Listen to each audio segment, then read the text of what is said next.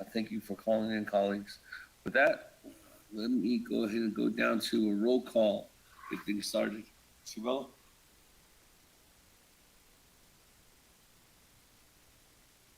Almer Begay. Honorable Almer Begay. Honorable Almer Begay did not answer roll call. Honorable Key Allen Begay Jr. Honorable Key Allen Begay Jr. Present. Honorable Key Allen Begay Jr. answered roll call. Honorable Paul Begay Jr. Honorable Paul Begay Jr. Honorable Paul Begay Jr. answered roll call. Honorable Nathaniel Brown. Honorable Nathaniel Brown. Honorable Nathaniel Brown did not answer roll call. Honorable Eugenia Charles Newton. Charles Newton is present from beautiful Not-On-Human. Honorable Eugenia Charles Newton answered roll call. Honorable Amber Knussbach Crotty. Delegate Amber Knussbach Crotty is present. Thank you. Honorable Amber Knussbach Crotty answered roll call. Honorable Speaker Damon. Present. Honorable Speaker Damon answered roll call. Honorable Herman Daniels Jr. Good morning. Present. Honorable Herman Daniels Jr. answered roll call. Honorable Mark Freeland. In here. Honorable Mark Freeland answered roll call. Honorable Pernell Halona. Halona is present. Honorable Pernell Halona answered roll call. Honorable Jamie Henyo. Honorable Jamie Henyo. Honorable Jamie Henyo did not answer roll call. Honorable Vince James. Honorable Vince James. Honorable Vince James did not answer roll call. Honorable Ricky Nez. Delegate Rick Nez is here. Honorable Ricky Nez answered roll call. Honorable Carl Slater. Honorable Carl Slater. Honorable Carl Slater did not answer roll call. Honorable Raymond Smith Jr. Honorable Raymond Smith Jr. Honorable Raymond Smith Jr. did not answer roll call. Honorable Wilson Stewart Jr. Present. Honorable Wilson Stewart Jr. answered roll call. Honorable Otto So. Honorable Otto So. Honorable Otto So did not answer roll call. Honorable Charlene So. Honorable Charlene So. Honorable Charlene So did not answer roll call. Honorable Daniel So. Honorable Daniel So. Honorable Daniel So did not answer roll call. Honorable Eugene So. Thank you. Honorable Eugene So answered roll call. Honorable Thomas Walker Jr. Honorable Thomas Walker Jr. Honorable Thomas Walker Jr. did not answer roll call. Honorable Edison Winika. Here. Honorable Edison Winika answered roll call. Honorable Edmund Yazzie. Honorable Edmund Yazzie. Honorable Edmund Yazzie did not answer roll call. Honorable Jimmy Yellowhair. Honorable Jimmy Yellowhair. Honorable Jimmy Yellowhair did not answer roll call. Going back up, Honorable Almer Begay.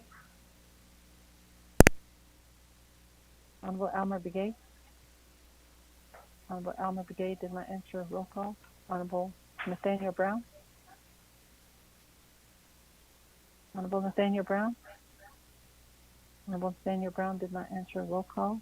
Honorable Jamie Henyo. Honorable Jamie Henyo. Honorable Jamie Henyo did not answer roll call. Honorable Vince James. Honorable Vince James. Honorable Vince James did not answer roll call. Honorable Carl Slater. Delegate Slater present. Honorable Carl Slater answered roll call. Honorable Raymond Smith Jr. Honorable Raymond Smith Jr. Honorable Raymond Smith Jr. did not answer roll call. Honorable Otto So. I'm here. Honorable Otto So answered roll call. Honorable Charlene So. Honorable Charlene So. Honorable Charlene So did not answer roll call. Honorable Daniel So. Here. Honorable Daniel So answered roll call. Honorable Thomas Walker Jr. Honorable Present. Thomas Walker Jr. Present. Honorable Thomas Walker Jr. answered roll call. Honorable Edmund Yazzie. Honorable Edmund Yazzie. Honorable Edmund Yazzie answered roll call. Honorable Jimmy Yellowhair. Honorable Jimmy Yellowhair. Honorable Jimmy Yellowhair did not answer roll call. With that, Mr. Speaker, you have 17 members that answered roll call. Mr. Speaker.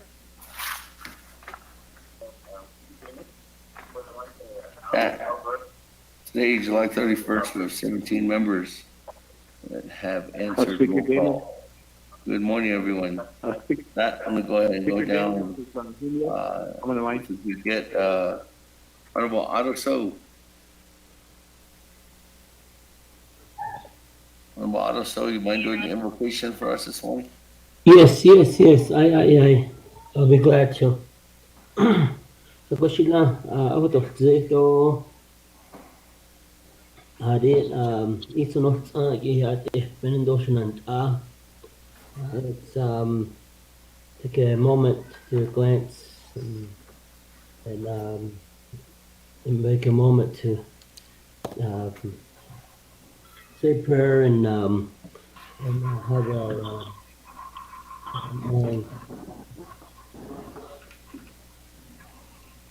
Goshi, Gojo, the son, ma, Donna in car, the street, the car, you see the car, the Joe, go to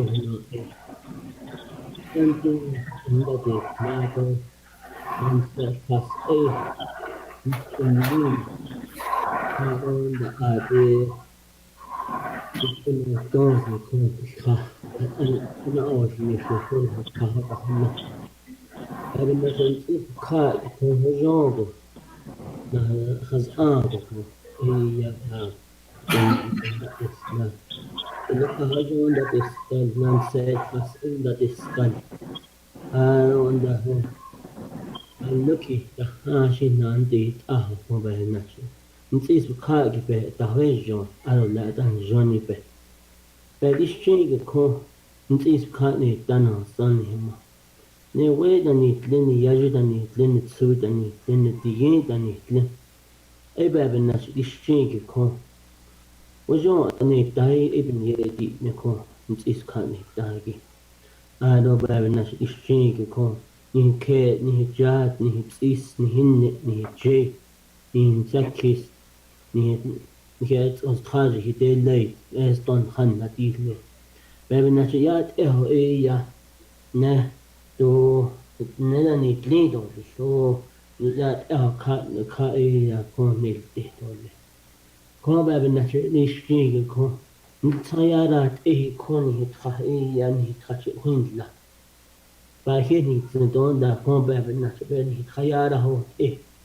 a don da ko ba ben na shige so this do has age ho e go kon ni tra ho la so hi chi ni ke jo hin la ba e ya ko do e ya be chana ni do ba e ya be ni tsin a don da be ko e ya ko is ka ni da e be ni tsin no ba ben na ko ni da a sa ni e ishii kon no ka ata ho ni lo da ho za ka ishii is to ini no a cho ini do ho to ko de do ni ka has ni don da ko ni ka ka a don da be shi na shi ishii na san and the ka shi in da ho shi don da ko bi in da ho shi and na shi ishii o ko o jo pa ini tsin na san hima jo pa ya kodo ya pe si tsin do benita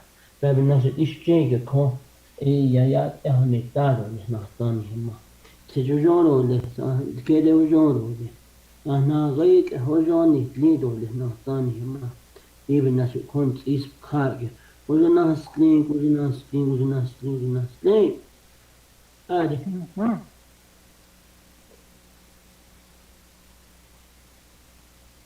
Thank you, Honorable So, that colleagues, go ahead and do a lineup of where we're at.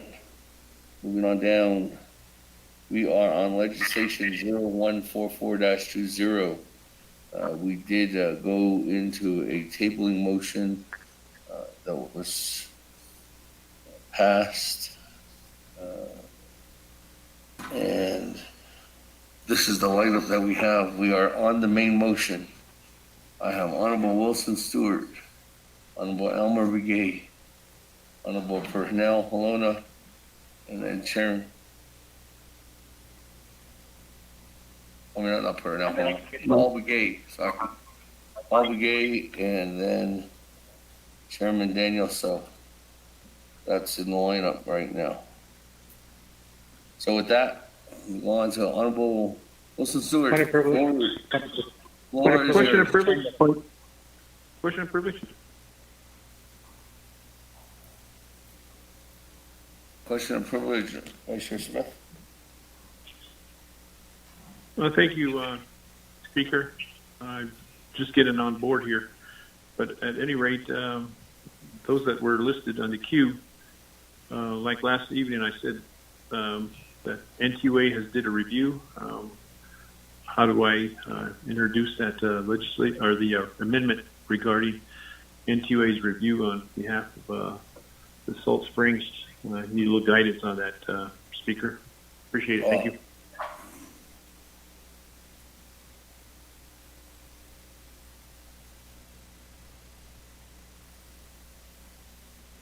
Vice Chair Smith, you would have to ask for some time from one of your colleagues or have one of your colleagues do the amendment for you.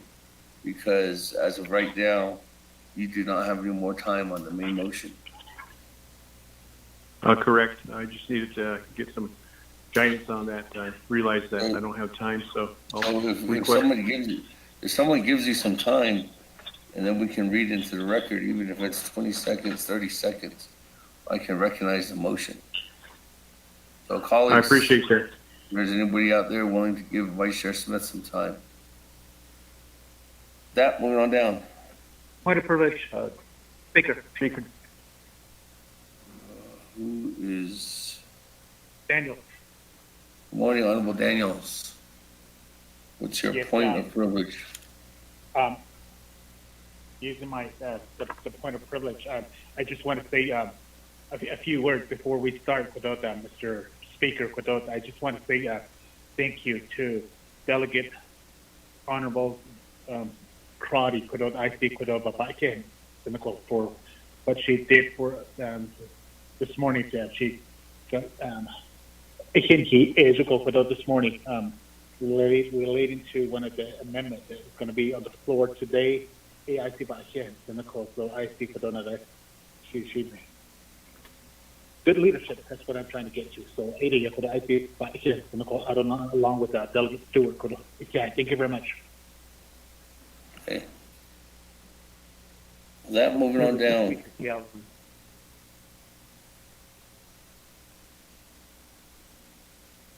I heard somebody say something. Speaker, this is Julio. Honorable Keon Begay, what are you raising?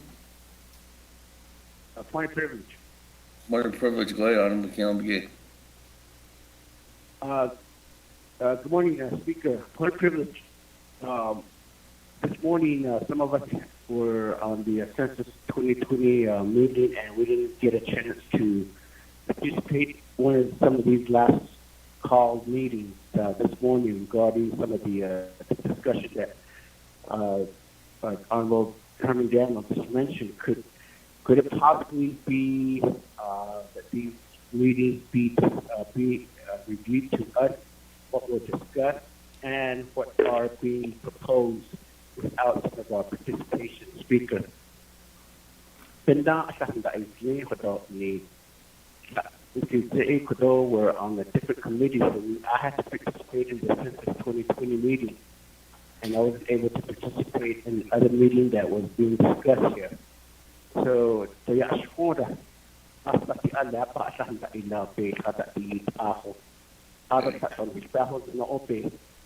we're being pressured to push to vote on some of these areas. So if we could be able to get an update of what the meetings were entailed and what were discussed, Speaker. That's my point of privilege. Okay, on McKeon I do not know if there was any meetings at all. There was no meetings that our office was involved in. So I'm not too sure who had any meetings this morning. Only meeting I knew of was Census Count and Budget and Finance Committee meeting on McKeon. Speaker, I'm calling in. This is Doug Elmer Brigade. But if Honorable Daniels had a meeting, I don't know if that was amongst himself. I'm not too sure. Point of privilege, Speaker. Point of privilege by Honorable Chairman Henia. Just for the record, I have no call, but I'm here at council. Thank you, Mr. Litt. Good morning, Chairman Henia. For the record, Chairman Henia is here. That moving on down, colleagues. Elmer Brigade. Point of privilege, Speaker? Point of order. Point of order, Speaker. Point of order. Point of privilege. Hold on, Honorable Madam Chair Charles Zhu. Speaker, I just want to say that, we talk about transparency, and we talk about, making meetings known. And we just now said on the record that your office was not even aware of a meeting that took place. What does that tell our people? Are we really being transparent, or do we pick and choose when we want to be transparent? That's my point of privilege. Madam Chair Charles Zhu, I can't answer that question because everything that the Speaker's office has done, if we got invited to a meeting, we would have let everybody know that there's a meeting. I'm not too sure. There are meetings amongst delegates all the time that we're not invited to. There's meetings that you guys, all delegates have with their chapter officials, with individuals that we're not invited to. So I can't answer that question if there was any transparency completed, because if there was any transparency that completed, it would be talking about some of these meetings that might have, or whatever meeting might have happened this morning. I'm not aware or privy of that meeting, Madam Chair Charleston. So that's what the Speaker's office wasn't, and if we did, we would have notified individuals of a meeting. That moving on down, on McKeon Brigade, point of order.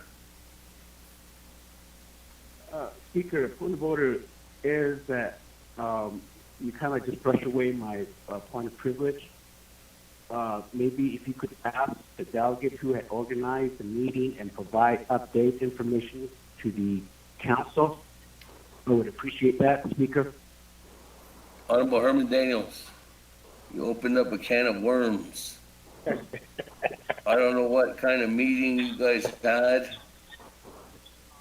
If you had a meeting with whoever, you can say or not say. What your colleagues want to know, what kind of meeting you had this morning. Speaker, I had 3 meetings this morning. I had a meeting with my wife this morning. I had a meeting with my livestock this morning. The meeting that we're referring to, that I was referring to, is maybe Delegate Crotty or the Delegate Stewart can explain what we met on to the delegate. Speaker. Honorable Stewart, Honorable Crotty. Speaker, the Honorable Stewart. Honorable Stewart, good morning. Good morning, Select. Good morning, colleagues. Out of the meeting this morning was not a meeting. It was to discuss this amendment that I'm doing. If you have your text messages, it was sent last night. There's 20 delegates that were CC'd or that were given that text message. It was sent to Shanaki. It was sent to Shadeja, Eugenia. That there would be a discussion on this amendment that I am proposing on behalf of the Division of Economic Development. It gave a phone number. That's all, Speaker. It was just a discussion on the amendment. Okay. Speaker Damon, this is Delegate Nez.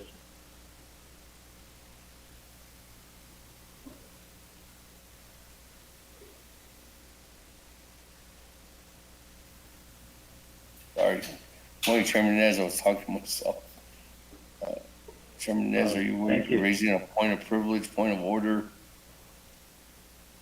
It seems like we're just having a lineup, Speaker, so I'll just use a point of privilege then, sir. Okay. Well, what's your point of privilege? Thank you. I did receive a text message with the 20 delegates. When I woke up this morning, it was there. I didn't have time to call in. I was at a local meeting with the chapter manager. Now, with this text messaging, we need to be very careful, we're honorable delegates holding this position. Let's be very professional in sending some of these text messages.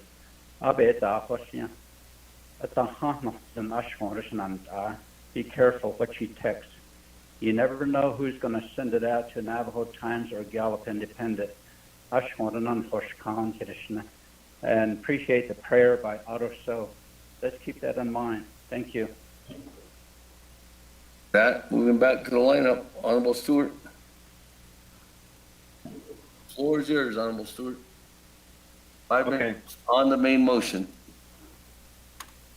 Okay, then. Well, fellow auto colleagues, this is going back to my amendments for Division of Economic Development, and I do have Mr. J.T. Woolley, the Executive Director, online as well to discuss this item here.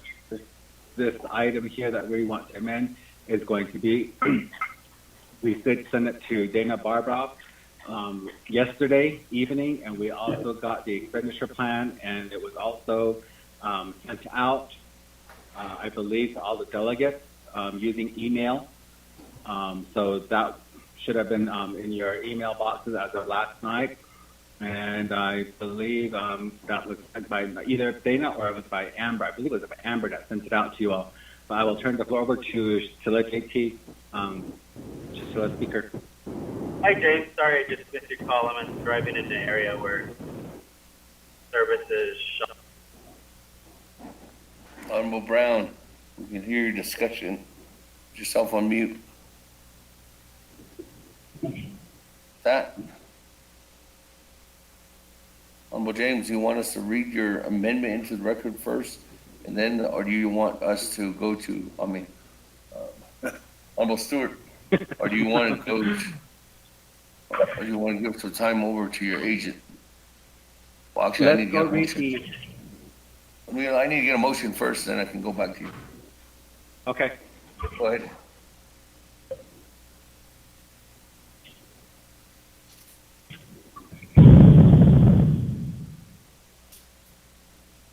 Okay.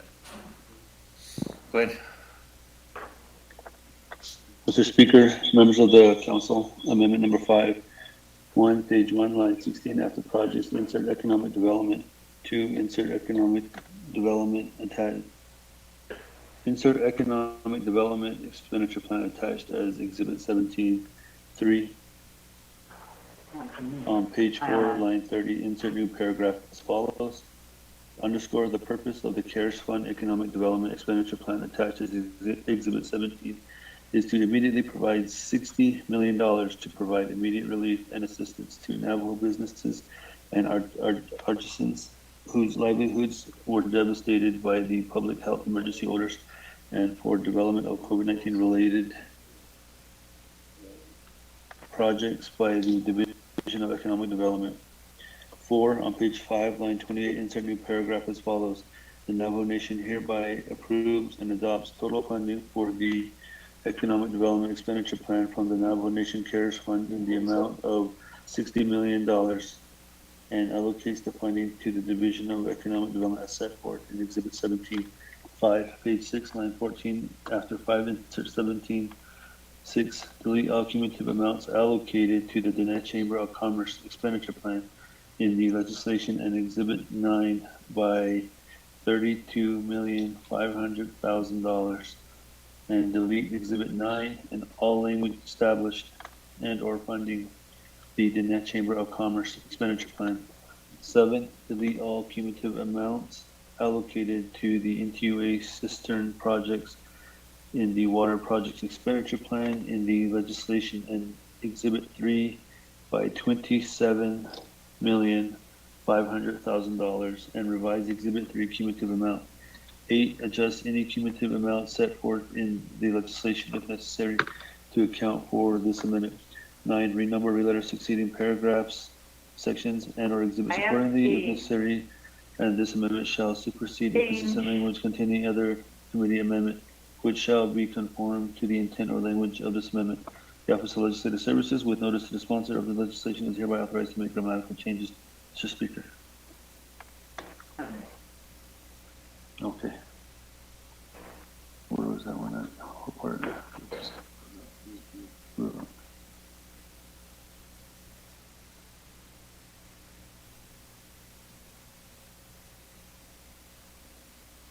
Mr. Speaker, members of the council, there is an email for a revision. You have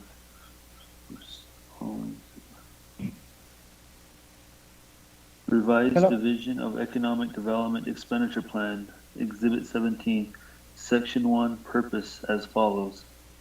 At the end of the second paragraph, insert new sentence as follows.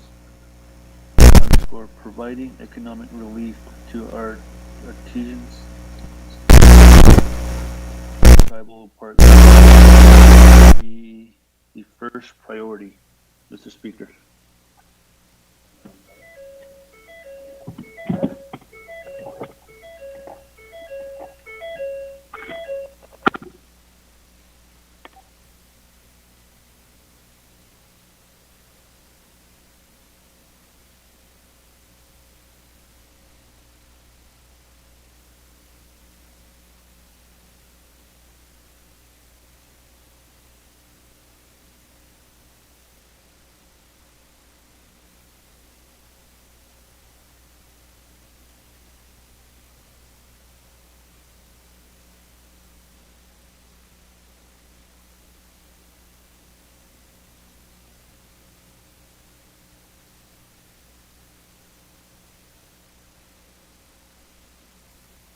Hello? Where's everybody? Colleagues, hold on, please. We're clarifying the amendment. As every amendment has been taking some time, we're just making sure that, one, we're checking where the accuracy is of the amendment. 2, making sure that we know the dollars are in the first year. 3, making sure that where these fundings are coming from. That's what we're checking out right now, where the dollars are coming from.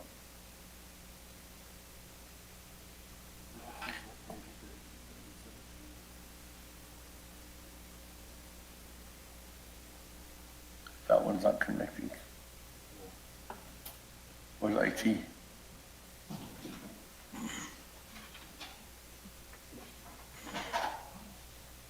Oh, I got it. I got it.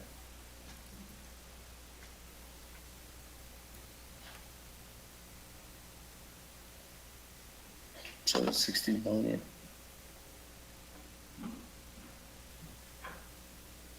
Okay, 27 is coming from NQA system projects. And then the other is going from the wiping out the Diné Chamber.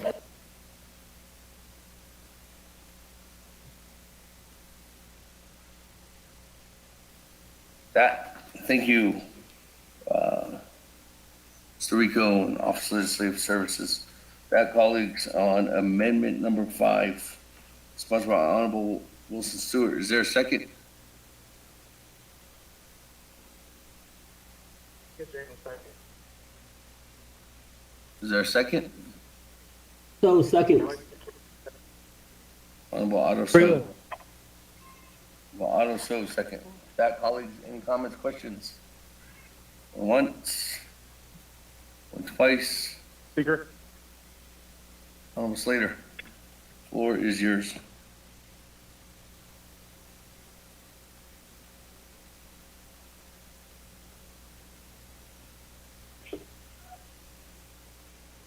Thank you, Speaker. I'm trying to pull up the expenditure plan right now and review everything. I just think we all need a moment to actually review the content of this.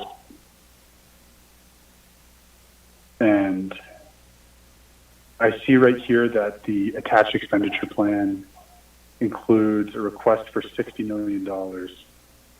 And the amendment, I believe, is providing, I'm trying to pull it up here. It's providing $60 million, but can we get the controller on the line to speak to the number 3, the $13,050,000 for Navajo Division of Economic Development COVID-19 projects? I think there's some concerns related to revenue replacement in those items. I reserve my time. Thank you, Speaker.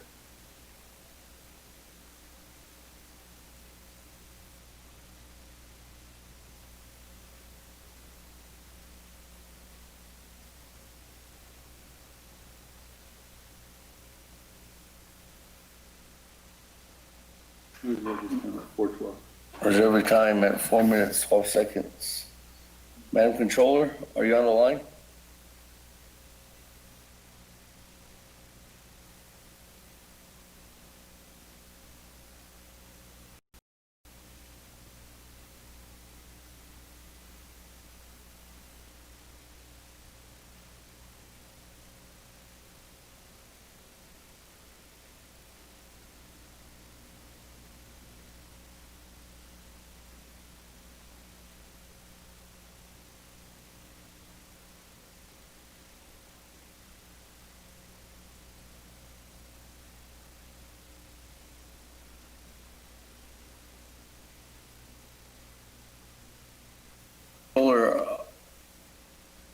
Controller, anybody from Office of Controller on the line?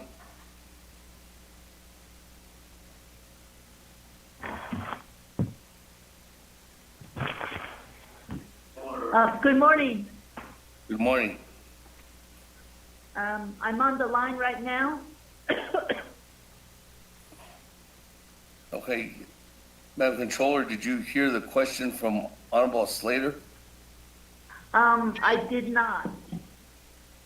Do you have a copy of this economic development expenditure plan? I did look at a summary, and I'm looking in my inbox, but I did look at a quick summary. We're sending it to you right now. Okay. You have her email address?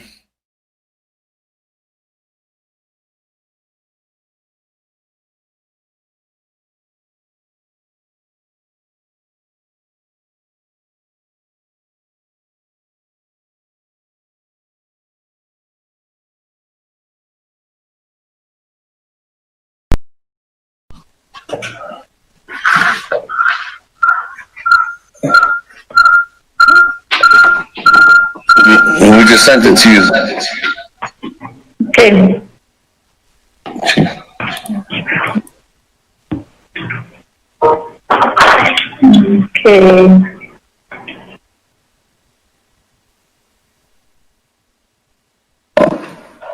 Almost later, if you want to restate your question.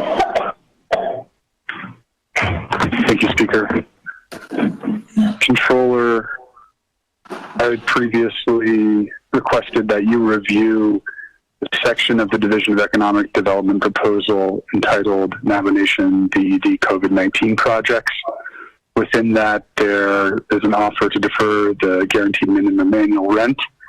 There's also hotel occupancy tax, I think revenue replacement, and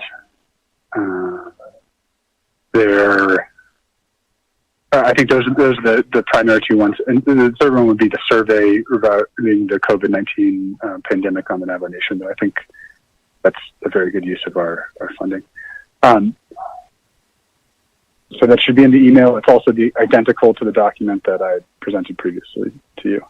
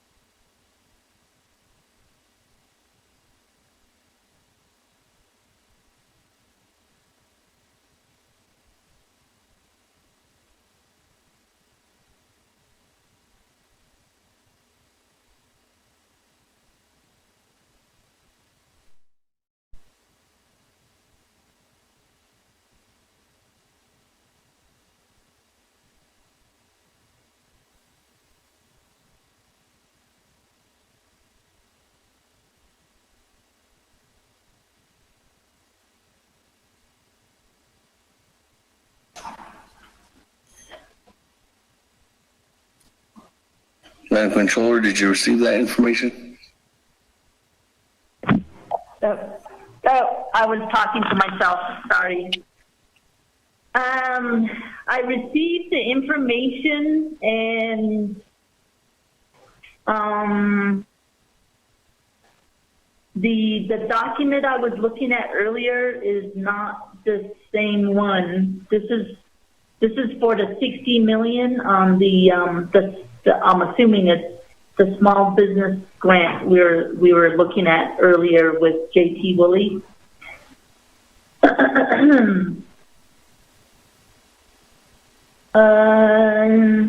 Okay.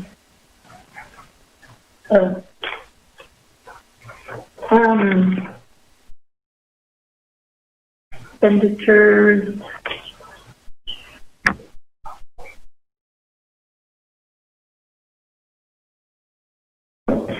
Are we talking about the 60 million program? Because there's two different things going on. Okay. Let me have an honorable Slater clarify, and then we'll go from there.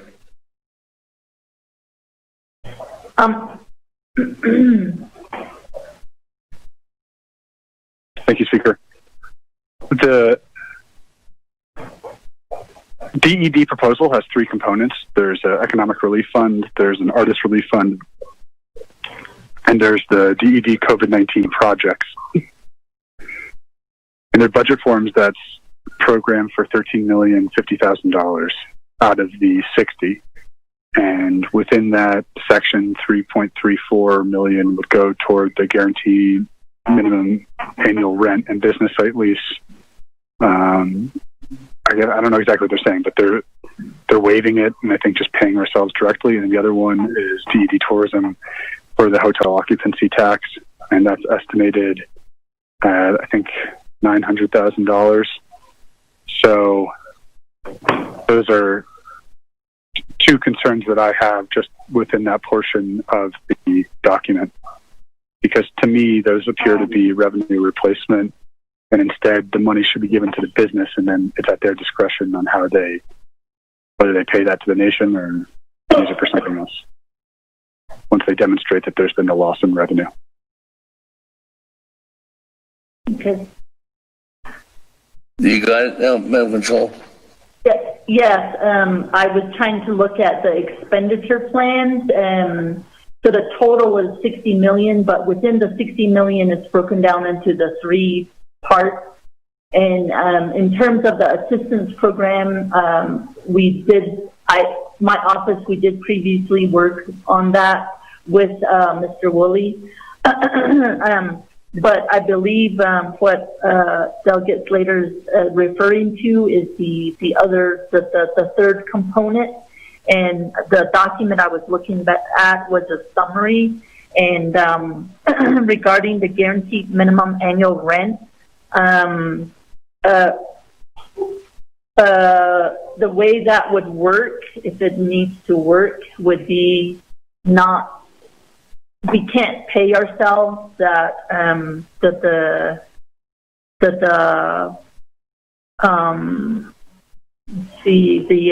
rent,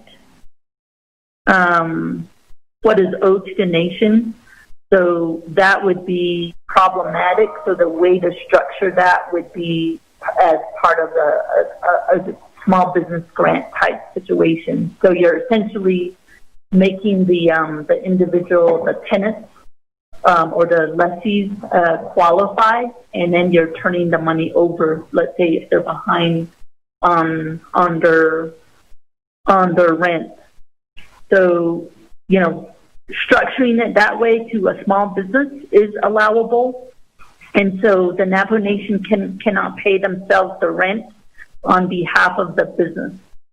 So we would make sure that we're distributing the funds to the business instead of paying the funds of the balances to ourselves.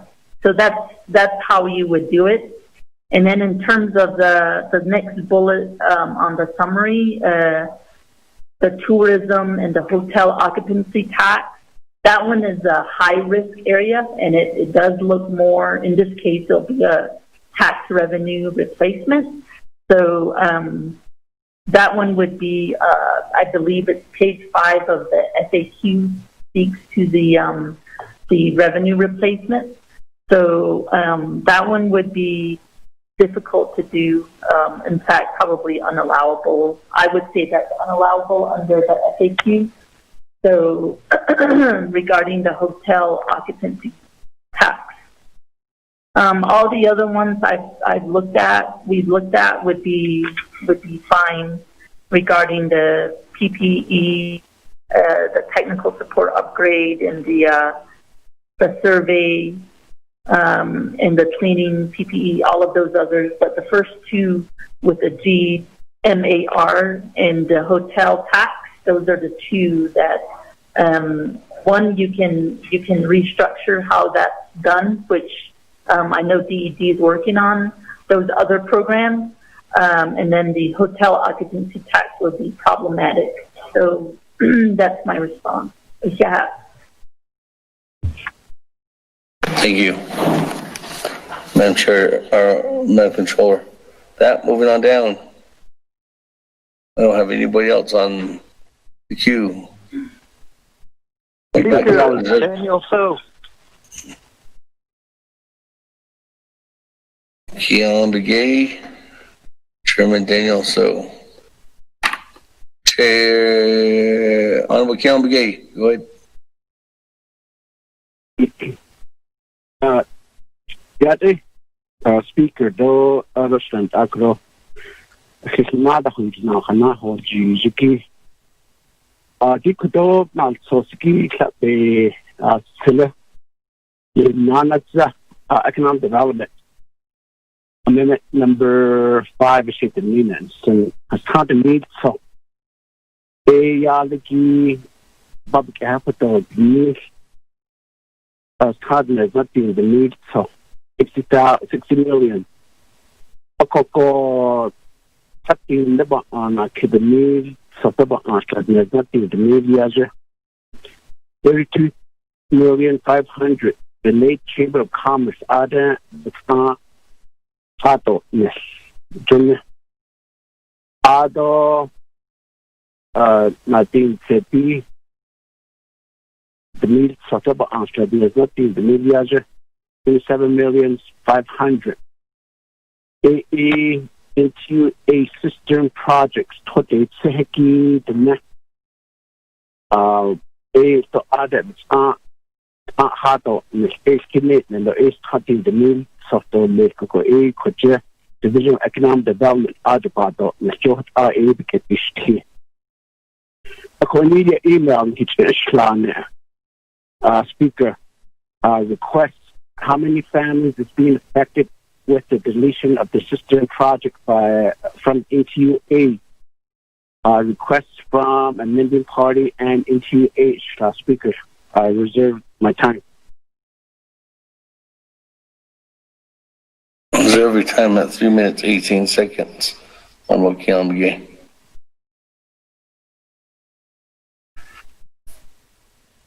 Moving on down, Chairman Daniel So.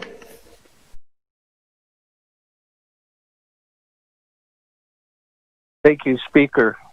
Cecilia Ado, Tenant I, 24th Navajo Nation Council, and Kazan Adan Dinos Agi, Ado Cecilia, Honorable Wilson Stewart, and Mr. J.T. Willie. My question, and this question would go to Controller. Madam Controller, startup costs for a grocery store. Is that a proper expenditure plan through the CARES Act?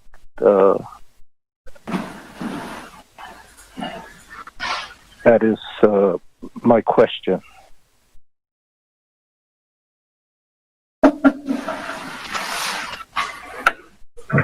Okay. Let me go back to the sponsor. Oh, Stewart?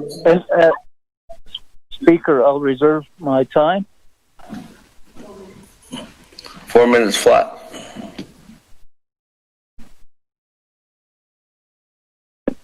Okay, Speaker. The colleagues again. Shanaki, this cistern system, but now if you look at NQA and the water development, either duplicate amount, because we won't have any families affected by it, because the amount from NQA and from Water Development Division of Water Resources are going to be the same. So there should not be any families affected by that, should not. That's to answer your question. And then the other part, yeah, like I said, Speaker, I want to have Mr. Willie speak to what Ms. Kirk suggested. Speaker? Yes, almost Stewart. So can I give the floor to Mr. Willie?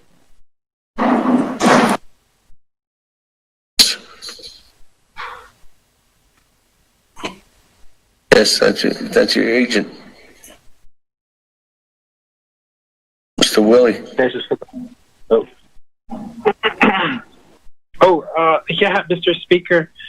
Auto, yeah, Shnai Delegate Stewart, Auto Anoko, Shanant I, Anihibes Bas, Aniki IEC, Hedo Lestikon, for reviewing the amendment from the Division of Economic Development. And the response to the questions that were brought up in regards to Delegate Slater's questions there to the Madam Controller. Yes, we have been in several meetings with the Controller to devise the first two expenditure plans for the immediate relief for the artisans and also the small businesses, as well as the mid-tier and the higher tier businesses throughout the Navajo Nation. Those other two parts, yes, Madam Controller is correct as far as the rewording of them and also the risk of the tax question that came up for replacing some sort of loss in revenue. So my recommendation for those particular areas was just to reroute those two amounts into the business relief program, because they're initially set up for immediate relief and assistance for businesses throughout the Navajo Nation. So with those changes in amounts for both that 900,000 as well as also the 1.65 million is to reallocate those total amounts into the Navajo Business Relief Fund. So that would change that allocation amount there up to $35 million for that particular expenditure plan that is set up for the small businesses as well as the mid-tier and higher tier businesses. There was also some recommendation for some extended questions as far as Honorable Daniel So brought up the grocery store startup costs. That could be another area, because we already have a site identified through the Navajo Nation Shopping Centers Incorporated. I'm unaware or unsure if the honorable delegates have an amendment proposed for the Navajo Nation Shopping Centers Incorporated amendments. But in reviewing their proposal, we had identified some of the identical funding resources because through the Division of Economic Development's expenditure plan, we do recognize those tenants that sit within their particular facilities to be awarded through the Division of Economic Development Business Relief Fund. There was a proposal for a grocery store, and that averaged about at $1.7 million. But if we wanted to, we could probably carry that cost in lieu of the guaranteed minimum annual rent, the GMAR, and also the hotel occupancy sales tax amendment. So we could probably combine those two, that particular proposal, that $2.5 million that could probably go to the small businesses into the startup costs for a grocery store. But the grocery store identified sits within the Navajo, New Mexico facility that is there, that was currently under the Navajo Nation Shopping Centers Incorporated. As I had mentioned, they did have a proposal in their expenditure plan for a particular project to get that up and going by December. So we can adjust to make those changes if necessary. Shania, Delegate Stewart, Otto, Speaker Damon.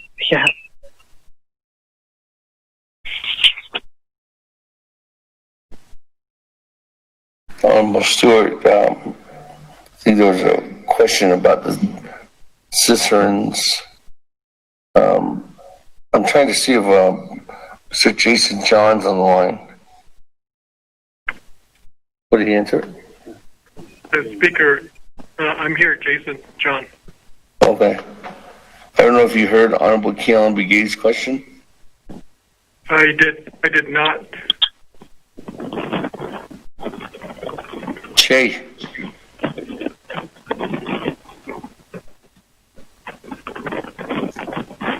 Speaker. Honorable Keelan Begay, you mind restating your question? I just want to make sure you get that answer. Okay, without using up this remaining time, but Mr. John, my question to the sponsor was how many of our Navajo people will be affected in deleting 27,500,000 of the cistern project? Speaker.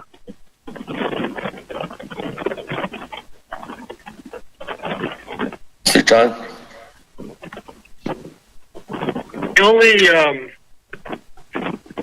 The only entity right now lined up to try to build cistern systems is NECA. They are the only construction entity that has enough knowledge of building these systems.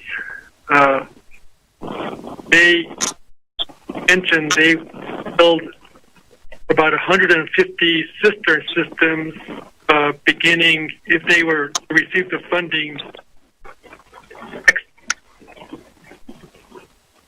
150 homes. Full system projects is about 800.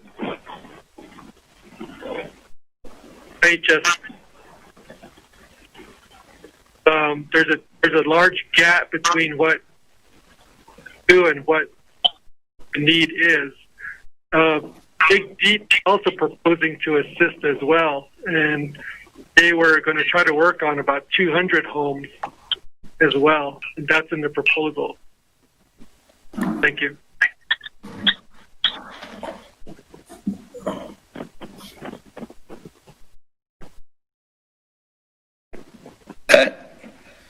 We'll go ahead and go on back to the floor. I don't have anybody else on the board. Delegate Charles Newton. Madam Chair, Charles Newton. Go ahead. The player. Thank you, Speaker, and thank you, colleagues, for this amendment.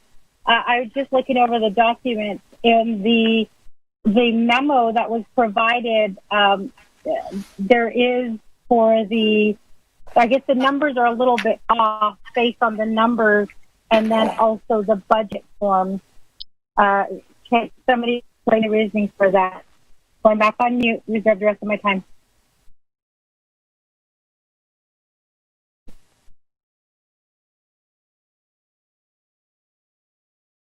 Serve your time at 4 minutes, 33 seconds, Madam Chair. Speaker, this is Kid Yellow Hair. Speaker. Yellow Hair, go ahead. Speaker, I'm up here in Black Mesa. I'm going to have to lose this line here because it's very hard. I'm up here way on top of the mountain, up here, high elevation. So I need to get to hold some water to my animals now. So I'll probably get off the line and there's no restriction, and maybe later I'll try and get back on again. Speaker. Okay. All right. Be safe. Okay. Same to you, 24 Councilman. Thank you. Try and get back on later. Okay. Oh. Nobody else? I'm going to go back to reserve time. Almost later. 4 minutes, 12 seconds. Thank you, Speaker. I think that we need to get our Chief Legislative Counsel to draft an amendment to this to clarify that money should go into the artisan and the business relief funds. And I tried getting in contact with her, but I know she's super busy right now. So I make that request for modification to the sponsor so that we don't run afoul of anything. And then I want to also highlight that, this is going to provide a lot of money for personal protective equipment manufacturing. And I think we just need to be really conscious about how we're appropriating. The kind of genesis of this proposal and series of proposals has included appropriations for the Department of Health at first, in the Parks and Rec plan, as well as payments to chapters. And then here we have an economic relief package that is going to be producing PPE at, presumably a very high scale if it's able to be realized. So, I'm not convinced that that's the purpose of the Division of Economic Development, that is the purpose of the Division of Economic Development in this response to. So I just asked for my colleagues' consideration. I haven't heard anyone raise this issue, so we don't need to belabor that point.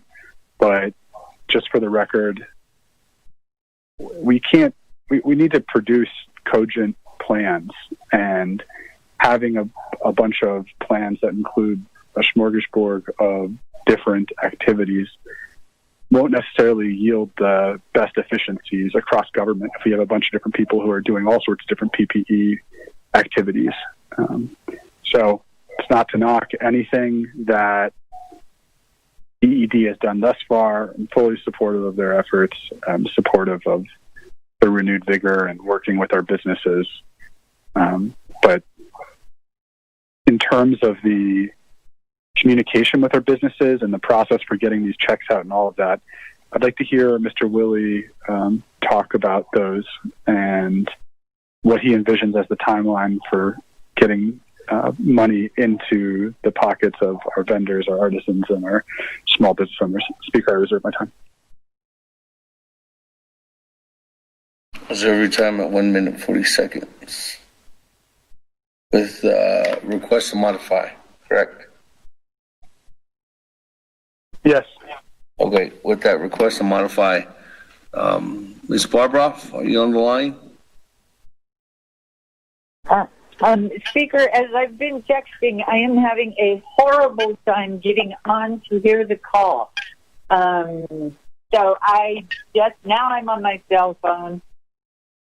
Email's over here working on my computer. So no, I have no idea what the modification would be, and I so apologize. That's okay. The modification would be making sure that instead of these dollars going to these economic, let me go back to the sponsor just so I don't reiterate something that's wrong. Honorable Slater, without using your time. Thank you. Chief Legislative Counsel, I believe it's on page 9 of 15 in the expenditure plan. It lists the COVID-19 projects for DED. The top 2 bullet points include funding that the controller has highlighted as, in its current composition, it's kind of, what's the word, not suspect. It would raise some questions, but there's still a way to affect the same purpose through the relief directly to the businesses. So it'd be better to repurpose the $3.34 million for the guaranteed annual minimum rent, as well as the $900,000 for the hotel occupancy tax. And I would defer to the sponsor of the amendment on how the funding would then be repurposed into the 2 other funds, which are the Artisan Relief Fund and the Business Relief Fund. Okay, thank you very much, Delegate Slater. I want you to know that I have not been provided a Word copy of the Division of Economic Development Plan. I've only gotten a PDF copy. So it is not possible for me to actually make amendments to the document. So I can't revise it. But if I can find out how those dollars will be repurposed, I can draft a language for that amendment. Unfortunately, I cannot get to my computer right now because of the technical problems we're having here. Let me try to figure out how we can do this. Thank you.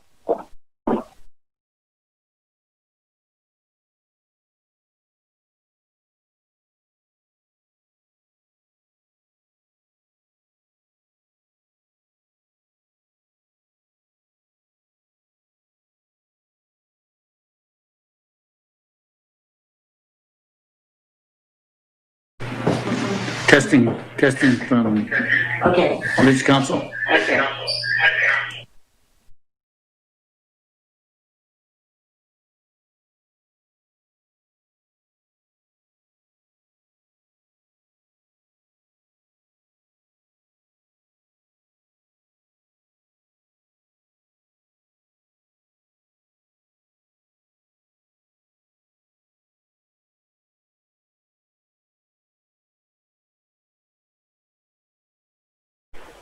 Testing. Okay.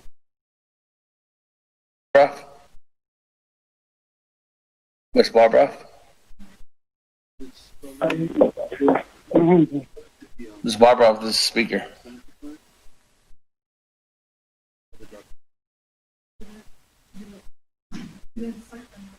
Speaker, point of privilege. Point of privilege by Honorable Slater. Thank you. I'm reviewing the expenditure plan, and I see a line item that says allocation assignment first year funds of $60 million are allocated to DED to be used consistent with the attached DED plan. Is that enough to give DED the latitude to provide that funding, if it is for those purposes, into their other relief funds, or do we literally need to manipulate the expenditure plan? Thank you, Speaker. Ms. Barbara. Thank you, Speaker. I am sorry, I've just gotten back to my computer and gotten on, so I am so far behind on this conversation. So I don't really know the answer because I have not been able to follow it because of the technology issues going on. Okay. Once again, Honorable Slater. Ms. Barbara, Honorable Slater is going to restate his question. We just, our Chief of Staff just sent you the Word document of the Economic Development Expenditure Plan. Okay. Let me check because as I texted, my emails have not been going through consistently. Okay. So well, Honorable Slater is going to restate his question once again. Okay. Shemai, on page 2 of 15, it says allocation of assignment, which is Roman numeral 3. And it says, first year funds of $60 million are allocated to the Division of Economic Development to be used consistent with the attached DED plan. And I just wonder if that provides enough latitude where we don't have to go into the plan, manipulate it, and pull that funding out and put it into the other relief funds. And rather, under DED's discretion, they could use that funding within the relief funds to affect those same purposes. Okay, I apologize. Where are you looking? Page 2 of 15 in the expenditure plan. I think it's labeled Exhibit 17, Economic Development Expenditure Plan. That was sent out. Okay.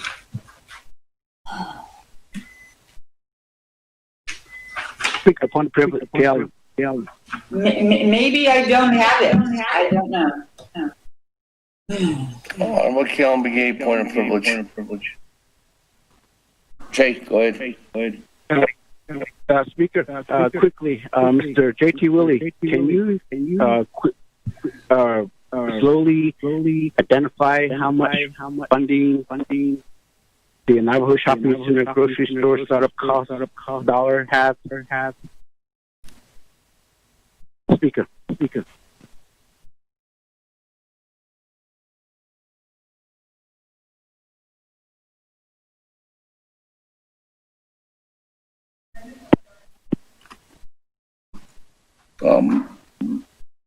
Honorable or Mr. Willie, I think you indicated earlier that that's not in this amendment, but you could reiterate that for Mike Che.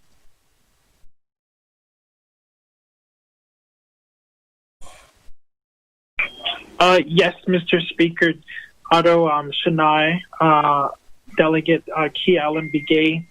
I am looking up the proposal that was sent by the Navajo Shopping Centers Incorporated.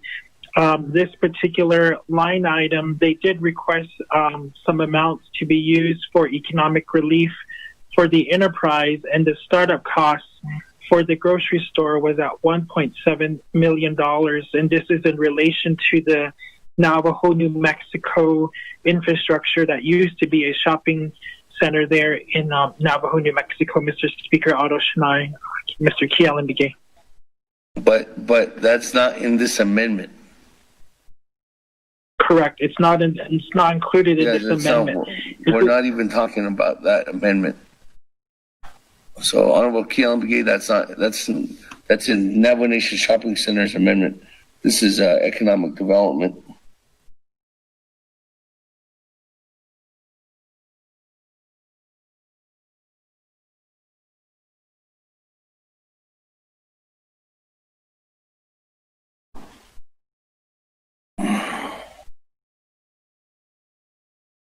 Okay, well, I'm going to go back to Ms. Barbroff now. Are you ready? Speaker, thank you. I do not have, in all the documents I have, I do not have a page numbered 15 that I can find. So I'm finding it impossible to catch up and figure out what amendment is requested.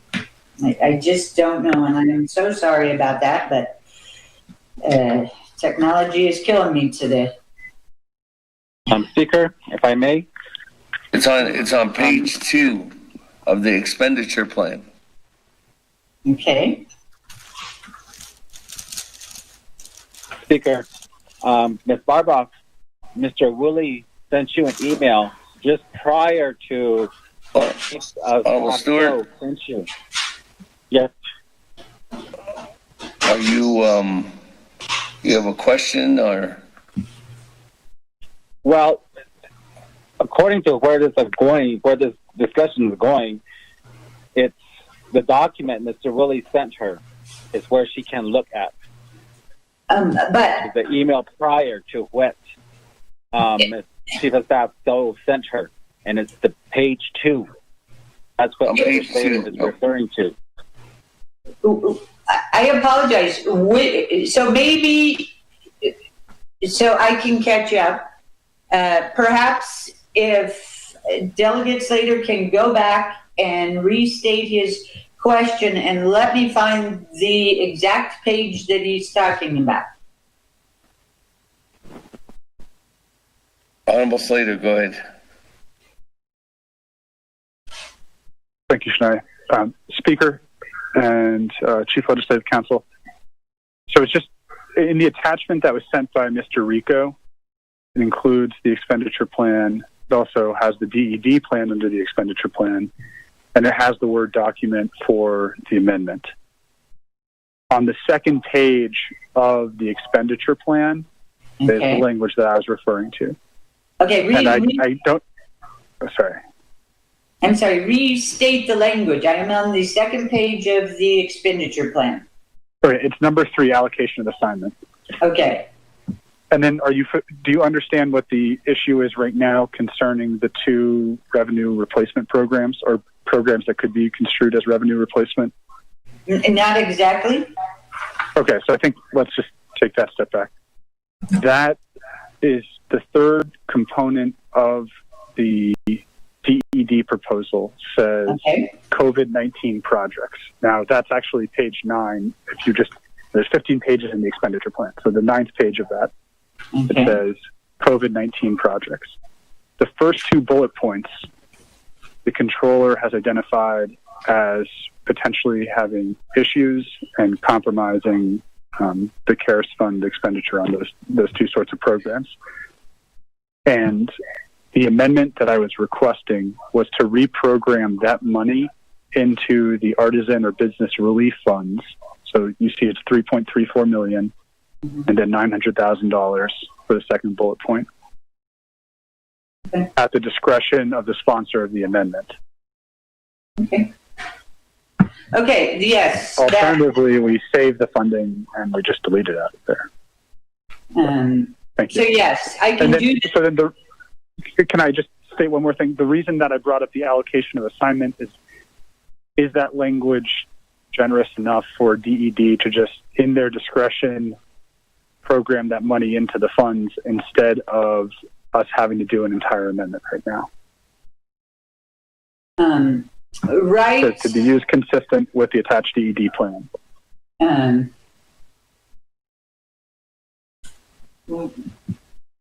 So actually, we should.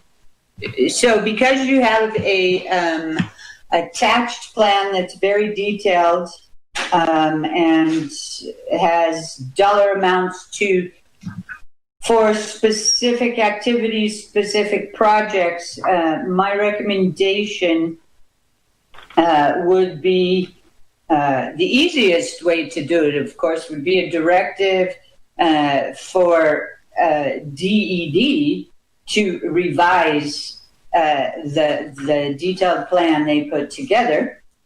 However, if you will tell me, or the sponsor will tell me where you want those 2 items to go, I will draft that amendment. It should be fairly quick if you can tell me where you want them to go, or somebody will tell me where you want it to go.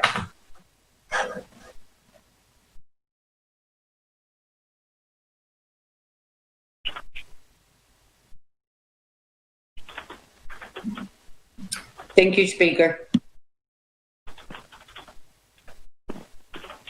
Okay, let me ask Honorable Slater. Thank you. I wanted to defer to the sponsor of the amendment, but since I'm making the modification, I'll just express it now. I prefer that the funding then go into the business relief fund. Okay, give me just a couple of minutes, and I think I can get that done. Thank you. Okay. Let me ask Honorable Stewart if he's okay with it first, the modification. We start going down that path. Honorable Stewart, you good with that? Yes, we are. Okay.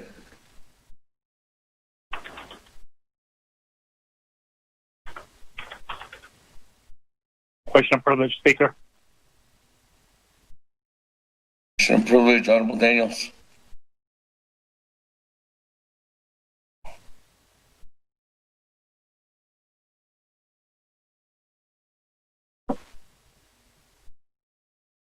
Honorable Daniels.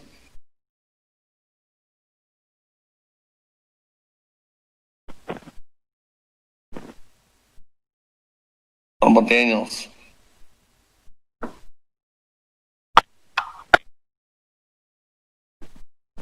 Speaker, can you hear me? Yes. I raised a question of privilege, Speaker. Can you explain to me what this modification is going to do to the amendment? Thank you, Speaker.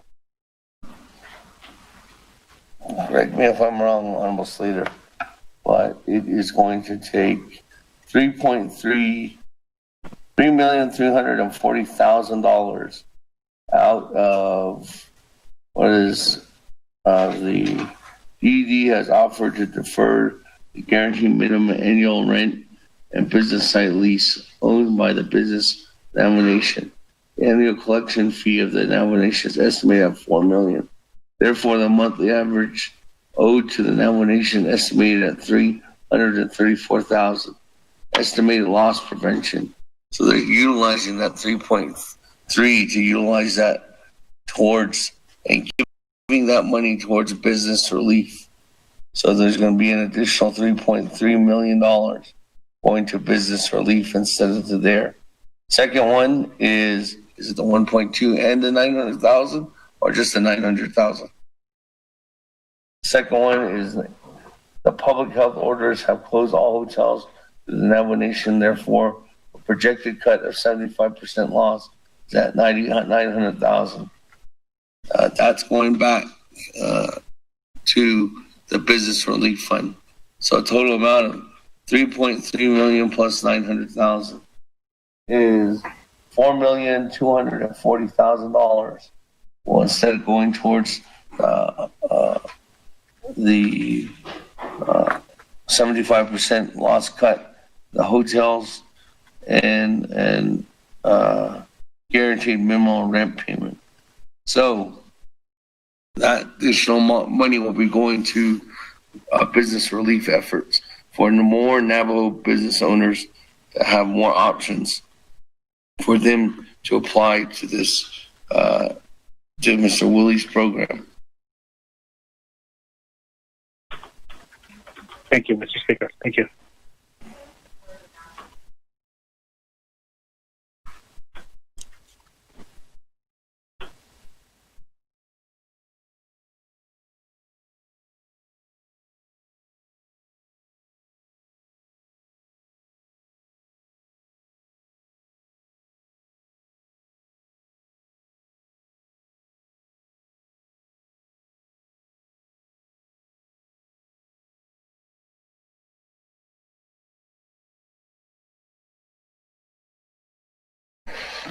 Thank you, colleagues, for being patient.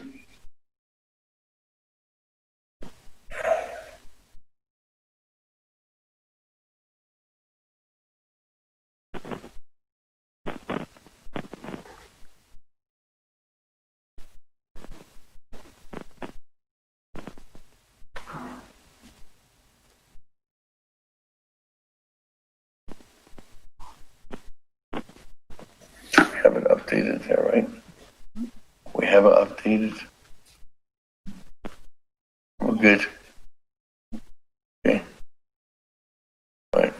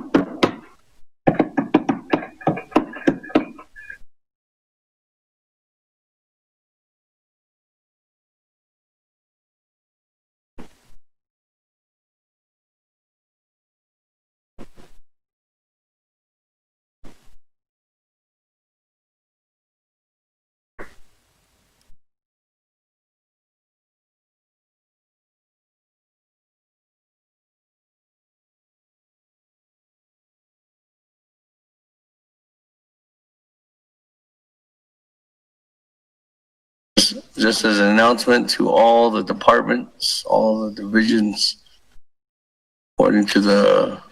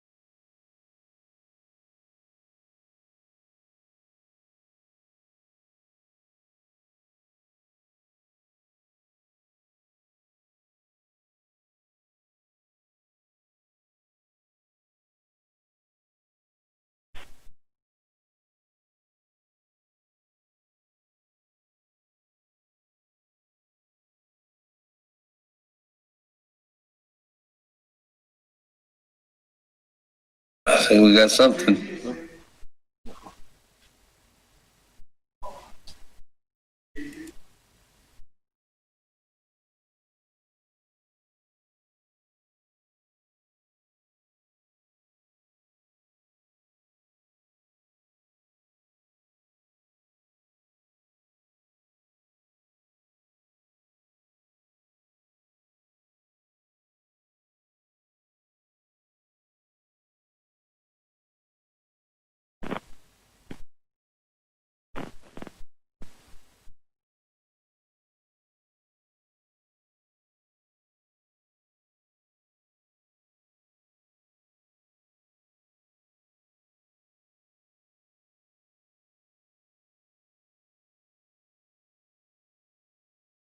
Speaker.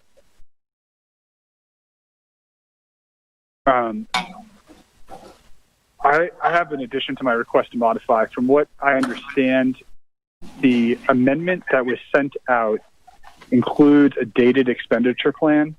Mr. Willie has updated that, and I can forward it to the Office of Legislative Counsel, the sponsor, although the sponsor of the amendment, I believe, has it.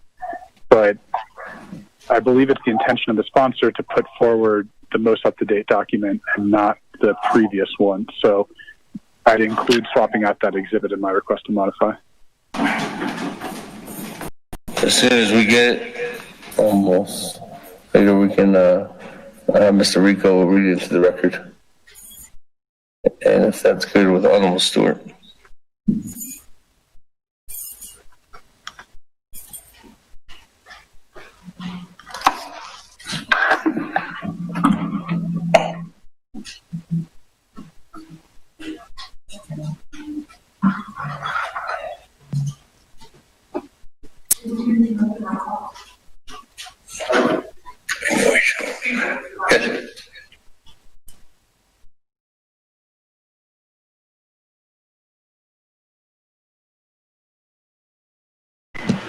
Okay, Speaker, this is Dana. I just forwarded suggested language to the sponsor, Delegate Slater and Mr. Rico.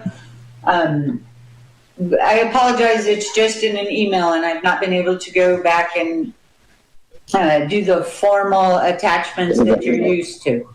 Thank you. That's okay, we'll put it in the master sheet. Okay, thank you. I'll just have to read it into the record. Mr. Rico, if I read it into the record. And then also the swap out.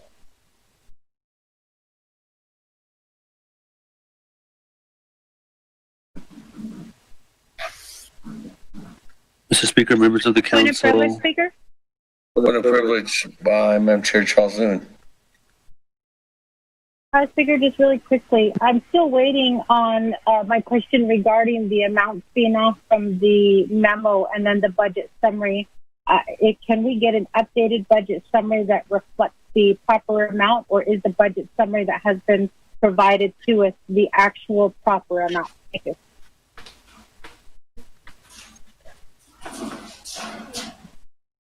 Okay.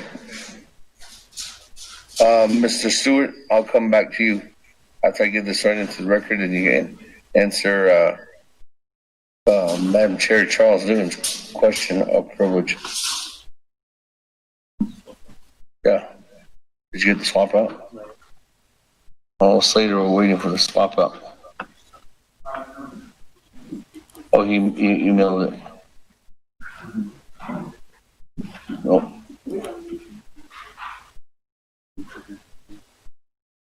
What is the difference?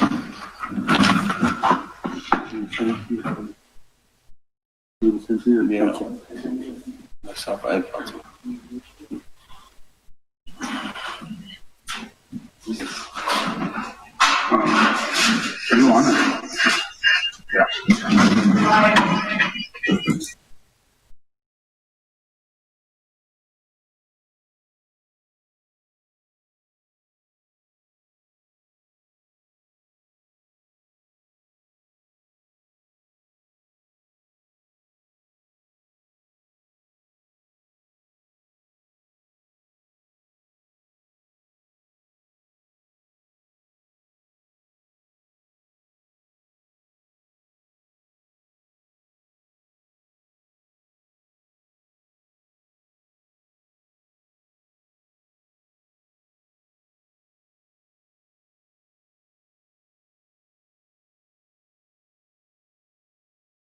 Hello?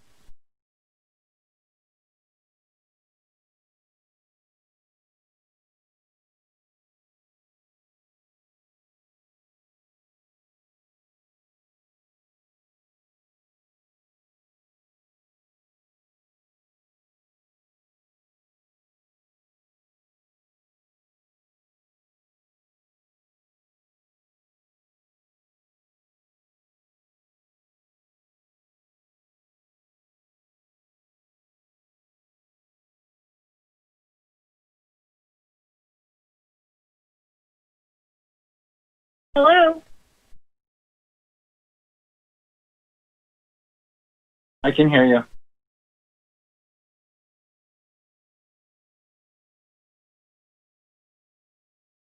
I can hear you, Madam Chair, the speaker name. Again, colleagues, just taking some time, get this amendment together. Please be patient with us.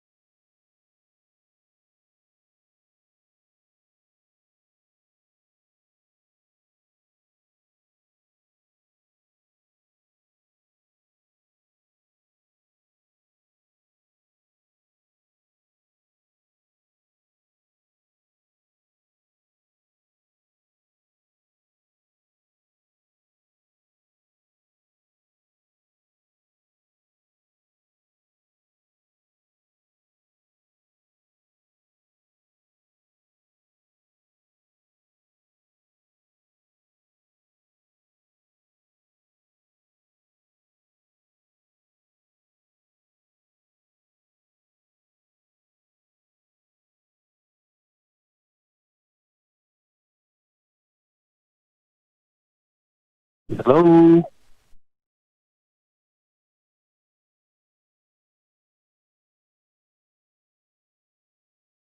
I don't know what happened. Hi, delegates. We're still on the line. We're working on the amendment. This is Speaker Naaman. Again, be patient. We're still trying to get this amendment corrected.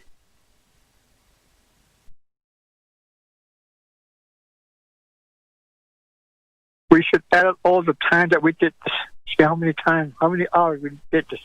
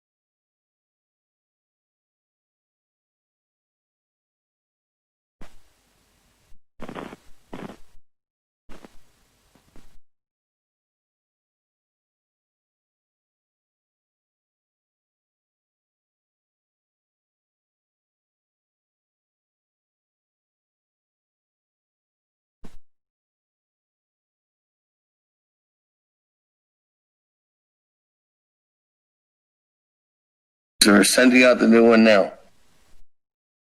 And Mr. Rico is going to read the updated language into the record.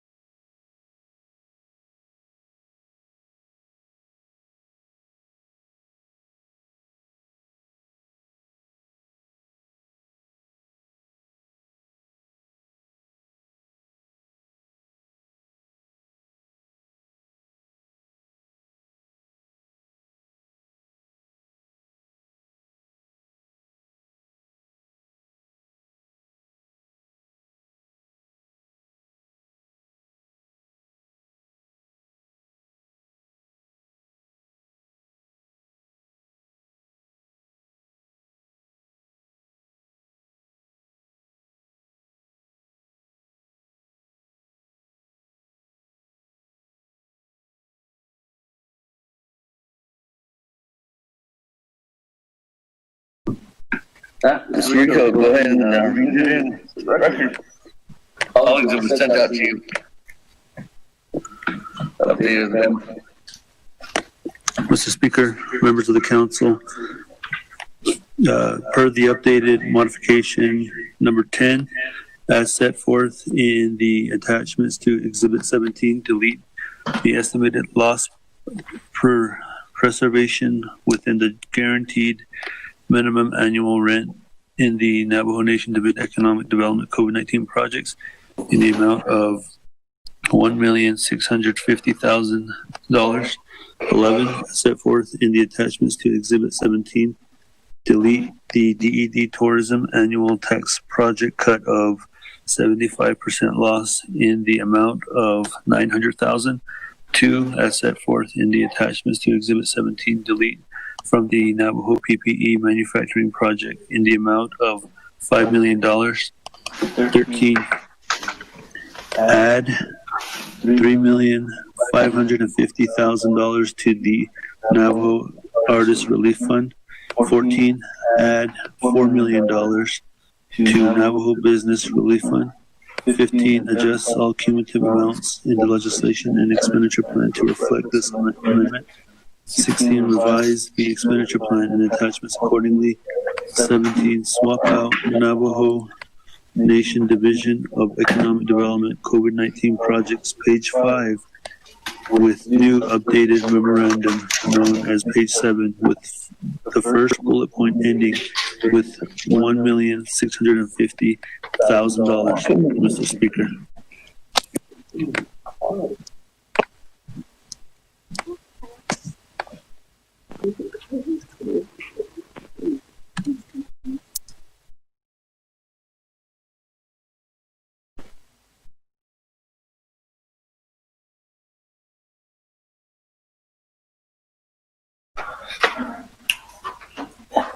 Honorable Slater, you good? Yes, Speaker. Okay. That, Honorable Stewart, now that you know the amendment, are you good with the modification? Yes, sir. Hey, Honorable Otto, I'm good too. hey, with that, moving on down. Chairman Nez, new player. Welcome to the game.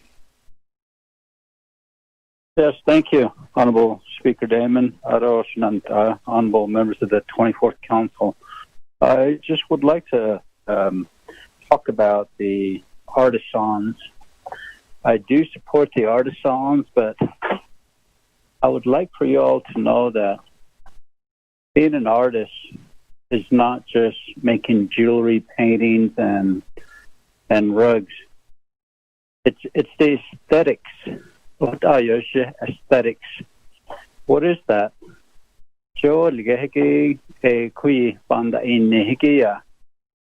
The jewelers, though, rug weavers, pottery makers, silversmiths, and sand painters. But there's the other side. There's another part of the aesthetics that involves artisans, which includes those who do entertainment, singers, poets, songwriters, comedians, and musicians. So I'm thinking when I go to an art show, all this is available at an art show. Performers, they sing. Dancers, they do their dancing. And then comedians sometimes, and even flute players, musicians, all these entail being an artisan. So when we just talk about jewelers and rug weavers, are we being exclusive to them? And I understand Mr. J.T. Willie and myself go to these art shows, and we both understand what it all entails. So I'm wondering if it'll just be restricted to a few artisans that we talk about. So so being an artist is not just about painting with paint, making jewelry, sculpting, and rug weaving, and making pottery. It involves more than that. So I reserve my time. Thank you.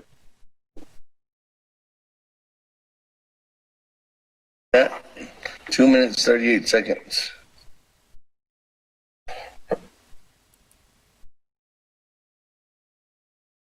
Pat, we go back to reserve time. Honorable Keon Begay, 3 minutes, 18 seconds. Speaker, I still want to get a response from NECA or NTA regarding the cistern funding being reallocated. Last night you made a statement that delegate has every right to know before they vote if you didn't need a Navajo. I need to know how many of our Navajo people will be turned away for not getting these cistern projects. Although on the number of projects of the funding for the economic relief for business artists, Bakagi, give $4,161. That 4,000 people will benefit from this particular funding relief. Speaker, reserve my time.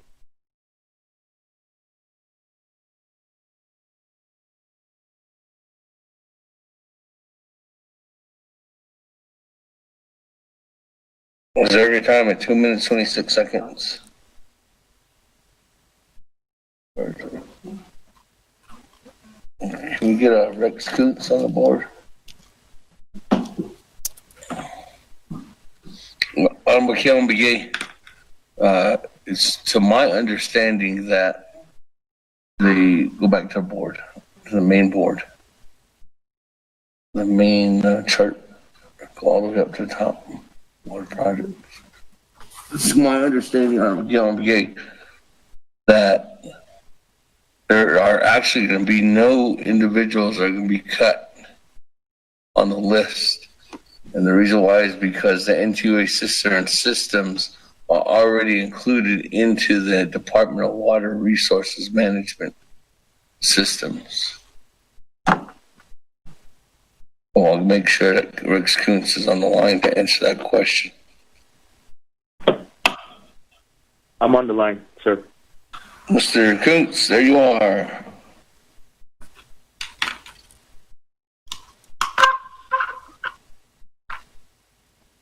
Did you hear Armageddon's question?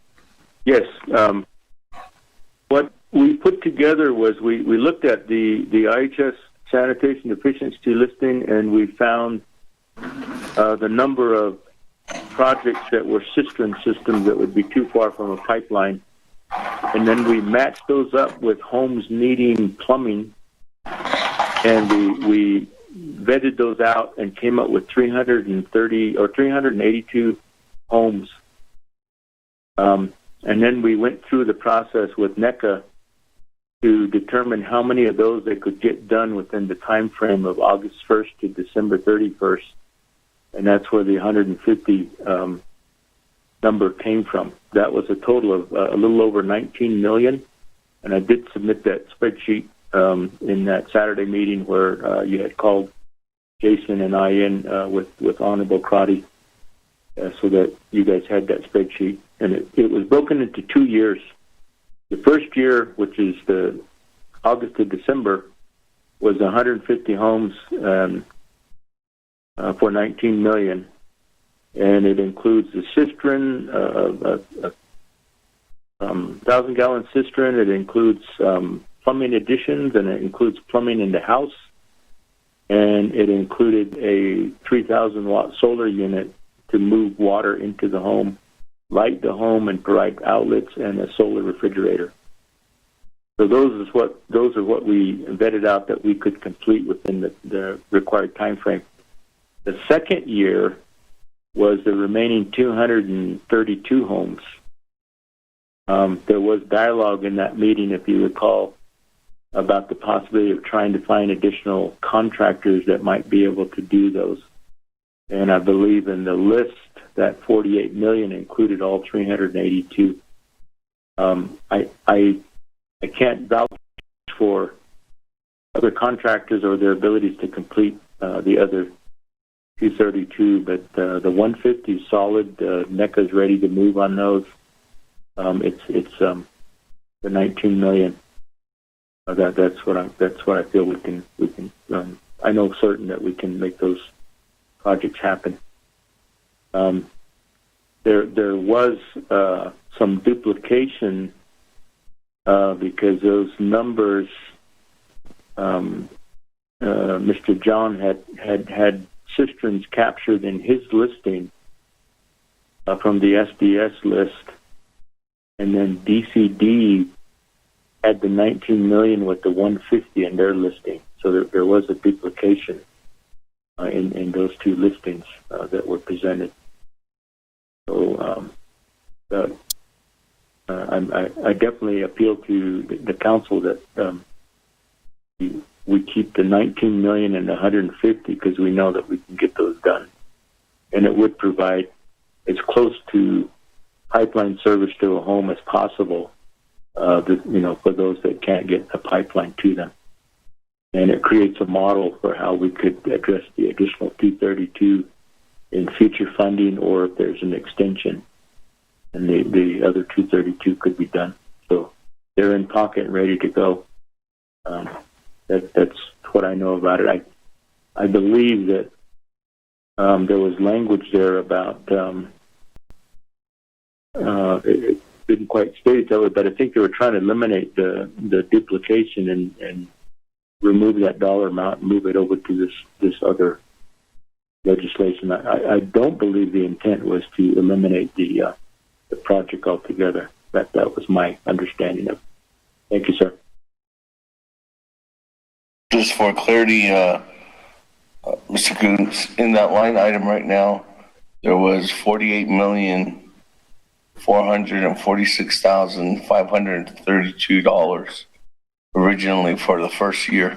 So that's why I was telling Honorable Keon Begay that if this was going to get cut to minus the amount of money for this amendment, there will still be $20,946,532 that will still be going towards NTUA system, which is about maybe $1 million more than you need if you're just asking for $19 million. FYI. Yes, thank you for that clarification, and that matches up with what I'm confident that NECA can do, and NECA submitted. So and that 40. Go ahead. Sorry. The 20 million is sufficient. The 48 was hoping that someone could find contractors to do the remaining. So, like I said, I can't confidently back up to 48. I can confidently back up to 20 million.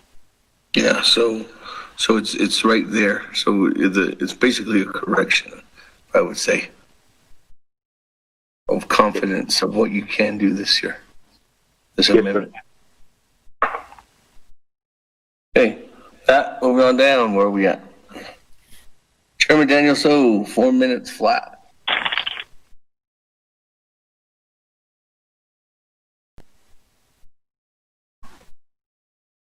On reserve time. Honorable Chairman.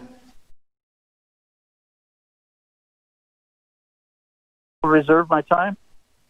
Every time. 3 minutes, 59 seconds. Moving on down. Let me go back to Honorable Stewart. I think there were some questions, and then I'll go back to reserve time since I don't have anybody else on the board. Honorable Stewart, I think there were some questions. Madam Chair and Chairman Nez. Okay, Speaker. We did send out the revised one, so did Mr. Rico. That was the DED CARES documents that were revised yesterday by Mr. Willie. So those were sent out earlier. So in there is the corrected budget to answer Mr. Deja, Madam Chair's question as far as the budget goes and inaccurate numbers. So the one that you should have right now is the one with accurate numbers. And then Shania, Mr. Nez, Chairman Nez,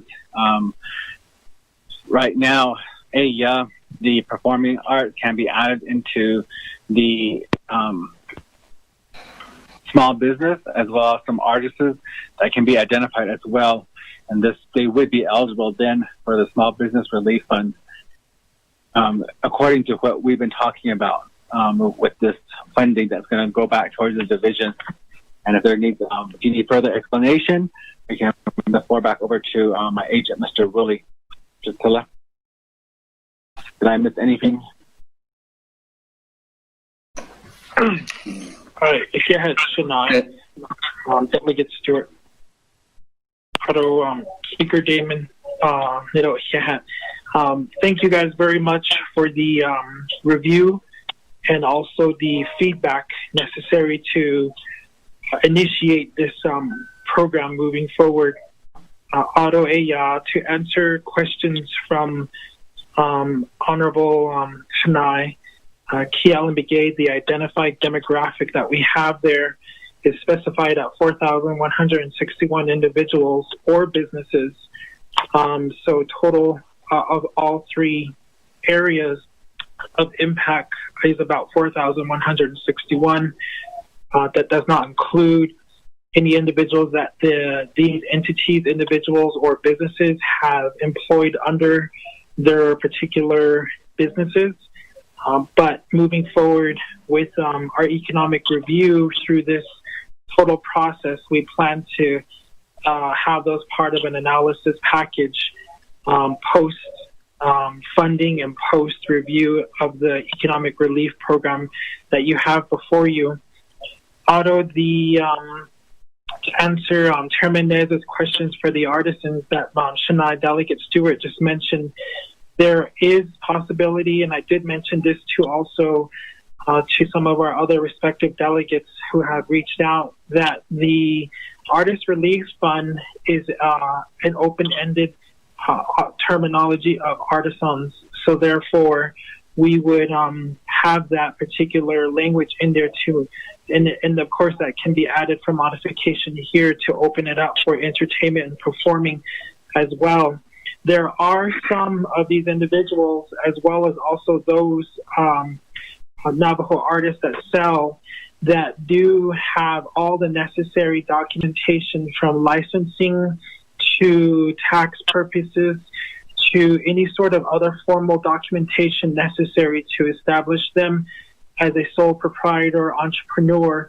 So therefore, in my consultation and technical support with these individuals, once we initiate the program, we would see to the benefit that they are also deemed eligible for the Navajo Small Business Relief Fund, as well as also maybe the mid-tier businesses.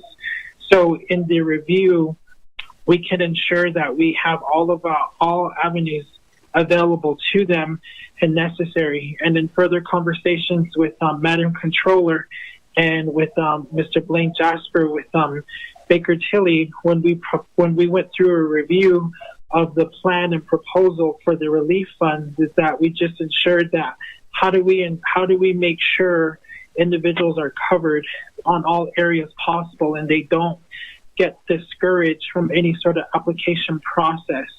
Of course, adhering to the Treasury guidelines have been brought out since April, as well as also the necessary CARES Act funding stipulations. We will ensure that these individuals will be deemed needed, and as well as also be deemed certified through Division of Economic Development.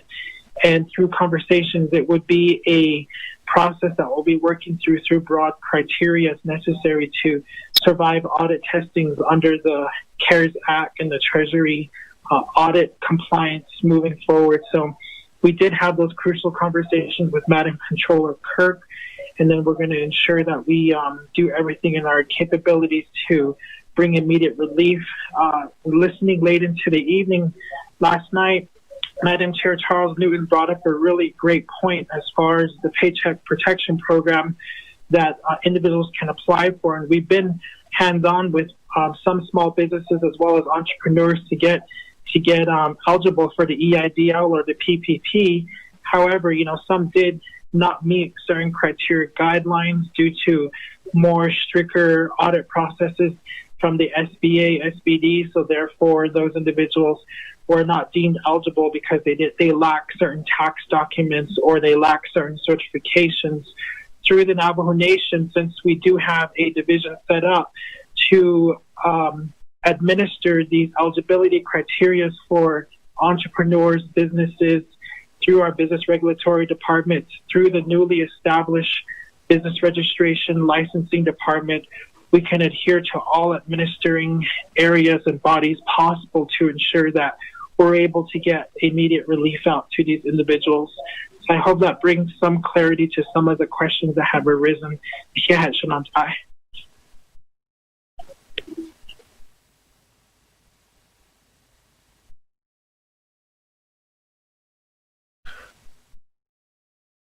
With that, colleagues, let me see.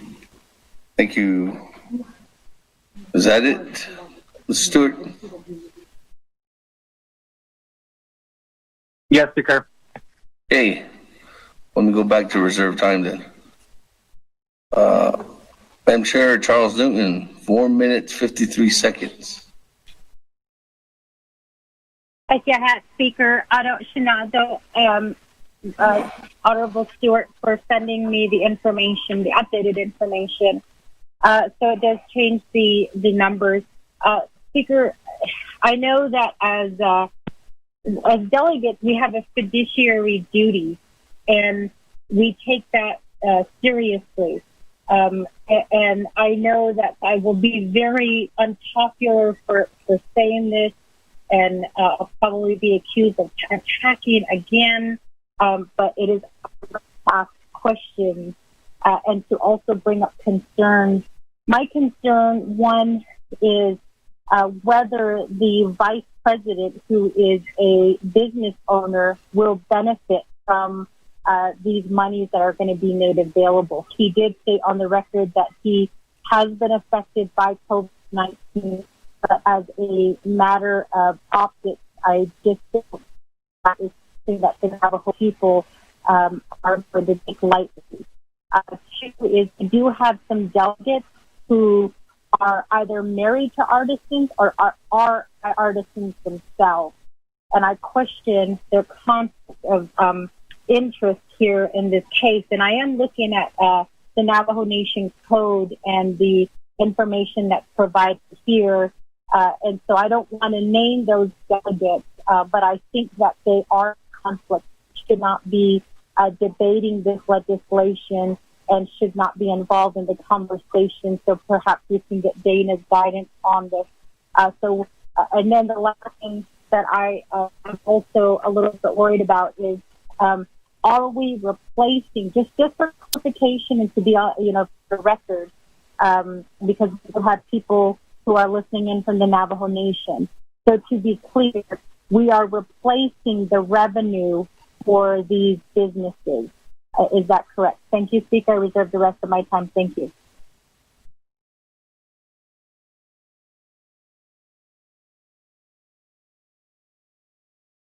Serve your time at 2 minutes, 49 seconds. What we got? Let me go to Ms. Barbara on that.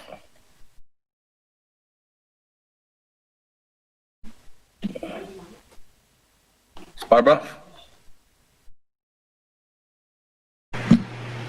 Thank you, Speaker. As we have discussed before, as to delegates, whether they have a conflict of interest under Title II, that is a decision for them to make in the first instance, as they understand. They know the facts and such. If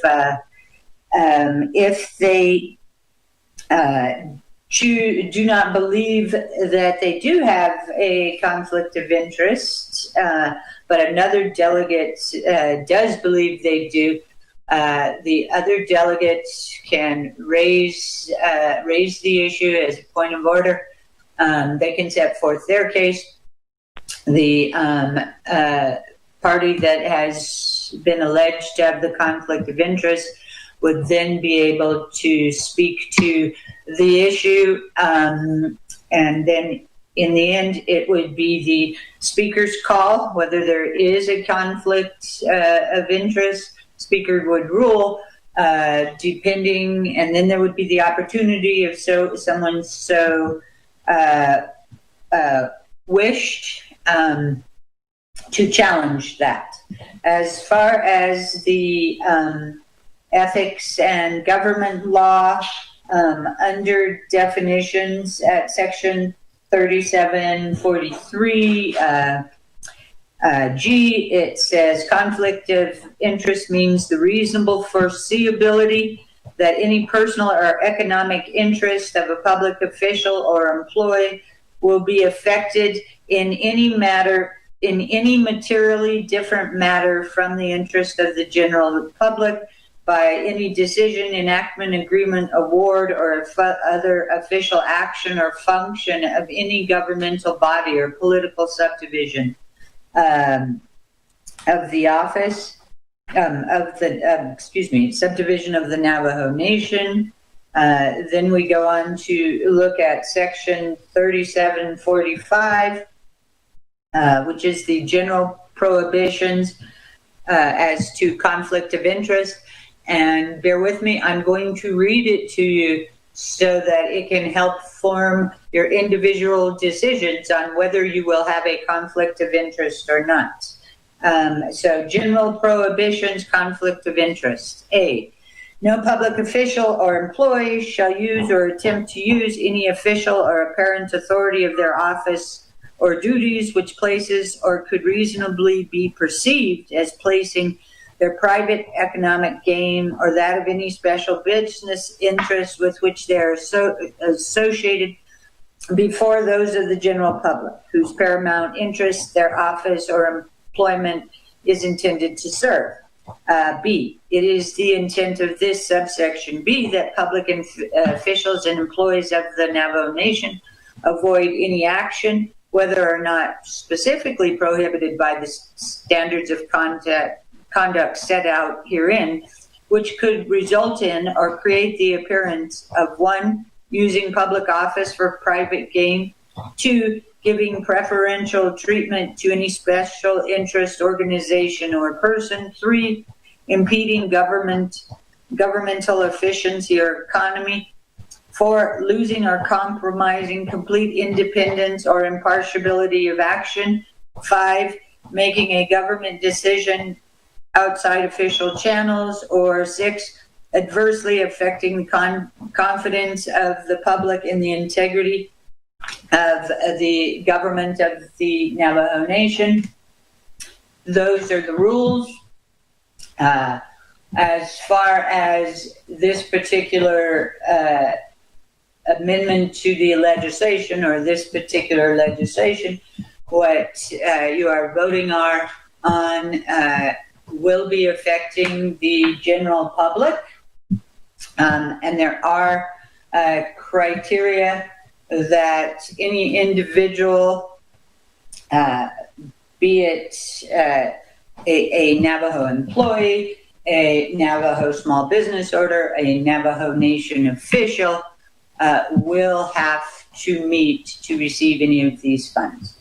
I am not going to issue I'm not going to advise you whether this would be a conflict of interest, as Delegate Charles Newton has inquired about, but those are the criteria, and every delegate should take a look, as well as all officials, and apply that to their own situation. Thank you, Speaker. Since this is raised, I'm going to ask, thank you, Ms. Barbroff, and the question at hand. I'm going to ask any members of the 24th Navajo Nation Council right now, if you believe that you have a conflict, please state so.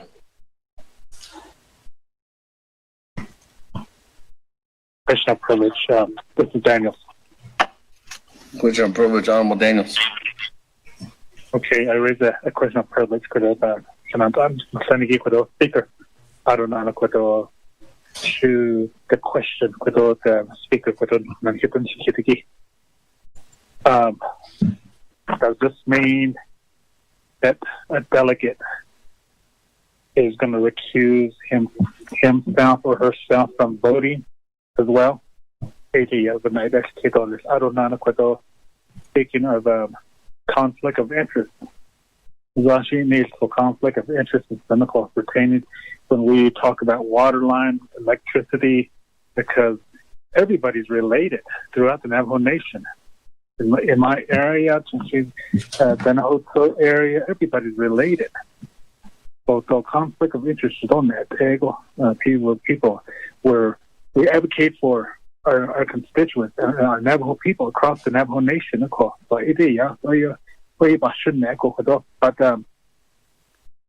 Speaker, the question that he posed to us, there's delegates on the floor. They have spouse. I don't know. Some of them, some delegates, they're artisans. So I would say about half of us where we're like that. So I don't know. The question I would pose to you, Speaker, when it comes to voting, do we recuse ourselves? Sure, Speaker. Well, the thing about it is, Honorable Daniels, is like when this is set up. Like, let's say we pass this this is just hypothetical. Let's say we pass this legislation or we pass this amendment. This amendment goes through, J.T. Willie implements this. Is Herman Daniels or Mrs. Daniels going to be filling out an application for assistance from J.T. Willie?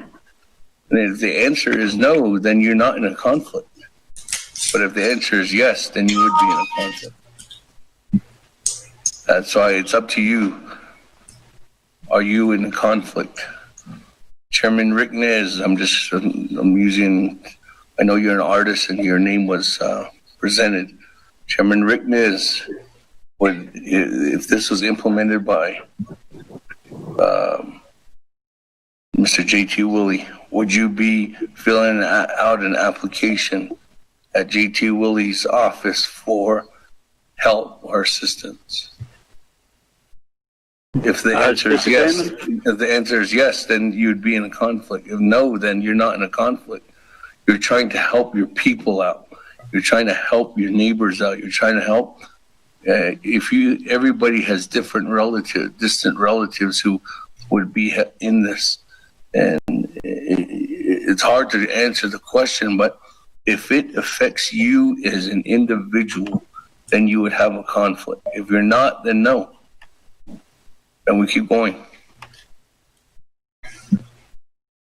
If I was an artist, and I would have to ask myself that question, but unfortunately, I don't have Chairman Nez's talents. Speaker Desmond, Delegate Nez there.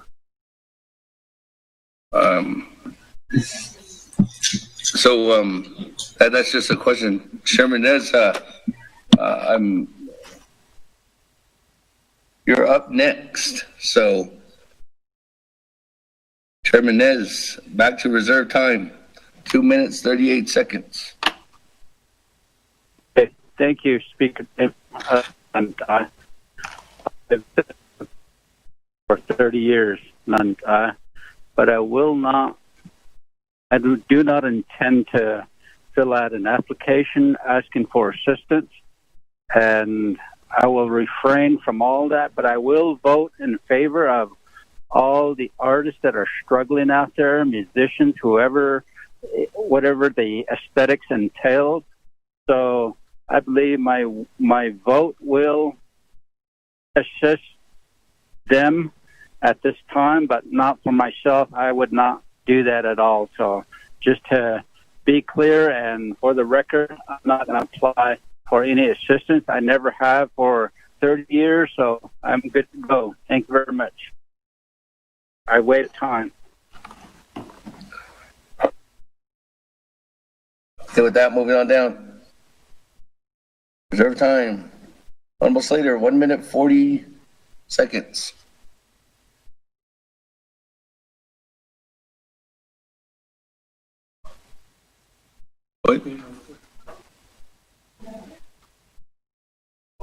Honorable Slater going once, going twice, going 3 times. Moving on down. Honorable Keon Begay, 2 minutes, 26 seconds.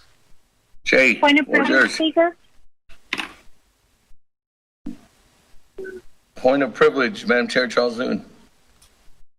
Speaker, one is I will say that I didn't name any names, Speaker. You were the one who named the name. One. 2 is I think and then I wonder if we could, as delegates and also as president and vice president, if we could just do a written oath, just stating that that we as elected officials will not apply for these funds, and our immediate family as well, because I believe the conflict of interest is family, and family is usually defined as immediate family. So I wonder if that's something that we can do. And the reason why I'm saying this is because, as Dana stated, the mere appearance is what I'm worried about. And I have been getting text messages from people asking if we as council delegates would be, removing ourselves from this if we're going to be benefiting. And so I think it goes back to that mere appearance, and then it's the immediate family, which to me is you and your spouse, whether common law or legally married, and your children. To me, that is immediate family, because we all know that we are all related, but it's an immediate family. So maybe if we could just do a written oath or affirmation, I think that would cover the appearance. Thank you.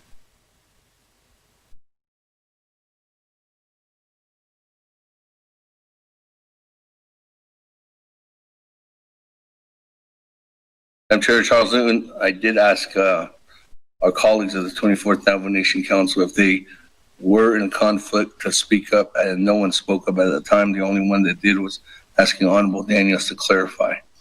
Now, in that, I think that us taking the oath upholds ourselves to that right when we became delegates, and we are guided by the ethics and rules laws.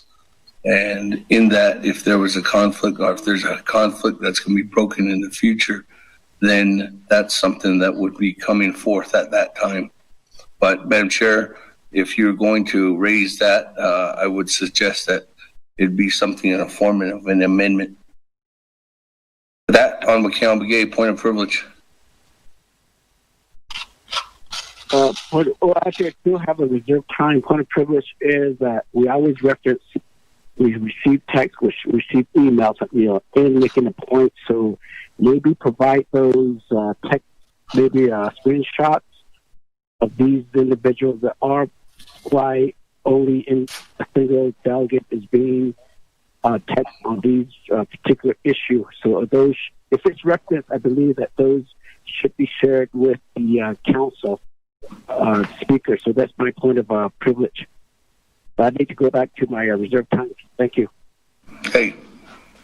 Thank you, Honorable McCallum. That point of order.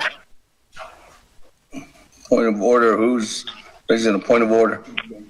Daniel. Honorable Daniels, go ahead, sir. What is your point of order? I raise a point of order. Speaker. I don't like my name being called. Yeah. 21st Council. 21st Council I sat on. Ethics and Rules Committee. So I know my do's and don'ts. What's right and what's wrong. I know that. Just that husband. So I don't like my name being called every now and then through this session. So Speaker, thank you. Thank you, Honorable Daniels. I'm sorry if I stated your name. Couldn't strike that. Moving on down. Thank you, Honorable Daniels, for that clarity.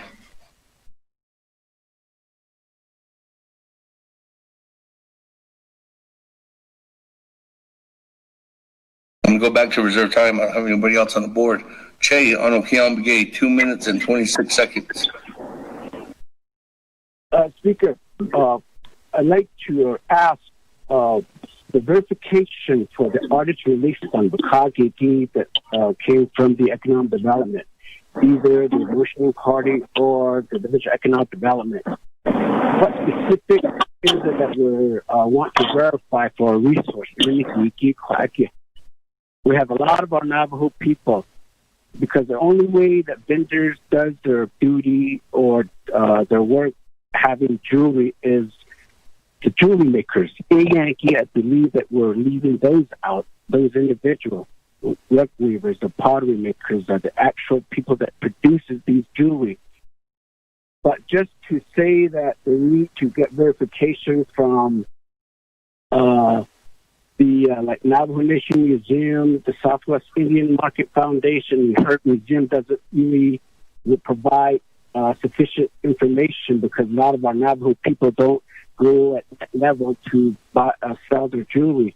So that's one area. Now, I believe that the Navajo Nation taking away so much money for waterline really troubles me, because we gave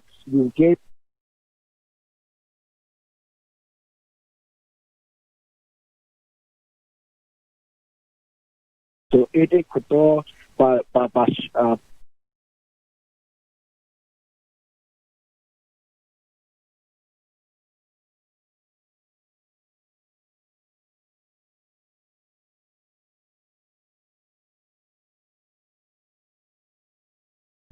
Ambigay.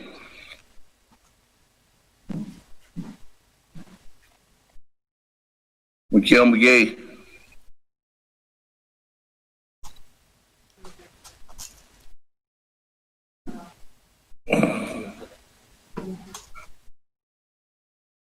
Jay.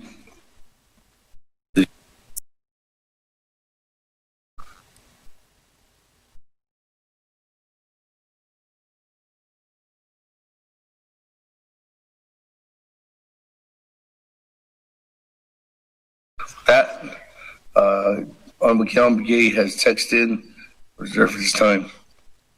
He got cut off. 1 minute, 2 seconds. Mr. Willie or Mr. Stewart, or that question was towards community development or economic development. That moving on down. Honorable Chairman So, 3 minutes, 59 seconds. I reserve my time. So every time, 3 minutes, 58 seconds. When we go back to Mr. Stewart. Mr. Stewart. Point of order on McCallum. Just to let you guys know that I got cut off while I was speaking, but I'm back on. Appreciate it. We got you, Che. Stated that for the record already. That, let me go back to Mr. Stewart. Honorable Stewart, you, your agent, answering Honorable Caleb McGee's question. Yes, we were both well, Mr. Willie and I. But I just wanted to say that in this discussion, it was stated by Shadeja that the concern for conflict of interest occur. As we all know, if you guys have all stated it before.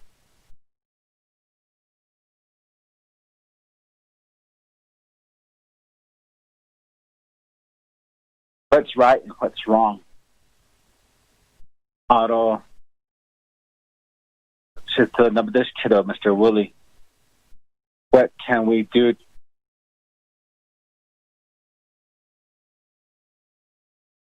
will be used properly with this kid? He said they can work with DOJ tribal code and also with the auditors.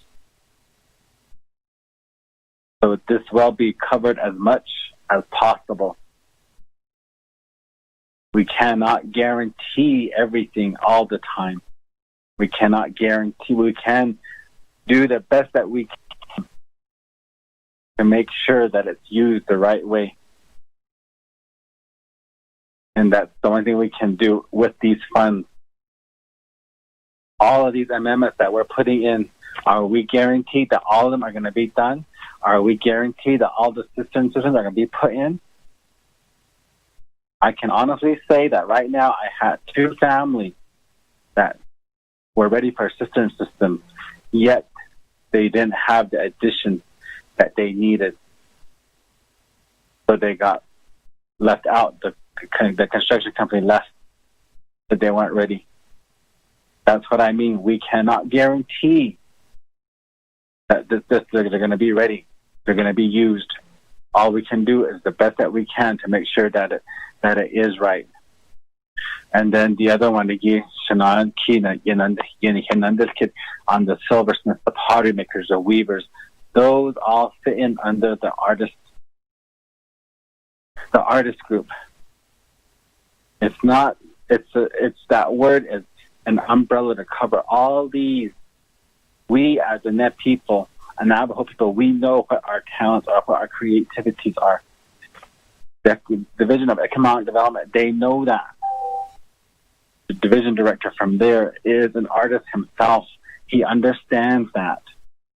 He collects art. He knows where this division needs to go to ensure that all of these individuals out there in our communities, they all get a piece of this pie. And so I don't know if I left out anything, Shatilla, but I'm going to turn it over to Mr. Woolley now to answer anything that I may have left out. Oh, yeah, Shania. Auto Shania Ki Alan Begay Hiro Hihando lately. Thank you for the questions that just came up. As far as the verification process, it is very understandable that the artisans diversify in all areas, from being artisans at the very top level who go before different museums. There are also artisans who sell in the mid-market, and then you have artisans that we see every day who are needing to sell their arts because they love to, and then because it helps bring a living wage for them to sustain their lifestyle. So through a verification process, putting the application together, as well as also having all the necessary information available to us to verify individuals, we won't just do it through the partners identified on the expenditure plan, nor on the attached exhibits that demonstrate verification for artisans, like through the Navajo Arts and Craft Enterprise, or through different partnerships such as the Navajo Nation Museum, the Native American Performing Arts Centers located throughout the regions, the Santa Fe Indian Market Southwest Indian Foundation. We won't just resource those individuals, but if individuals already do resource through those particular areas, or are let's say for a silversmith, for example, comes in and applies for the application, we're going to do our due diligence for that grant fund to ensure that the individual is an artist. You know, if they say I'm a silversmith, therefore I'm eligible for this program, and I'm missing revenue because of the closure of all areas to sell art, we can verify that. And through questions that we would ask would be technically based, such as, if you're a silversmith, where do you purchase your silver? And of course, if they say, I purchase silver from Thunderbird, do you have a receipt? Please provide a receipt. And then they provide a receipt. Thunderbird issues numbers to artisans that buy from there as well. There might be another avenue that they resource that we're not aware of, but we're going to resource and do our due diligence for verification processes. If the individual is already registered through one of our biggest enterprises, the Navajo Arts and Craft Enterprise, then it'll be a lot faster to administer the funds to the individual as compared to someone that we've never, does not trace through any process available. One day, just within the past couple of months, I went into Gallup and I sat in the parking lot at Wendy's because the inside dining is closed, and I saw an individual. She was going from vehicle to vehicle, trying to sell what she had. Then I just thought to myself, she doesn't have an area to sell or anymore. So when she came to my vehicle, I raised down my window, and eventually I got out, but I asked her the question, where do you normally sell to? And she said, I usually go to Earl's, La Baraka. If I'm in another city like Winslow, Holbrook, I go to the restaurants, or I just walk the parking lot. And I asked her, I said, has this affected you because of the loss of places to sell? And she said, yes and no, because I don't sell to big stores. I just sell to whoever buys my art. And she said, I'm managing well. I'm okay. But she said, and I asked her, I said, where do you buy your supplies? She said, Hobby Lobby or from Silver Dust. And so she was able to provide information needed. And of course, through the verification process, we could deem those necessary. And I'm pretty sure through the audit process, we're going to be asked for some sort of documentation that the Division of Economic Development can administer and cross-coordinate with the Controller's Office for those purposes necessary. I hope that adds some clarity to that question. Yeah, Shania, Speaker Damon.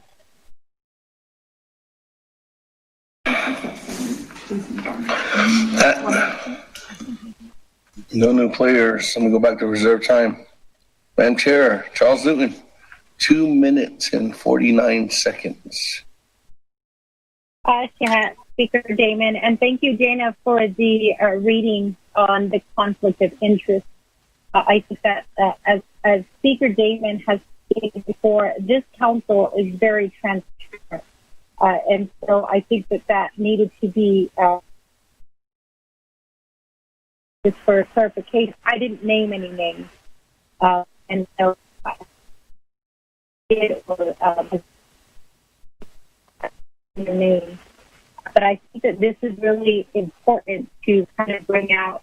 I do support this, and I have several agencies who is already reaching out about the process and what how they can go about getting information on this. So I do support the legislation. I do have some concerns about some of the information that has been provided here, and I guess I just question my last thing is we're helping businesses. So how do we turn this around to say that we are helping the Navajo people? With gaming, it was a matter of keeping our Navajo people employed, and there was a number that was provided to us. But I don't see how many of our Navajo people are employed with, I guess, who would benefit from the Economic Relief Fund and then from the Division of Economic Development. My last question is, how are you planning to work with the Dana Chamber of Commerce? The money is coming out of the funds that we originally gave to them. So I just wonder how DED is going to work with the Chamber of Commerce. Perhaps a small portion of that money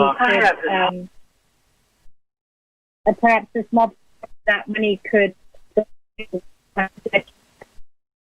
make us to assist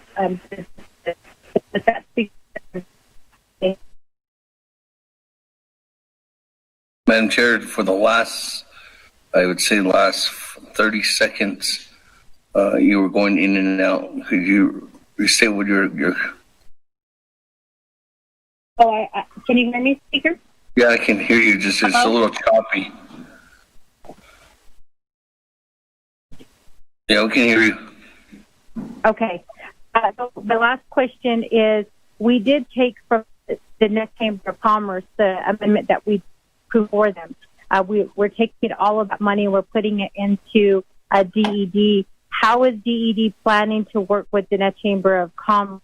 I believe the Chamber of Commerce is a nonprofit that operates on a small budget. Are you planning to work with them? And if so, how? Thank you. I reserve the rest of my time.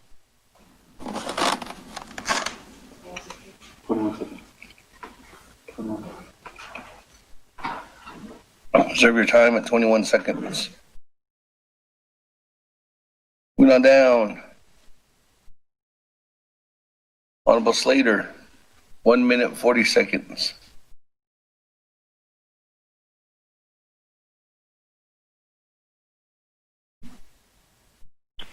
Thank you, Speaker. How many people are after me? Reserve my time. 137, reserve your time. There are 2. Moving on down. Honorable Keon Begay, 1 minute and 2 seconds. On reserve time. Speaker, quickly. So, Mr. Willie and Motioning Party, verification source for Kaki, could we modify that? Because I don't want our artists to be subject to only those that's listed. So, Speaker, could I be able to ask for a modification in that particular section? Reserve time, Speaker. Reserve time at 40 seconds.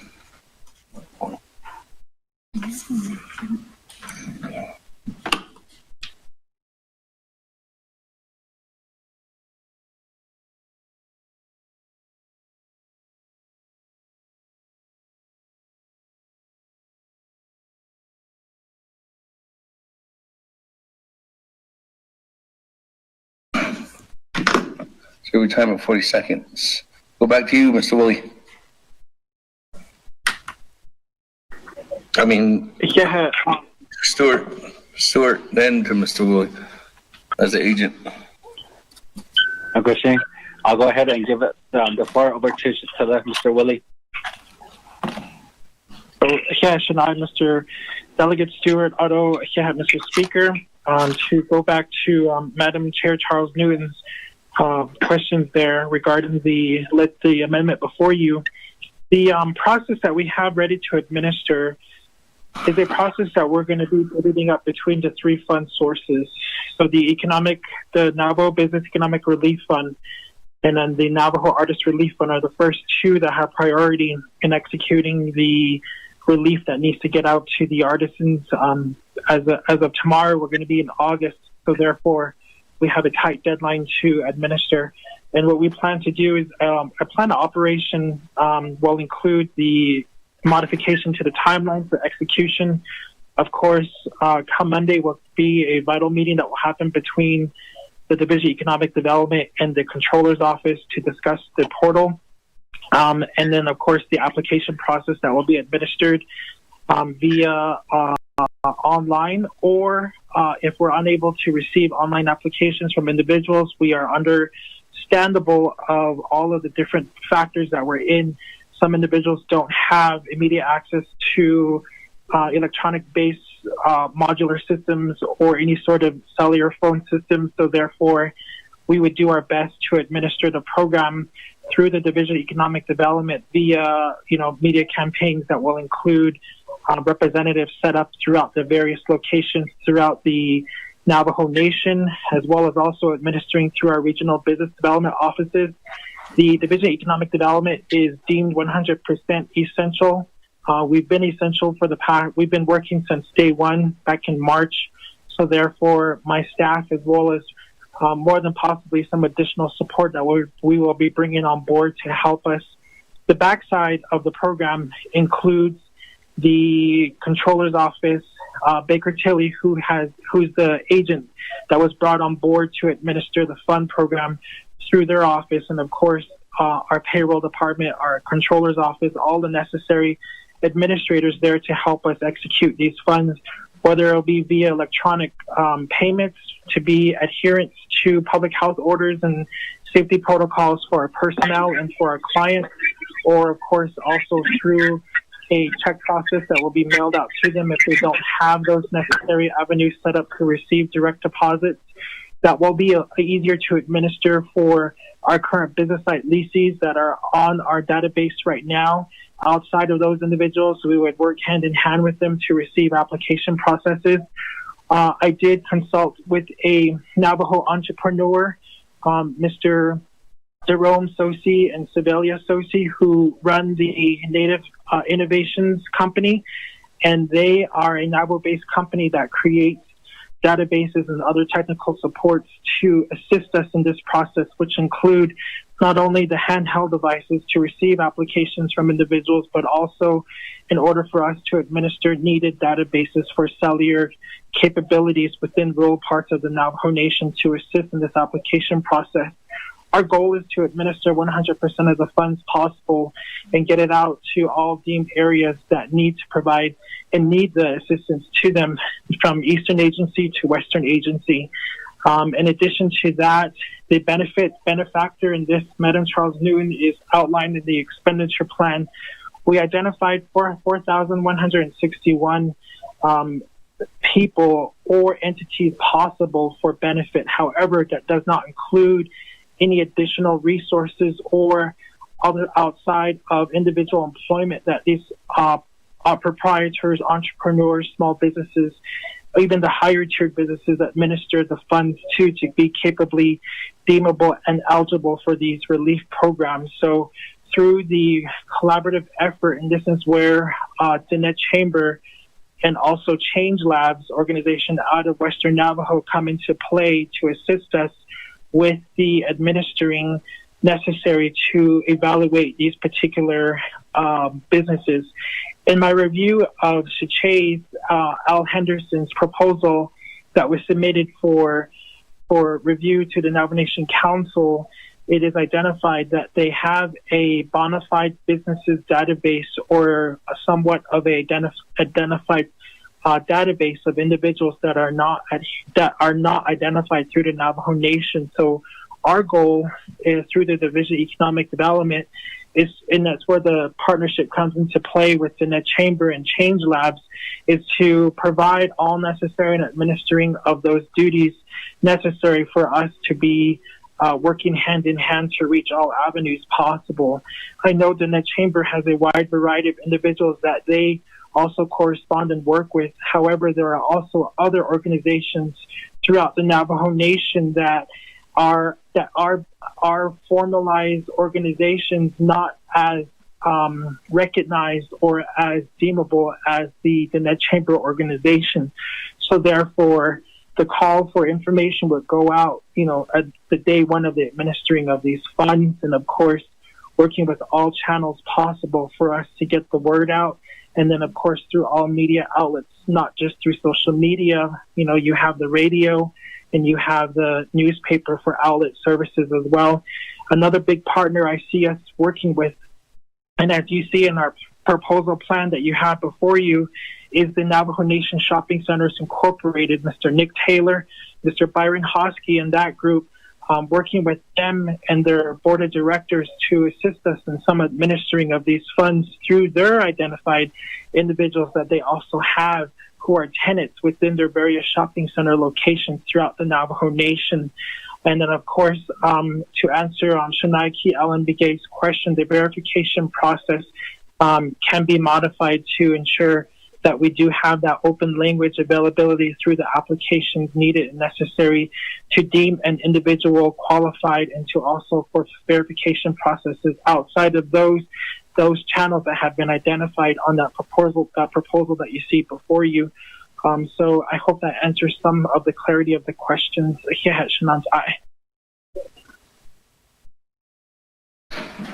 Thank you. Let me go back to reserve time.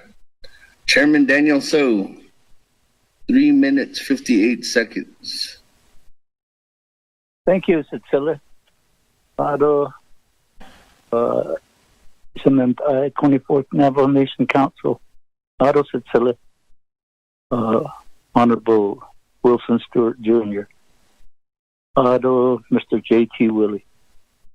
Oldest side, the Achita. Beyond the lake, ni, Hodoni, Ichati Gita. Without a young hitchin hasti or lake. Shea, but Henson without a to shoot on in Kligi, hit out. Adorn Kligi, but Hasti given a Higgy. Mr. Speaker, I reserve my time.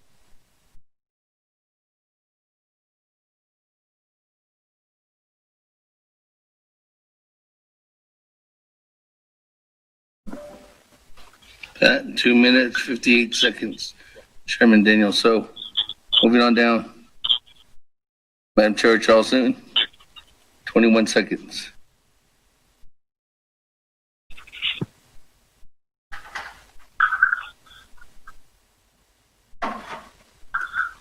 Speaker, thank you. So the money is given to DED. You guys are going to come up with a process in the way that people these funds, and then it's vetted by DED. Are you going to be working with the Controller's Office to make sure that these are funds that can be used by CARES Act, and we don't run into the issue of having to pay back money? So with that, Speaker, I'll waive the rest of my time. Thank you.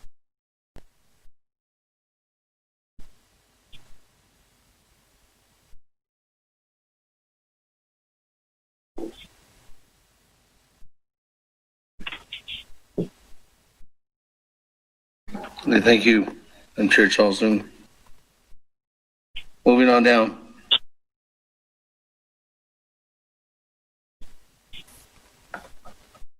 Honorable Slater. Waive my time, Speaker. Thank you.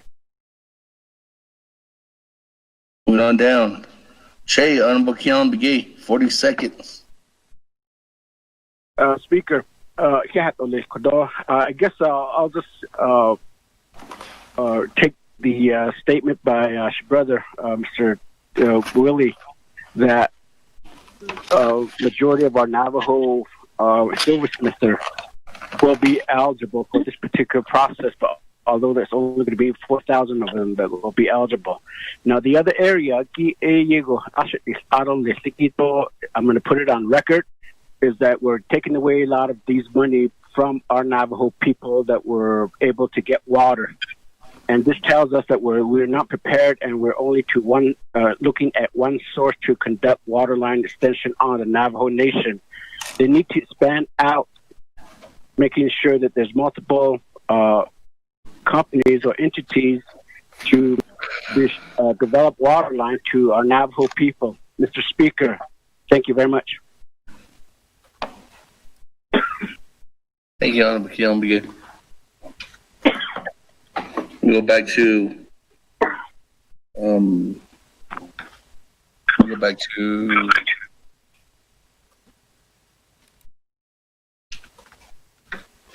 Honorable Stewart. Okay, Speaker. Thank you. And today's Roshna, yes, they well worked. DED well worked with OOC, just as previously stated by Chanela, Ms. Kirk, that they do review these documents, and I am pretty sure and guaranteeing that they will follow this policy and the policy set forth. And Chana is right. Mr. Key Allen, that we do need to improve our other venues with utilities, water, what have you, which has been something that the nation is in need of. And, there are previous leaders that have probably attempted to do such things, but, it's all the policies that we have, and those things we need to be revisiting and redesigning to where it accommodates us now going into the future. So, that's all I want to say. I don't know. I know my Shatilla, Mr. Willie, had something else to add on to as well. So I'll give him the floor again. Yeah, Shania, Arnold, Scotia baseball, Annie baseball, Annie, I used to hear Dolly, she hears in decon, on the artisans, out on the businesses. There's no cotton nuts with here. I appreciate the opportunity to administer this program and also to vet this process with you with the amendments that were submitted to you today. The division, and particularly all of my staff, have been very key in gathering up this necessary information to divvy up the expenditure plan, as well as also the proposal that you see before you. We did leave a lot of the areas open-ended for opportunity to provide those necessary languages possible, and that's what took place here today throughout this day. So IUC and I was appointed and I was confirmed by this particular council last year, and it just already seems that everything has gone by so quickly, and then now with the current pandemic we're in, none of this was part of my job interview or application process, saying how are you going to get through a pandemic and see economic relief for the Navajo Nation. But you're given what you're given, and through this time it's testing all of our leadership to work together and to have that process and opportunity to provide every open-ended possible. So that's all I wanted to say. Thank you. Thank you. Go back to reserve time. Chairman Daniel So, 2 minutes, 58 seconds. Thank you, Speaker. I waive my time. Let's vote. Okay. Everybody on reserve time, nobody on the board. Went once, went twice, went 3 times. On Amendment 5, roll call vote.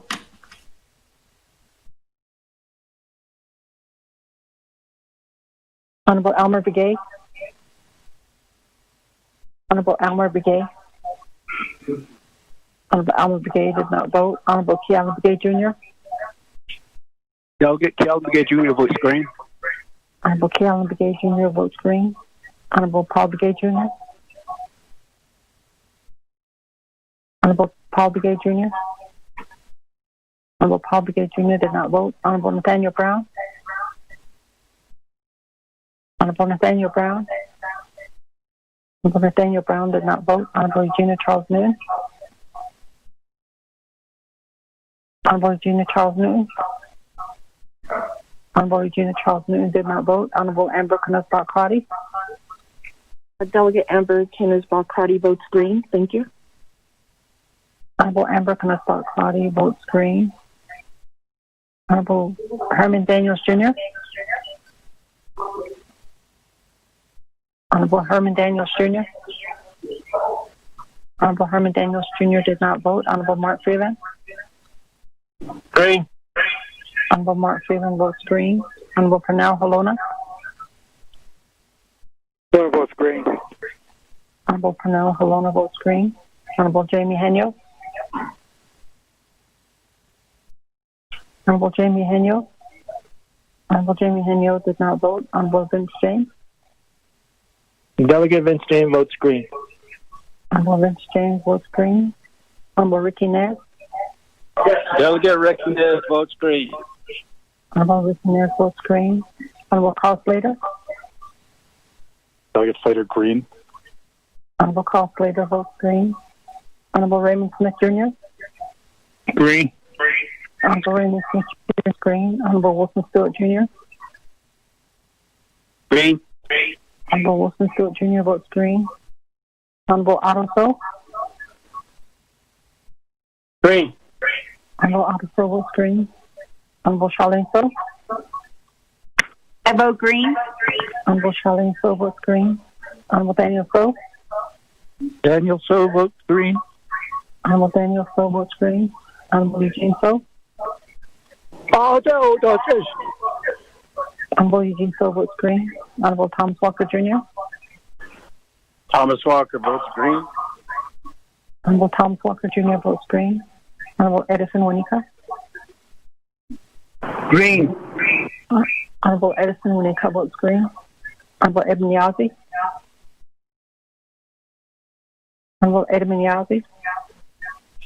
Honorable Edmund Yazzie did not vote. Honorable Jimmy Yellowhair. Honorable Jimmy Yellowhair. Honorable Jimmy Yellowhair did not vote. Going back up, Honorable Elmer Begay. Honorable Elmer Begay. Honorable Elmer Begay did not vote. Honorable Paul Begay Jr. Green. Honorable Paul Begay Jr. votes green. Honorable Nathaniel Brown. Honorable Nathaniel Brown. Honorable Nathaniel Brown did not vote. Honorable Eugenia Charles Newton. Honorable Eugenia Charles Newton. Green. Honorable Eugenia Charles Newton votes green. Honorable Herman Daniels. Honorable Herman Daniels votes green by text. Honorable Jamie Henyo. Henyo votes green. Honorable Jamie Henyo votes green. Honorable Edmund Yazzie. Honorable Edmund Yazzie. Honorable Edmund Yazzie did not vote. Honorable Jimmy Yellowhair. Honorable Jimmy Yellowhair. Honorable Jimmy Yellowhair did not vote. With that, Mr. Speaker, you have a vote of 19 in favor and 0 opposed. Mr. Speaker. Thank you. 19 in favor, 0 opposed. Speaker not voting on amendment number 5. That going back to the main motion.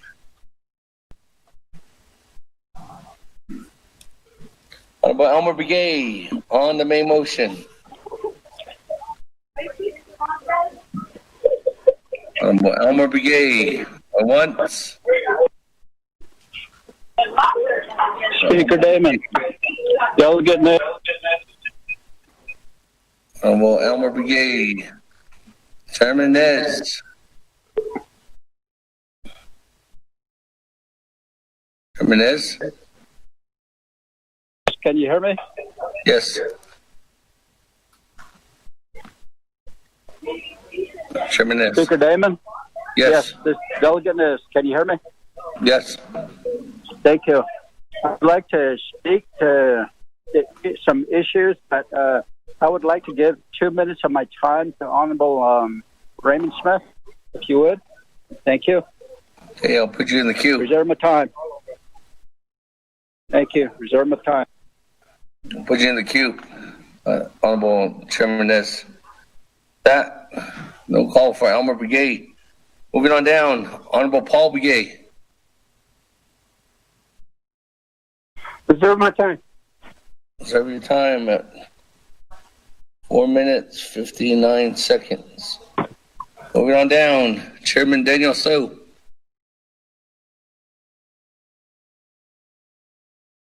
I would like to give my time to my little brother, the head of the class, Mr. Raymond Smith, Jr.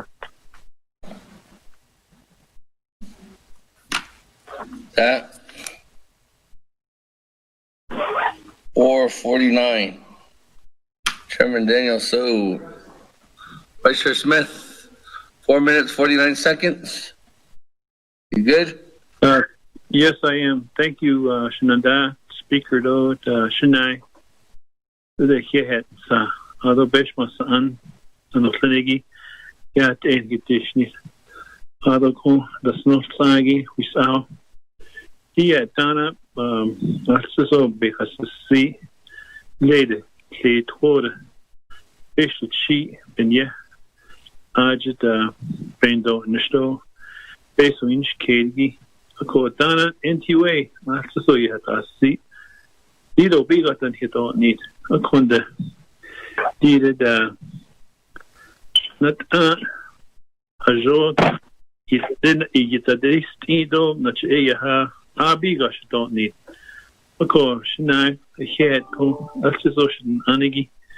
He quite inch Katie, amendment, he thought so. A peso bem don't show peso a aja dot atigi le the was Salt Springs Salt Springs phase 3 to the corner a aja da NTUA da nina keda abiga no ako Rex Kuntz a aja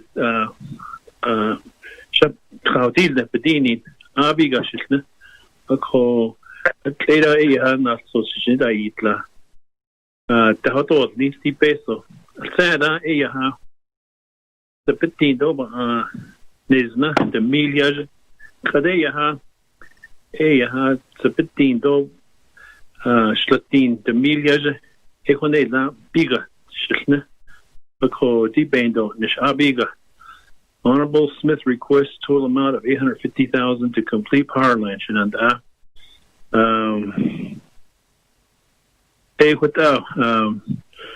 Inch Kedo, motion Ishleto, and later Keda had any Kadi, Kushi Yaha, visit Kitsata, and they visit the Baka, Bako, DA, it's a good project. Shananda. No, Katom Nacha, what Abihatisto, Rex Kuntz, he's my agent on behalf of this, and Ako, the head, Shinaido, the speaker, though, Bishma San, Stan Ichato, Nacha, who cares money, and yeah, a peso to Toto, Bendonish. They would Abihatisto, Ako, Legislative Council, Chief Legislative Council, Amendment Shaida, Ada Zipta, Hichidaitla, Equad, NTUA, though, the amendment, Bisogi, it's under 1102, Hichidaitla. I don't know if they sent it to everybody. Revised, Page 4, line 16, increase the amount set forth by 850,000, A1 piso under Amendment 0144-20. Now, Kuna Bisogi increase the cumulative amount set forth in Exhibit 4, page 1, Section I, by $850,000. 3. Add the Salt Springs South Phase 3 attached to Exhibit 4.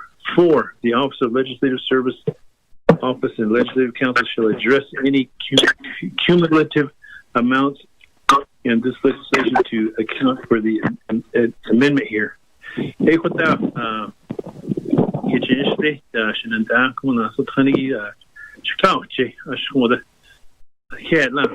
Speaker, although I'd like to give some time to Rex Kuntz since I'm on borrowed time.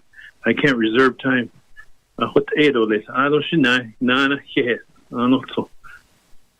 Thank you, Speaker. You got the justification in the email from Mr. Kuntz, so we're good to go. Second that motion. Amendment number 6. Motion by Vice Chair Smith. Second by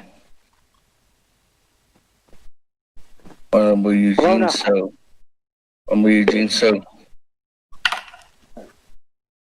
Colleagues, any comments, questions? There's none? Once, twice, 3 times. Go to board.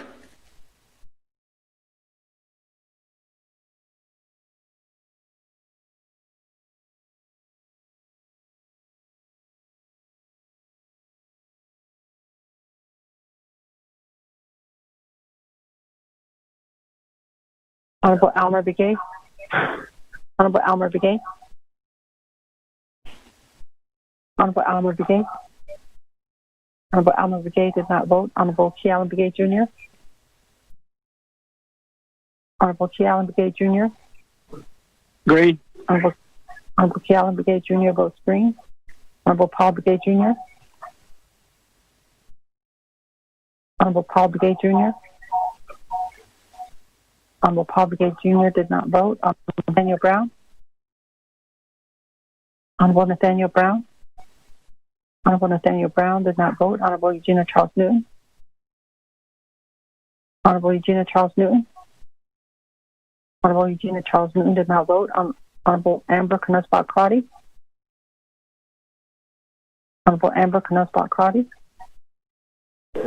Honorable Amber Knusbach Crotty did not vote. Honorable Herman Daniels Jr. Honorable Herman Daniels Jr. Green. Honorable Herman Daniels Jr. Honorable Herman Daniels Jr. votes green. Honorable Mark Freeland. Green.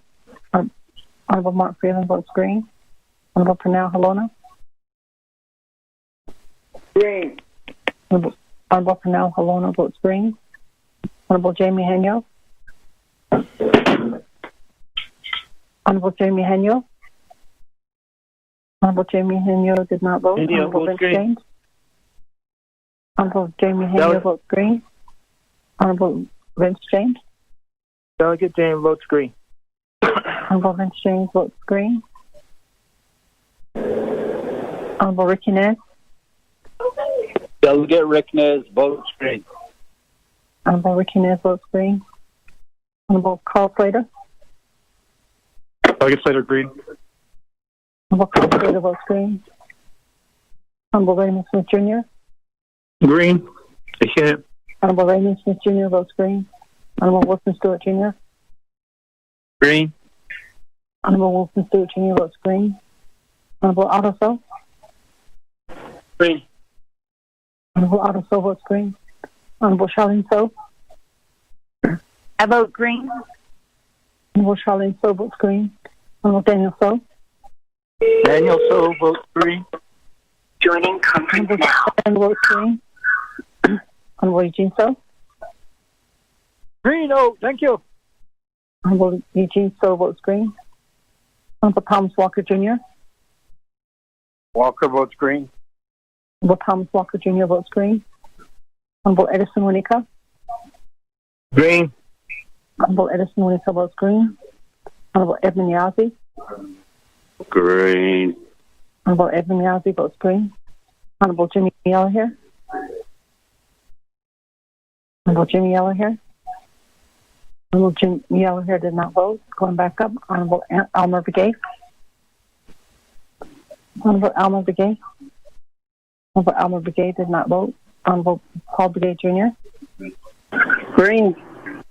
Honorable Paul Begay Jr. votes green. Honorable Nathaniel Brown. Honorable Nathaniel Brown. Honorable Nathaniel Brown did not vote. Honorable Eugenia Charles Newton.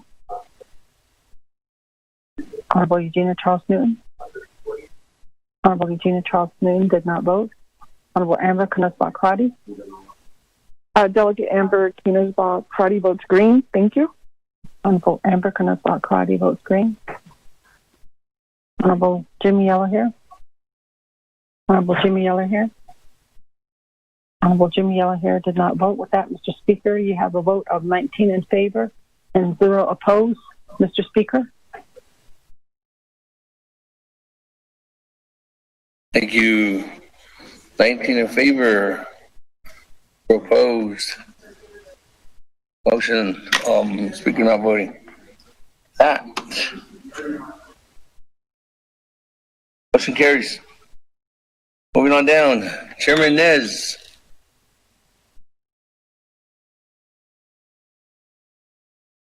I reserve my time, sir. At 4:59.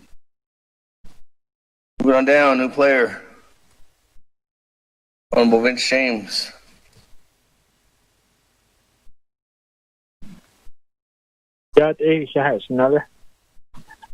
Speaker, I'd like to make a motion to make an amendment for Navajo shopping centers throughout the nation. And the amendment has been emailed to you guys, and then also the exhibit supporting documents I emailed to you guys last night, colleagues. So based off that, requesting that for the Navajo Nation shopping centers.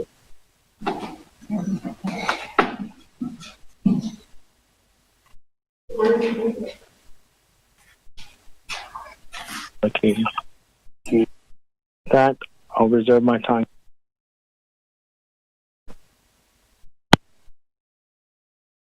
Reserve time at 3 minutes 56 seconds.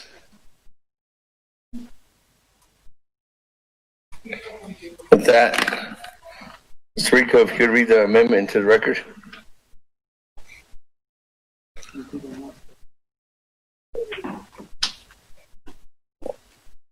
Mr. Speaker, members of the council, amendment number 7, 1, page 1, line 15, after power line projects, insert Navajo Nation shopping centers. 2, insert Navajo Nation shopping centers incorporated expenditure plan attached as exhibit 18. 3, on page 4, line 30, insert new paragraph as follows. Underscore the purpose of the CARES Fund Navajo Nation Shopping Centers Incorporated Expenditure Plan attached as Exhibit 18 is to immediately provide $9 million to mitigate the negative economic and social impacts the COVID-19 pandemic has forced on the Navajo Nation, and to mitigate the spread of COVID-19 among the Navajo populace through protective measures. 4, underscore the Navajo Nation hereby approves and adopts total funding for the Navajo Nation Shopping Centers Incorporated Expenditure Plan from the Navajo Nation CARES Fund in the amount of $9 million, and allocates the funding to the Fund Navajo Nation Shopping Centers Incorporated Expenditure Plan through the Division of Economic Development as set forth in Exhibit 18.5, page 6, line 14, after 5, insert 18.6, delete all cumulative amounts allocated to the Navajo Nation Gaming Enterprise Expenditure Plan in the legislation and Exhibit 12 by $9 million and replace with revised cumulative total. 7, increase any cumulative amounts in the legislation if necessary to account for this amendment. 8, renumber or reletter succeeding paragraphs or sections accordingly, if necessary, and this amendment shall supersede the consistent language contained in any other committee amendment, which shall be conform to the intent or language of this amendment. The Office of Legislative Services, with notice to the sponsor of the legislation, is hereby authorized to make necessary grammatical changes. Mr. Speaker.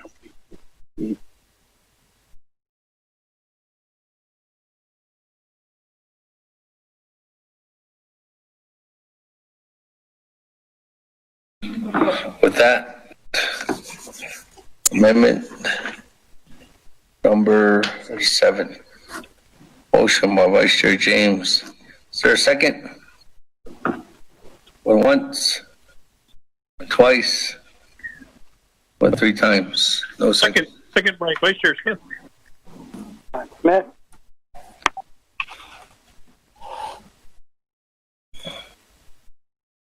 Second by Vice Chair Smith. Colleagues, comments, questions on amendment number 7? Once, twice. Vice Chair Smith has a question. And then Honorable Slater. Honorable Helena, go ahead.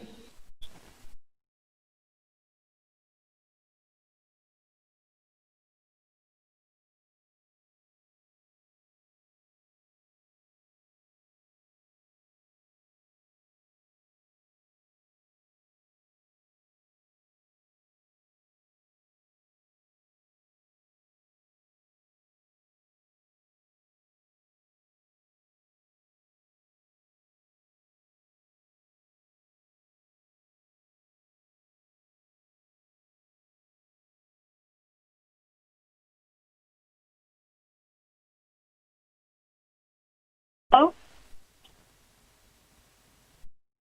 Malona, are you there? Oh, sorry. Yeah, I was talking away, and of course, it happens to everybody, I guess. 5 minutes. On the mute. Okay, so I'm here. Can you hear me now? She can hear you. Hey, thank you. I thought that that Navajo shopping centers was only $1.3 million in the other legislation on the president's side. I'm just kind of curious why it went up to $9 million, and how's that broken down? Also, I'm a little upset that they're going to rob the gaming enterprise expenditure plan because there's over 1,200 jobs that we're trying to keep in place over there. And those jobs are spread out all across the Navajo Nation, and taking that amount of money out of that is going to give us problems with that program over there. So I kind of object to that strongly, that they're going to take that money out of the gaming enterprise. With that, Speaker, I'll reserve my time. 3 minutes and 45 seconds, Honorable Helena. Going down, Honorable Slater.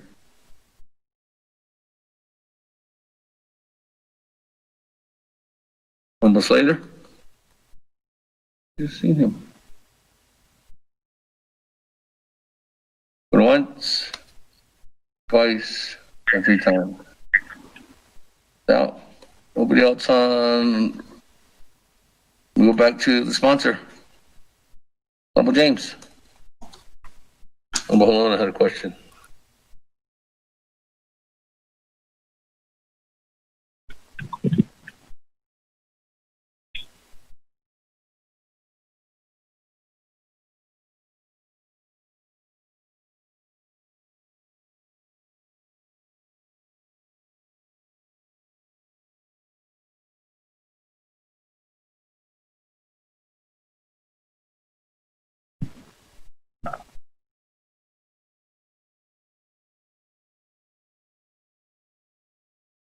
Honorable James. Yes. Honorable, back to you. Honorable Helena had a question. I can't speaker Kodosana Hinsaige, Ado Dan Shikna Asham, Honorable Bologna. Cordoba, I think the shopping center in Navajo, the 1 million. Cordoba, that the card goes up. That's a whole separate issue in regards to that shopping center being closed, which is in Navajo, New Mexico. And these shopping center, of course, is throughout the whole Navajo.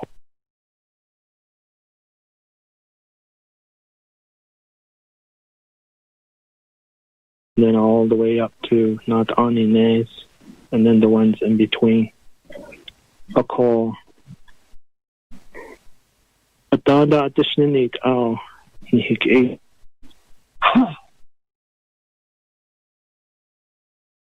Shane the Ata Hot Bata Williado Banda Test Sheet Ayat A Chokot Echo Ado Quichin Halong A Nalia Bahawan the Naligi in Hik A that Arts A Arch H Ado that dead card hits out that dead card like a habit a dolly.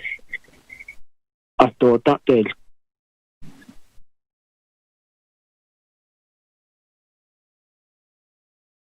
Nini Aba Yelki Beso late origin in Daytole on a large in I don't a object origin I don't like in day. We not in the by now by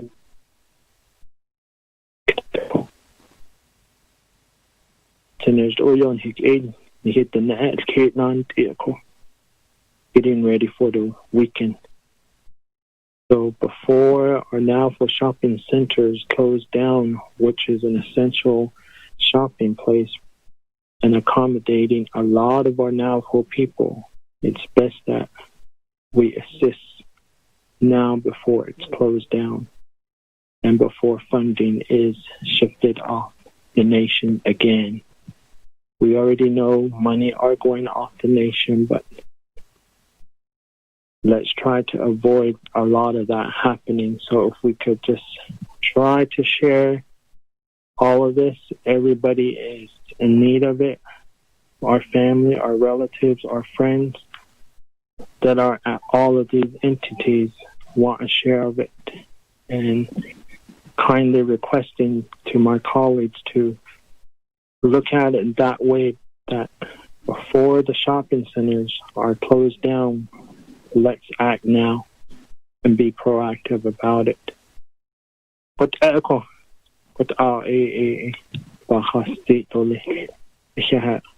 you. Go back to Vice Chair Slater.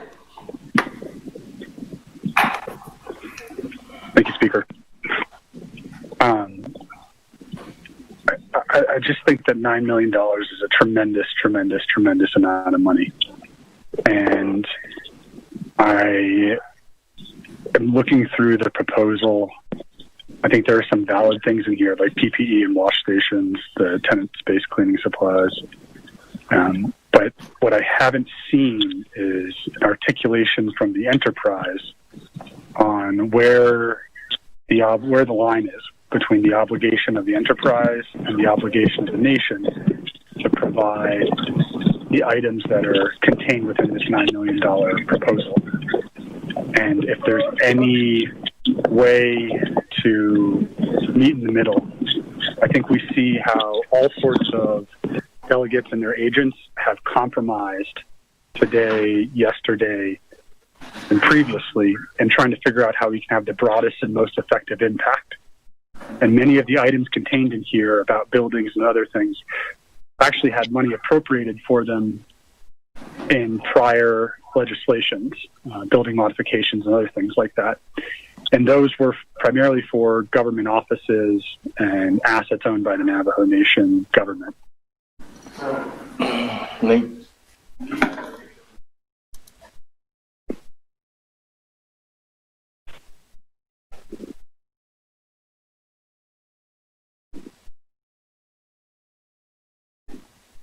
Hello?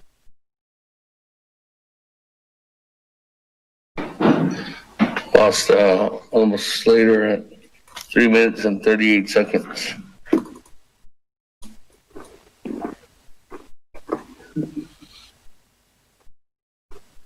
Moving on down.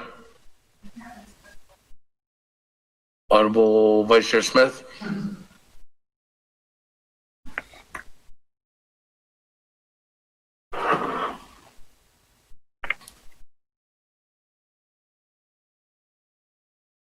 Vice Chair Smith.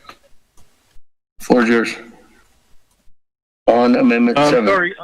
I'm sorry, Speaker. My line dropped. Could you fill me in again?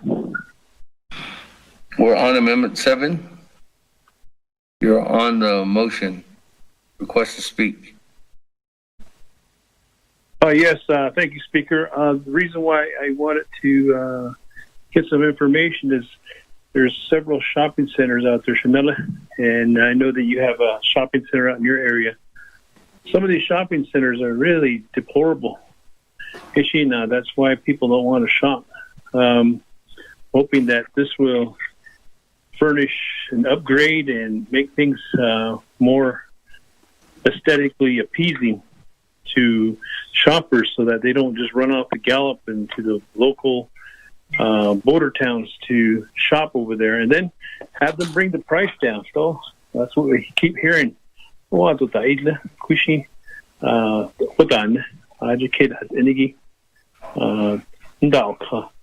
I'm hoping that that would be one of the things. And also in Sanders, that's the shopping center there. There was supposed to be a gas station and also a convenience store. And I know the economic development was working with that. They put in the shopping center out of Bakedo. Was supposed to be a convenience store with a gas station and Dairy Queen. That's my question, Shananda. I reserve the rest of my time. Thank you. 3 minutes and 31 seconds. Put me on the queue, Speaker Callan. We're down. Chairman Daniel So.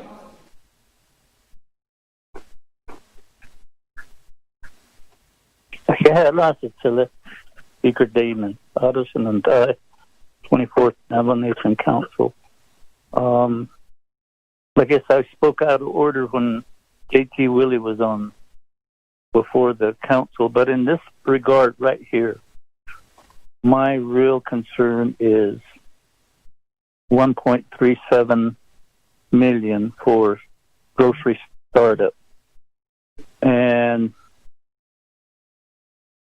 my question is to Legislative Council and Office of the Controller regarding whether this aspect of starting up is qualifies for CARES Act funding. Number one, it's already shown that a grocery store isn't feasible there. The other is when a business is going to start up, they usually do a feasibility study. And it seems like there is one lacking. The other is we have a couple of grocery stores not very far in Window Rock. So, Oyo, Aje, Nalyehabavan, Oyo Skeda the Tanahalong, Nas Nil. On your map, on the distribution of the shopping centers, although Nihijanda, Arizona, to Keda, Inegi, Nihishan Kojo, Ojo, the Nenigi, Eastern Navajo. The only one is at Crown Point.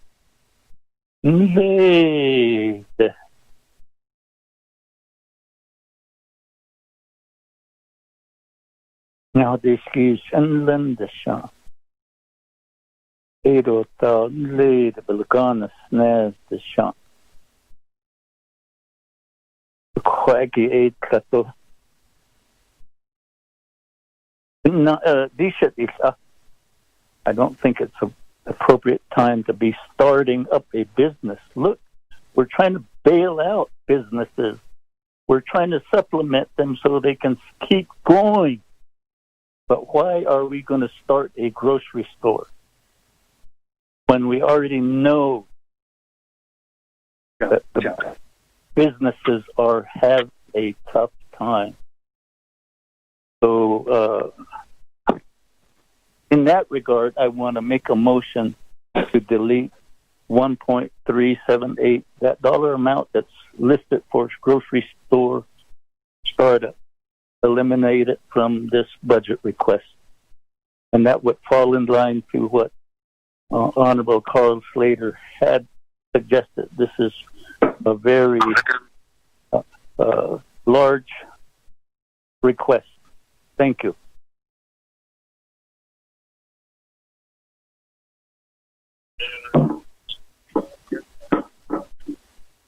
I reserve my time.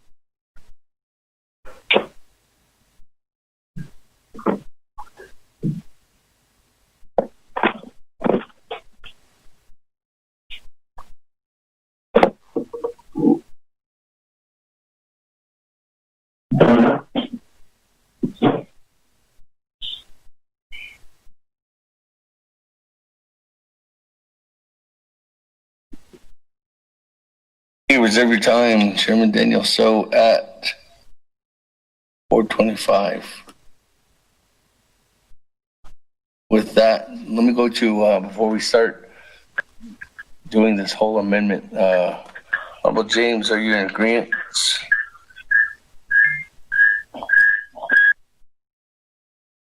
On another speaker. Other two.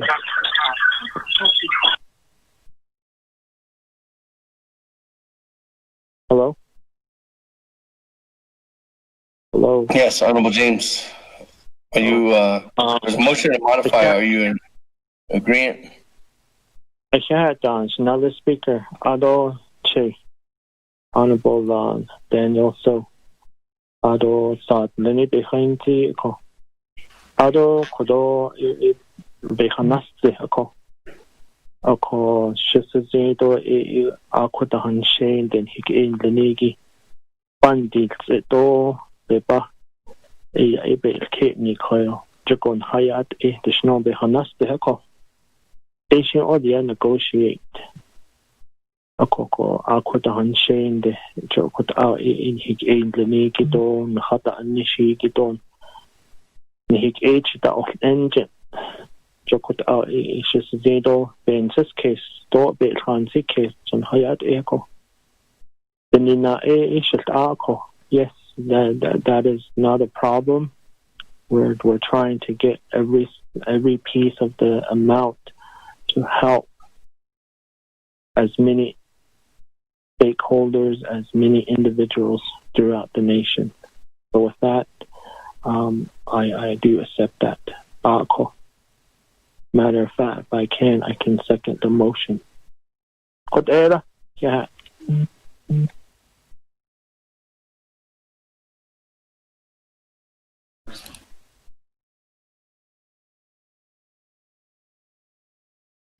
Okay, with that,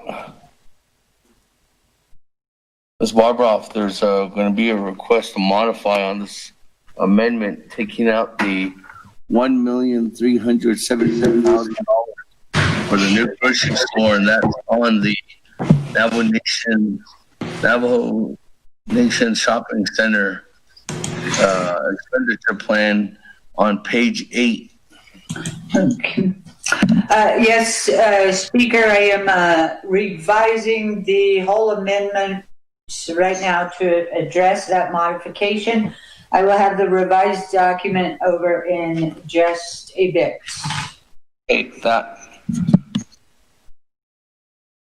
Colleagues. Speaker, this is Delegate Charles Newton. Can you add me to the lineup? Yes.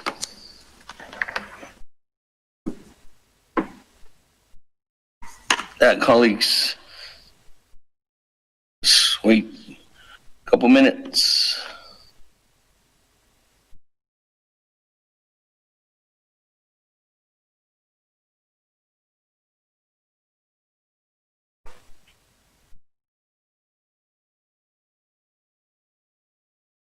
Speaker, just so you know, I'm going to also be asking about some questionable amounts here as well. So I'm going to be requesting that we adjust those amounts as well.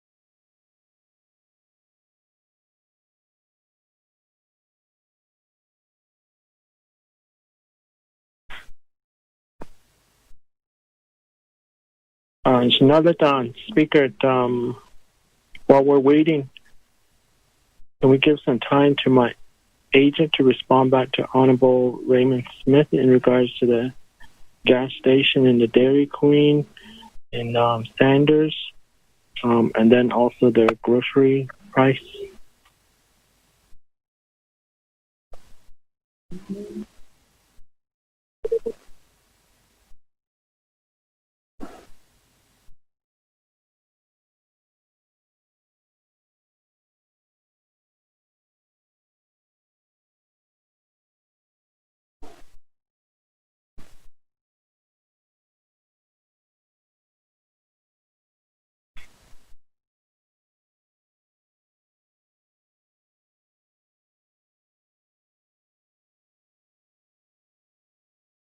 Hi, colleagues. We're going to get a pro tem to help us facilitate that request from Delegate James. Thank you.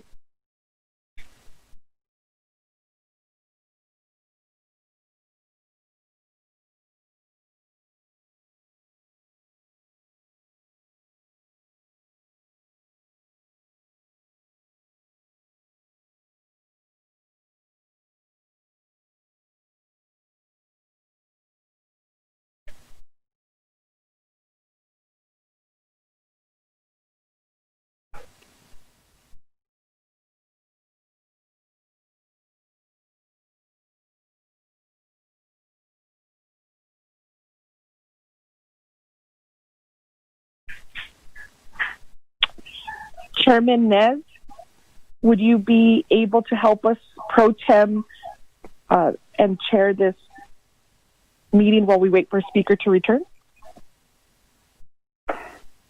Thank you, Honorable Crotty. I am currently driving, and I hate to be a nuisance by having to lose reception.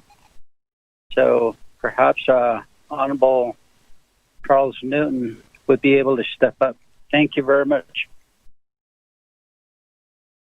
Thank you, Chairman Nez. I believe Chair Charles Newton wants to ask a question, so I'll go to Chairman Henyo.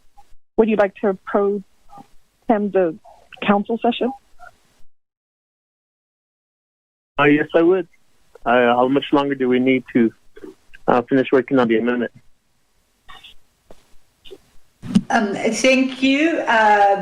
This is Dana. I should be sending the amendment, the modified amendment, in a minute. 1 minute. Okay, we'll wait then. Pro Tem Henyo, there was a request from Delegate James to allow his agent to speak. Thank you. Okay, so sila Delegate James Shinanta. Who's your agent? Ikatan siya kwato de ya Miss Felicia Adams, chairperson of Navajo Nation Shopping Center. board. Although Mr. Tony do ina kidelt out bahwiti shatin so.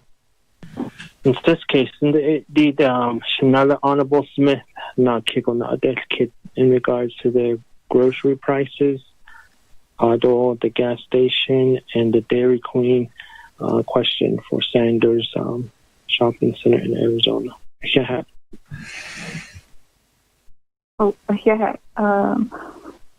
Pro Tem Speaker and Honorable James and Honorable members of the 24th Council. I just want to thank you all for allowing us the opportunity to answer the questions today and present our proposal. There was a little bit of a drag between me calling in and listening in over the internet, so if I missed some questions, please feel free to let me know. But to answer Honorable Smith's question about Sanders, we actually do not manage property in Sanders. If you look at the map in the proposal we sent, let's see here. There's a map on page 3 that lists our locations that we're actually responsible for managing. And so actually, Chinle, Ganado, Burnside, and Sanders are actually managed under Department of Economic Development.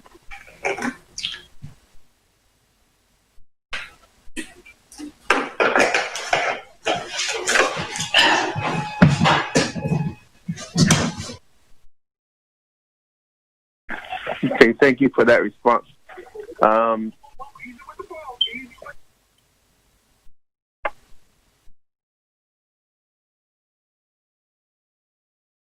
Special privilege, Amy?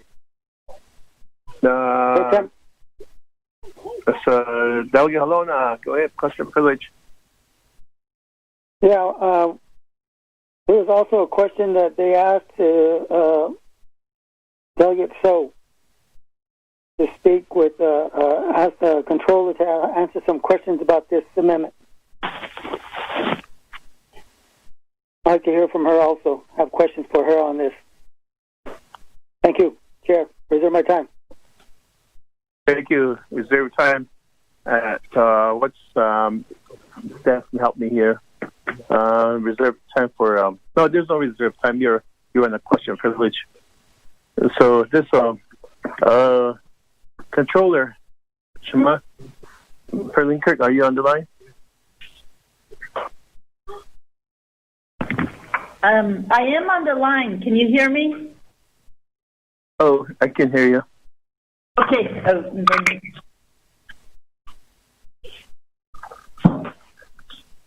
Were you able to capture Chairman So's question? I just got off a call. I believe he asked earlier, and this is about the startup grocery store under the Navajo Shopping Center.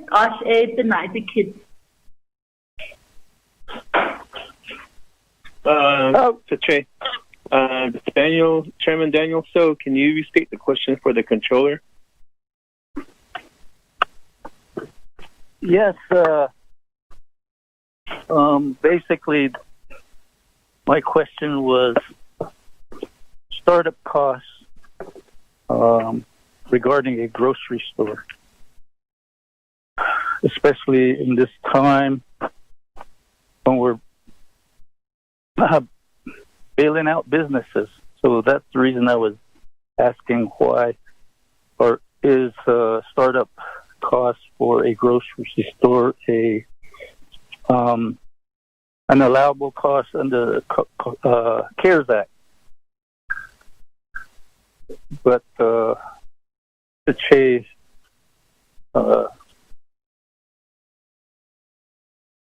Vince James already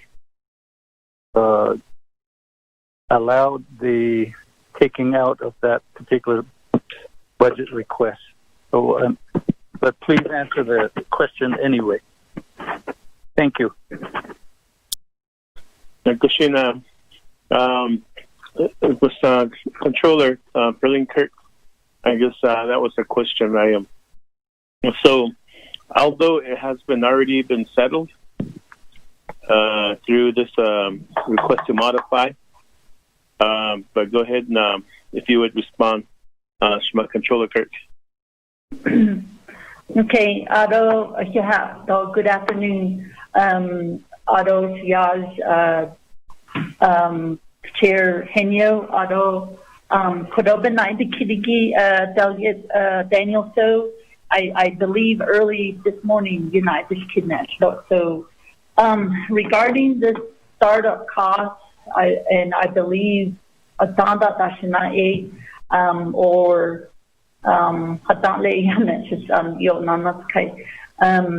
Navajo Shopping Center are just startup costs, which I believe would be renovations, and I'm not sure to what extent, if they're funding startup inventory, those types of things. So in terms of CARES Fund, because we would be funding a private business that has a profit motive. So in terms of the audit risk is very high to use these CARES funds for those purposes. Although something that can be allowable would be things that are setting up a food distribution center or something like setting up a co-op. So utilizing these funds in funding a private, that will enable a private business that has a profit motive, and through our enterprise, those are all problematic in terms of utilizing CARES funds. So I just want to make that clear. That is my response.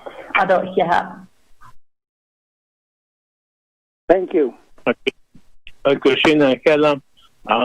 Controller, Perlin Kirk. And if you would just stay on the line, I believe there might be some other questions that might come up from delegates that are waiting to speak.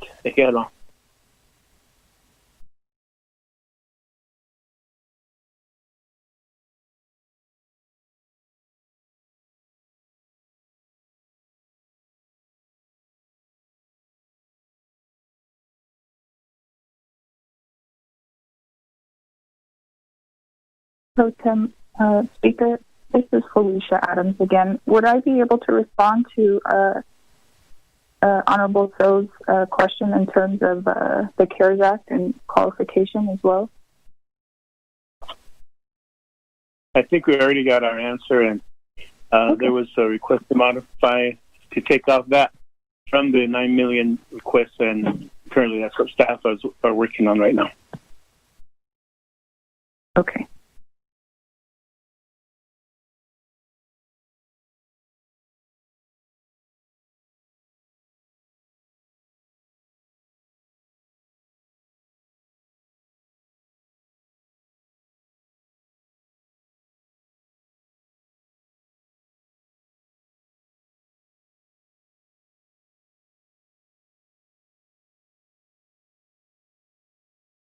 Question privilege?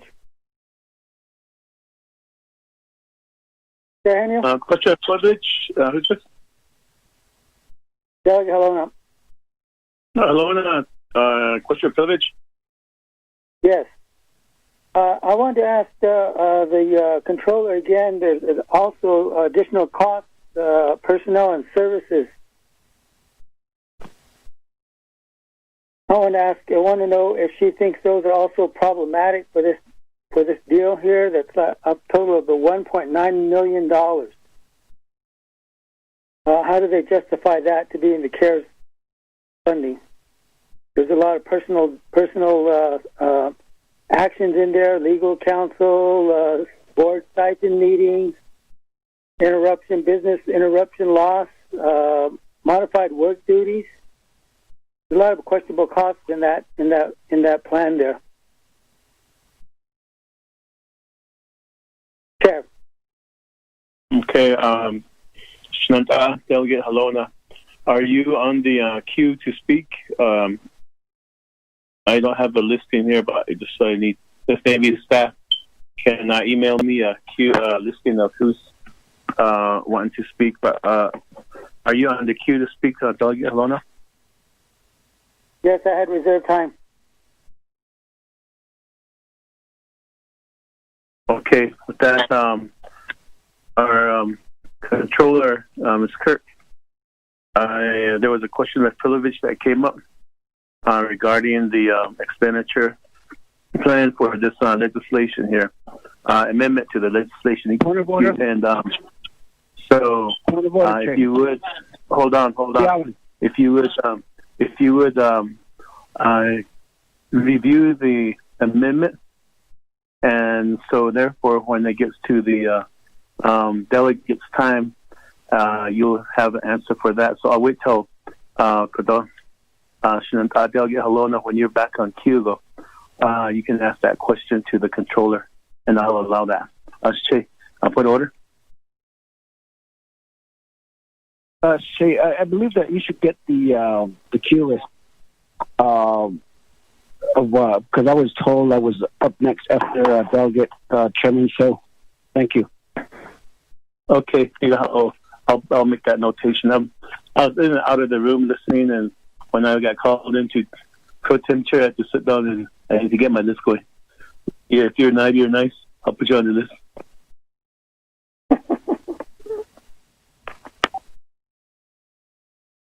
Speaker Pro Tem, this is Jalissa. I text you the list. Okay, thank you.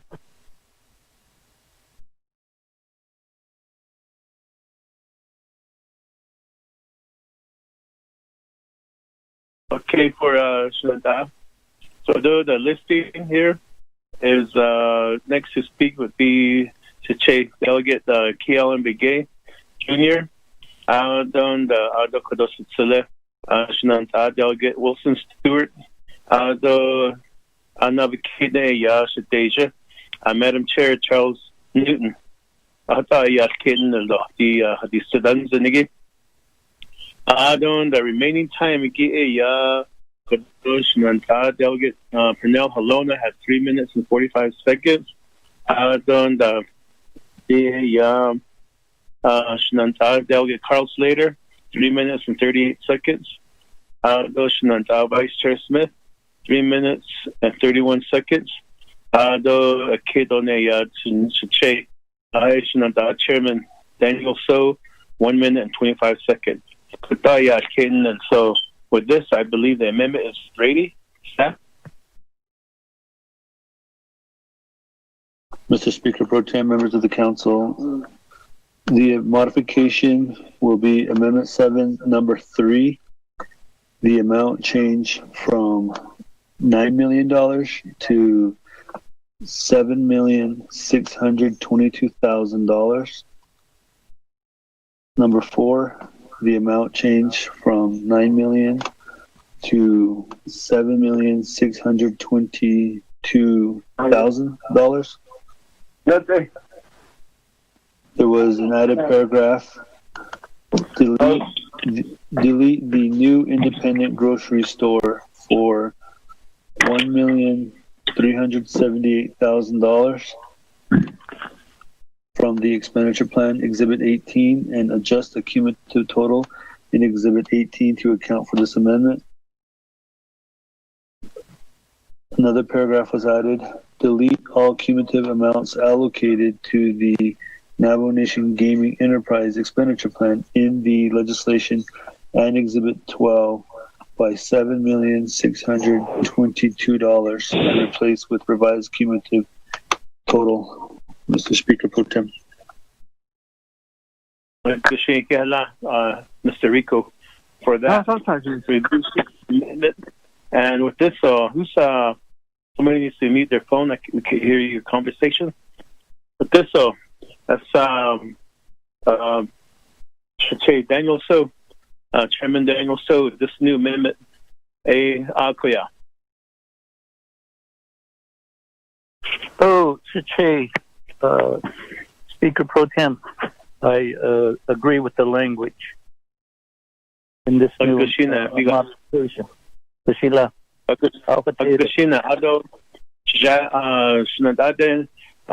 Delegate Vince James, Hey, Biga ya. Shina. Shina, biga naso nandone. Mr. Speaker Pro Tem, Yes, Manuel. the motioning party for the amendment is Vince James. The second is Raymond Smith Jr. For the modification. Who's the motion party? For the modification, it's Honorable Daniel So. For the amendment, it is Vince James, and second by Raymond Smith. Okay, Delegate Vice Chair Smith, with this modification to the amendment, you're holding the second. Are you good with that? I thought it was doing the main motion for the second. I don't know how my name got onto the amendment. Okay. Hold on. Vice Chair Smith, I believe for the amendment, when Delegate James introduced his amendment, there was almost a no second until right last minute. I heard you say second, so that's how your name got onto this as the person holding the second to this amendment. And that was for the main motion. It was called once, twice. Could that be second ishla on this amendment?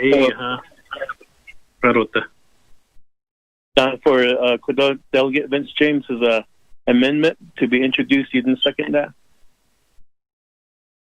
Delegate James second his own amendment on that. No. Hold on. Vince, just go back and when Judge and Delegate James introduced his amendment for Navajo Nation shopping centers, and Speaker Damon called out for a second, and there was we're going once, twice, 3 times. That's when Vice Chair Smith spoke up and said second. That's how you were recognized, Shinanta, Vice Chair Smith. Do you still wish to hold the second to this amendment on Navajo Nation shopping centers?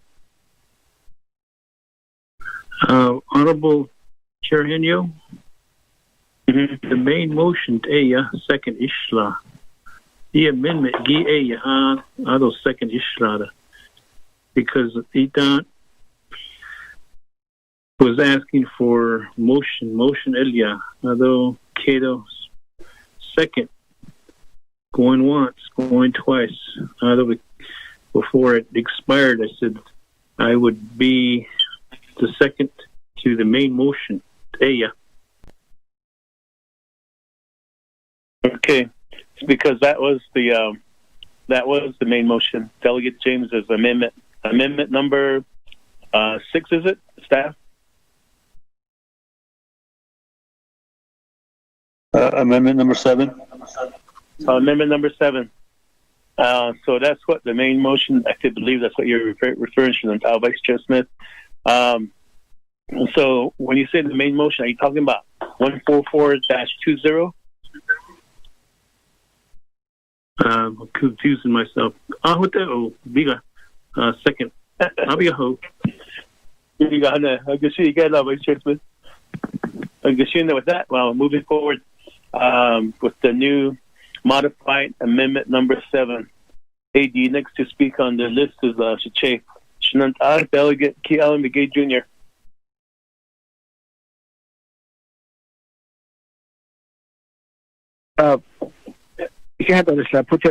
Speaker. Regarding this amendment, again, I thought we're now beginning to just making changes, and I wish there was a policy where documents were available to make these changes correctly. Because these dollar figures, we really don't know how we're really just how to justify these changes.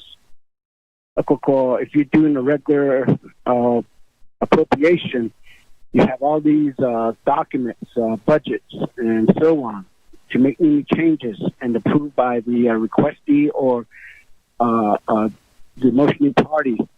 the program that hacky. But is because you got gaming though, not 8 minutes so based on it's setting on nana job to the hospitality. It just seems like Hashin what you learned is critical, but the banners is as far as our enterprises.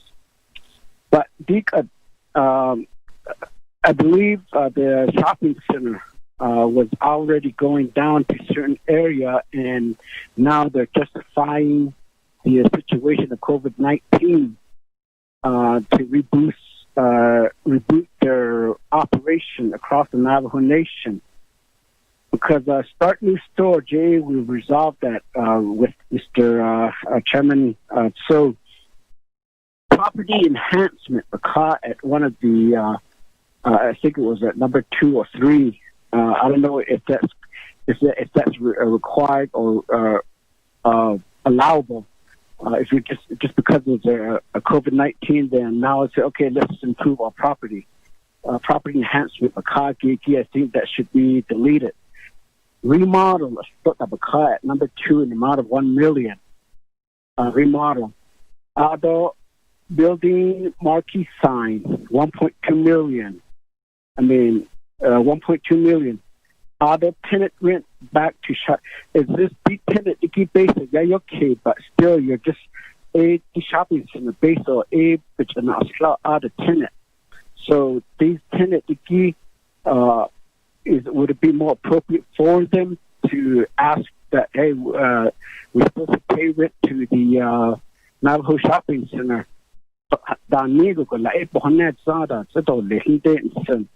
They the tenant basically of paying the rent, because the reason why I'm saying this at the same time is that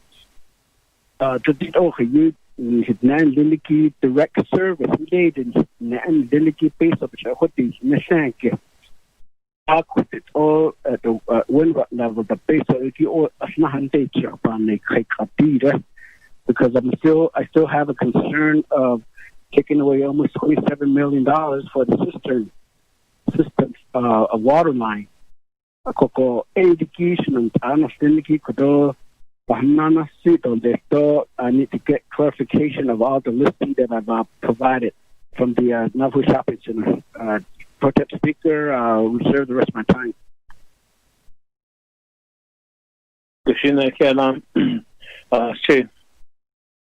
And I'll get you reserve time a little bit here.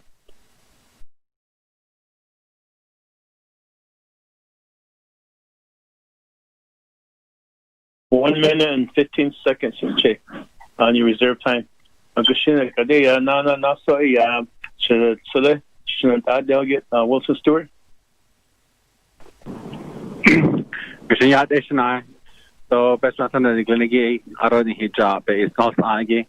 I just wanted to make a comment on the shopping center for Navajo. The community.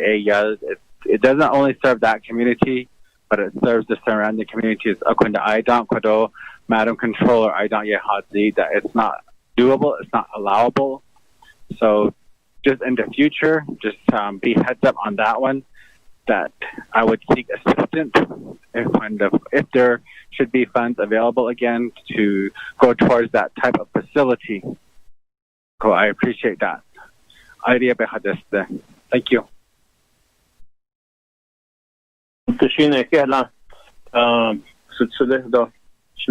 Delegate Wilson Stewart Jr.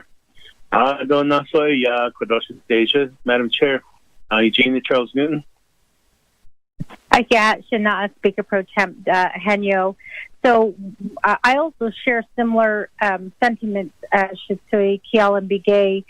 And I question whether we are funding private businesses because I'm thinking of Bashes and City Market. I don't have a problem funding the mom and pop stores, but when we're talking about enterprises, I question whether we should be funding them. And I did vote green for the gaming enterprise. And the reason, I feel like there is a difference in gaming versus what we have today. The the shopping centers remained open during during this time of COVID-19, whereas gaming was closed. And then gaming, as far as I know, the money was going back to the Navajo employees and to keep them employed and to help pay for some of their benefits. And, and so like it really wasn't towards their revenue. And so I really question this proposal. I also have questions about the business interruption loss of $150,000, which is located on page 5. The tenant relief of $145,000, also located on page 5. And I'm glad that the new grocery store was brought up. The building marquee sign on page 7 in the amount of $1,250,000. I question that as well. And then for the fiber optic connections of $1,750,000, I wonder why wireless is not even being considered. And then the parking lot signage and marking for curbside in the amount of $100,000. On page 8, the board of directors meeting stipend in the amount of $24,000. The board of directors travel reimbursement in the amount of $6,000. Legal counsel in the amount of $30,000. Media and public relations in the amount of $60,000. 4 company vehicles in the amount of $200,000. And I'm wondering, since we have controller on the line, if she can tell me if those are allowable costs for CARES Act money. With that, I'm going back on mute. I reserve the rest of my time. Thank you. Okay, thank you, Deja, for your questions. And with that, though, I'll recognize the controller. There was questions from Madam Chair Charles Newton. If you would, Ms. Kirk. Otto,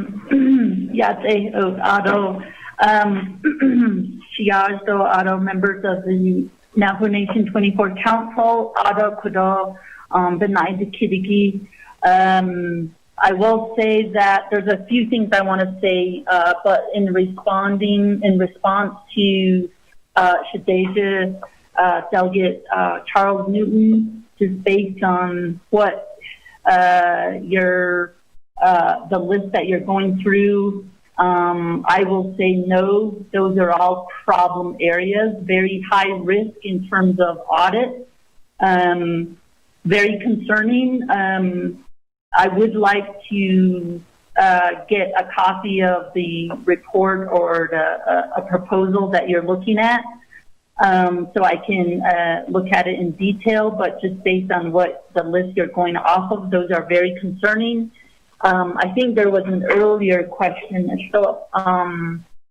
regarding how is this different than gaming. I think Delegate Halona was asking about that. We took a look at, I believe it's the president's list, and it doesn't have too many details. So those are some, just that first glance on the list. I do have the same concerns about the business interruption. Under the FAQs, on page 5, it says that you can get the interruption cost, which is more operating expenses like your salary and wages and so forth, but you can't ask for a margin on top of that, which is your reasonable profit margin. So it's more of an insurance definition at that point, and those are problematic under CARES Act. So that one came to mind, and then there's some line items regarding property enhancement.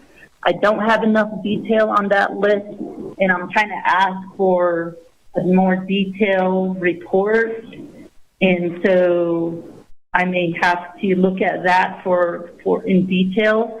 But some of the things, those are very concerning from a compliance standpoint. Although I think there was another question, how is this different from gaming? Was another question I heard. So some of the things, I just want to make that distinction, and I'll go back to the startup cost for the grocery store. If it's benefiting a private business, then that becomes a problem area. Although in terms of granting to an existing business, which could be our enterprise, such as gaming or shopping center, again, it can't be the business interruption. It can only be the business interruption cost, such as in terms of the gaming, they're asking for payroll costs that has already been incurred because they were shut down. So, although I'm not sure about the shopping center, but if it's not the same thing, then we're talking about apples and oranges. So I just want to make that clear. And then in terms of how they're structured, it is a grant from the nation to the enterprise. And so on one hand, you can get reimbursement for things you've already incurred because you're shut down because of the pandemic. On another hand, going forward basis, if we're talking about business interruptions plus margins, those are problematic. On a going forward basis, those types of requests, the ones that you just kind of listed, those are all problematic areas. So again, I think I got the report, so I'll take a look at it, but that's what I have in response for now. Point of privilege,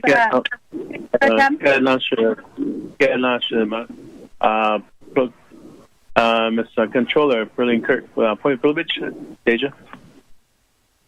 Yes, Honorable Speaker Pro Tem, just really quickly, I will go ahead and send out an email based on the concerns that I have, and I'll tell you what page they are on, and hopefully we can have a more fruitful conversation in regards to the amount here and hopefully bring down the amount that is being requested. So I'll go ahead and send that out. Thank you.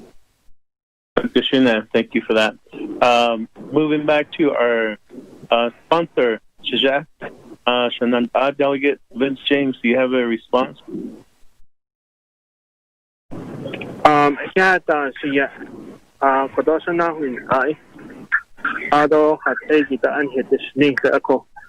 There's 1,000 ways of skinning a cat.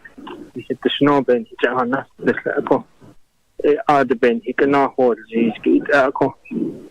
A coco, she says they do a benina, in Nihita, Isla, could Ada, Ado, a could Hajo. Labe, he's not his net open, not his owl, Nahayat Echo.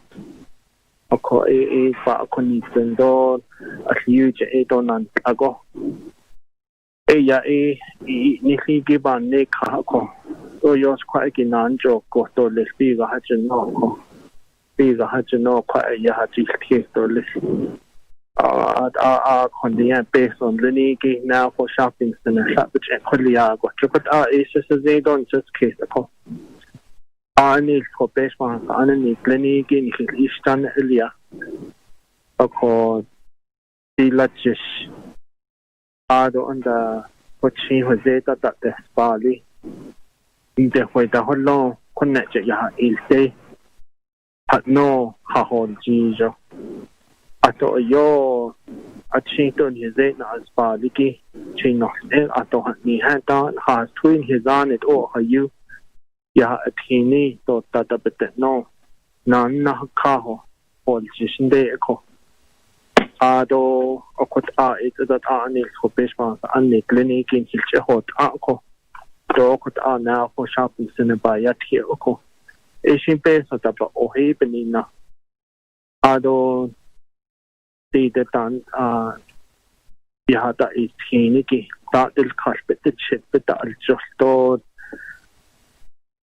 Yan Jisneo, Ben Dutch Pasi, the Corda, the ella beta al jo to chita eni ki jo ko da shi pe so penia pa khaten jo hot a be che hanete ko ta ado pa tenil no to kosten sa na hat ostoit eni ki kan ne e shi bet ko chukot a she se do ben this case ko ado na ta kodo ta controller asto ta report so a between isla ko akonde akot a hashit a na so which initially to la na hotish kido to sanji la to jo in da ko e de to pe ki na ana kid to moya da shinde ya a je hot a cha da o sa ko khashi aso je na ikla ko hot a kodonat na speak to listo journalism the Honorable Eugenia Charles Newton chi be ye het to na asto ina che khato so no quite ya na this kid ko ye des na do ye sa kodo ni kana se khani sa be ke no ya shin jone so hot a be so ke de ha je be khat ani be khat a hi ki hot an hi che hona a ko kot ela اشياء شجاع هي هذا شناوين اشياء كشينا فيها أكيد نبنا شيء يا كده reserve time case نلقي yeah we do have let me check my phone here.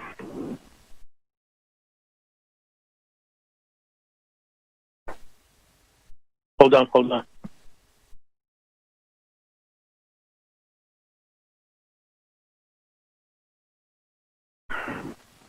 Question and privilege, Speaker Pro Tem.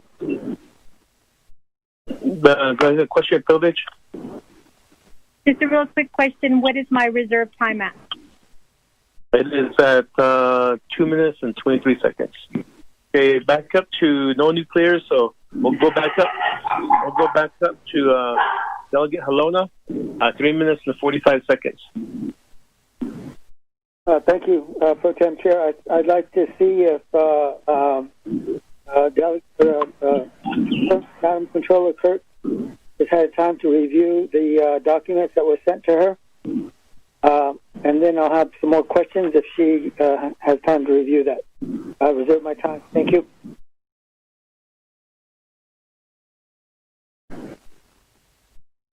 Okay, Delegate Halona, we'll give you your reserve time a little bit, but so you're asked to Miss Controller Kirk. Are you still with us?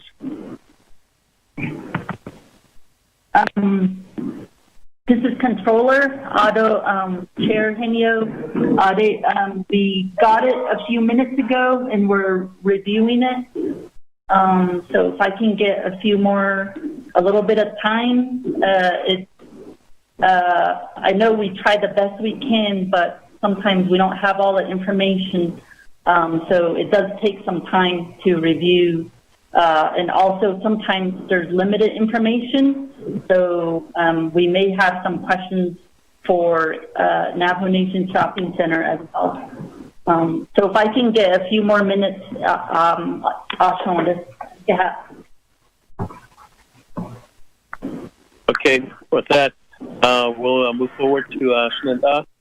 Delegate Carl Slater, I believe you have hold on, let me see how much time you have left. I think it's 15 minutes. You have 3 minutes and 38 seconds, Shenandoah. That's pretty close. Thank you very much. I am having a lot of difficulty taking this proposal seriously when there's $24,000 included for the board of directors meetings. I mean, that's just insulting to me, I think to the Navajo people who are suffering right now, that we would be giving money out to the board of directors. You know, everyone is feeling this pinch, and everyone needs to feel the pinch. We're going to take them seriously. So I will not be supporting this this amendment in any way, shape, or form at this point. It was not vetted with the controller. It was not vetted with the Office of Legislative Counsel fully, it appears. I mean, maybe it was, but there was assumptions made or statements made. But you go into this, there needs to be a higher level of detail and justification, as the controller has repeatedly expressed when you get into some of the questionable line items. It doesn't mean that they're not allowable in principle. It means that we have to have the justification from the outset in order to appropriate and allocate that money to these entities. So at this time, colleagues, the proposing, I should say, Delegate James, I think it's a noble idea, but this is a tremendous amount of money, and at no point has shopping centers said that they are going to fail on January 1 if they don't receive $9 million. And I think, it's apples and oranges compared to the gaming enterprise, as we've expressed. And these assistances to our enterprises really need to fall in line with the larger philosophical thinking of what the purpose of each one is and what purpose they're supposed to play within our system. And we come to those conclusions through these conversations and through our actions, but I would expect that the enterprise would help define that and articulate it. And I'm a little disappointed that we don't have the CEO who helped make this presentation. So for those reasons, I will not be supporting this. I ask my colleagues not to support it. It's not because I don't support the enterprise, support its purposes, support its employees, their safety, the safety of the tenants, and the consumers. But, we've identified what the protocol is for getting these plans included. And we've seen numerous plans come before us that were not vetted. And ultimately, that's the responsibility of the agents and the delegates. And whether it was the Parks and Rec, that was completely misrepresented in certain aspects, although it was trying to fulfill a noble goal. This one, I just can't get past that $24,000 plus $6,000 for Board of Directors travel reimbursement and legal counsel. I just can't get past that. Our people are out there and they need our help, and we don't even have any hardship assistance for them anymore, it appears, because we've taken it up with all these other concepts. So, colleagues, we haven't even considered the Department of Health's proposal at this point, and I'll be submitting for that. We're expressing our values, so if we don't identify health as the number one priority in this response, then what are we saying? So we need a revised document in my mind, and we know that probably the next couple of weeks, there's a proposal to have $20 billion in the fund that we are using right now, where there's the $8 billion set aside for tribal nations. There's going to be $20 billion potentially in the next one. And so we know there's money coming down the line. We can refine this proposal. We can get the money to shopping centers and others who need it in the next few months. Thank you. Delegate Slater, for making your points. We have a new player. Chairman Rignes. Thank you. If somebody mute their phone, we can hear like if somebody's driving.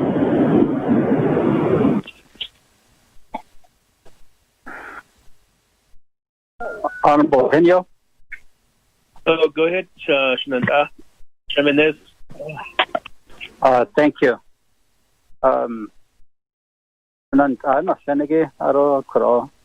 Honorable James. Always ask ourselves, we speak of it all the time, how is this COVID related, Nisha? We want to find out whether this is COVID related or not. Now, stipends? Are you serious? Travel reimbursements? As delegates, we hardly travel to Window Rock. We're on teleconference most of the time. So if we're having teleconference at home, why do we need to travel to Window Rock or wherever as board members? It shouldn't be like that. So unless a person just wants to collect mileage going back and forth, then that's not right. It just sounds unethical when that happens. If I were to submit every month a mileage way beyond my delegates, someone's going to blow their whistle and say, hey, why is this delegate adding a lot of mileage? Navajo Times, the Gallup Independent, Got to be careful.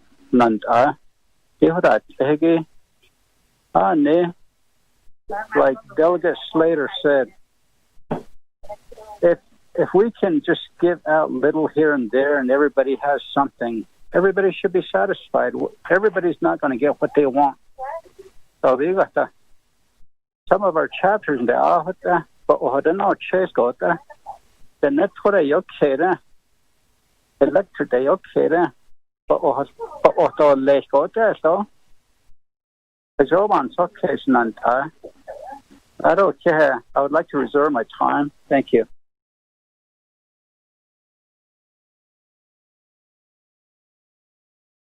Chairman, I will give you your reserve time. And a little bit here, it's 2 minutes and 48 seconds. So that back, no new players, so we'll go back down on the listing here. Vice Chair Smith, you have 3 minutes and 31 seconds.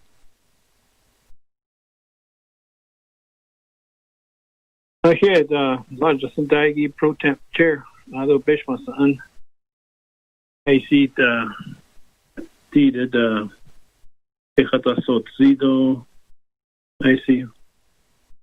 So, bon, it's not an island cut. The Yalagi stipend by Yatkidon, they should have been done. But we the judicial, and yet she didn't do the thought after the no. A thought the don't need called company vehicles for Bacau. Though I think we should be fair about all these requests that Agi. Actually need peso benyependo nesto peso hota. I see stipends and I see these things that are brought forth. Marquis da Talia. So 4 million fiber optics, so marquee signs, so curbside driving through, outdoor eating. That's Agi. Is she done Johnny when the I don't know if that's feasible, Shananta. So, Chair, what I'd like to do is ask my Nada to maybe really look at this. Actually, there's probably good intent on this to help the grocery stores, shopping center. But some of these added bonuses, Nahalo, hey, I think they should really look at these and be realistic. Called Shanada, maybe you could think about getting back with shopping center and saying, hey, Dila, I see. With that said, Shanada, I'm going to withdraw my second and stand back for the time being. I'm not totally against this, but I'd like to see a more comprehensive one so that we're not spending money that's could be used elsewhere. So I pull back my second on this. Thank you. Vice Chair Smith, with that, your withdrawal of the second is recognized. We do have a motion by Shananta Vince James, Delegate Vince James, asking for a new second. Shananta 24th Nomination Council, amendment number 7. There's a motion. Is there a second?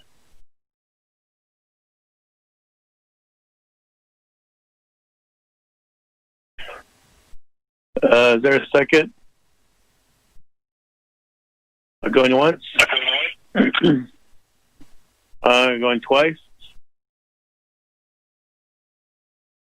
There's a second going 3 times. There's no second. So therefore, motion dies for amendment number 7. So let's move forward. So, when somebody needs their phone,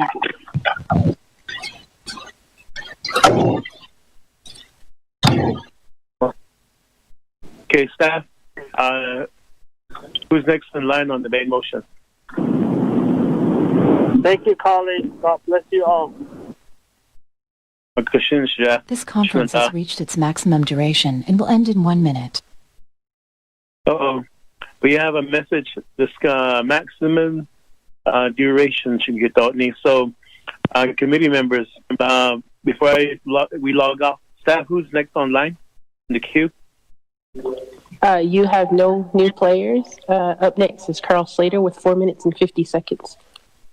Okay, with that, let's log off, everybody, and then we'll come back on, do another roll call, and then we'll go back to Shanata Delegate Carl Slater. So let's log off and call back in.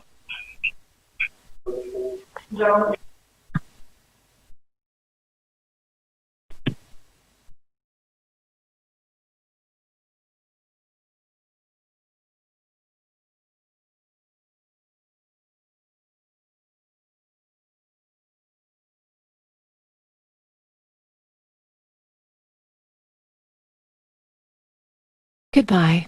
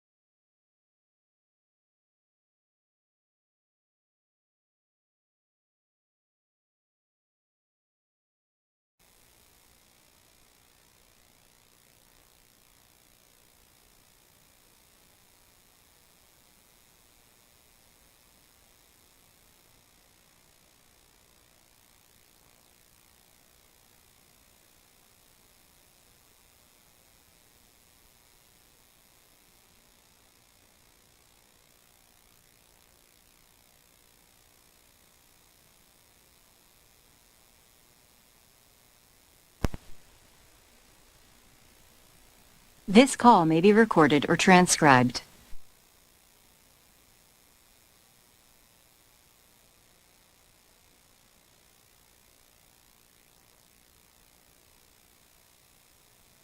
Okay, staff, are we ready for roll call?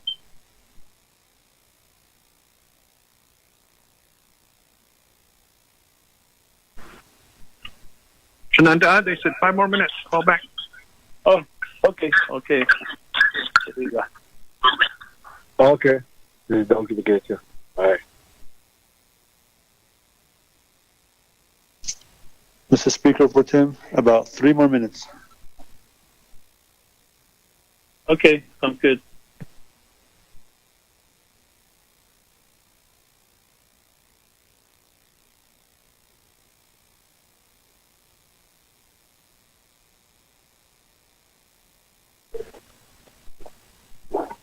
Chair Pro Tem, are you still there?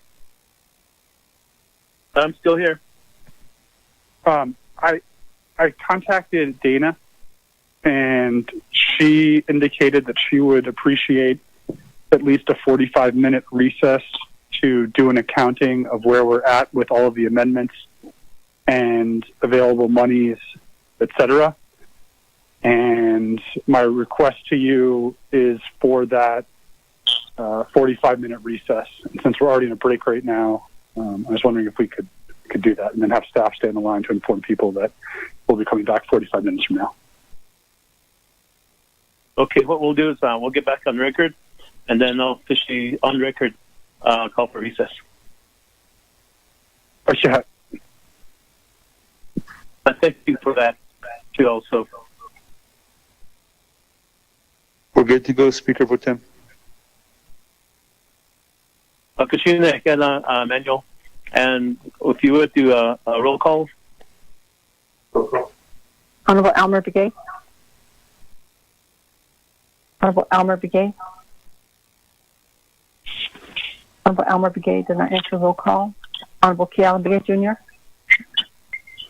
Delegate Kealan, present. Honorable Kealan Begay answered roll call. Honorable Paul Begay Jr. Delegate Paul Begay is present. Honorable Paul Begay Jr. answered roll call. Honorable Nathaniel Brown is excused. Honorable Eugenia Charles Newton. Charles Newton is present. Honorable Eugenia Charles Newton answered roll call. Honorable Amber Knussbach-Crotty. Delegate Amber Knussbach-Crotty is calling in from Window Rock, Navajo Nation. Thank you. Honorable Amber Knussbach-Crotty answered roll call. Honorable Speaker Damon. Honorable Speaker Damon. Honorable Speaker Damon did not answer roll call. Honorable Herman Daniels Jr. I'm here. Honorable Herman Daniels Jr. answered roll call. Honorable Mark Freeland. Present. Honorable Mark Freeland answered roll call. Honorable Pernell Halona. Halona is present. Honorable Pernell Halona answered roll call. Honorable Vince James.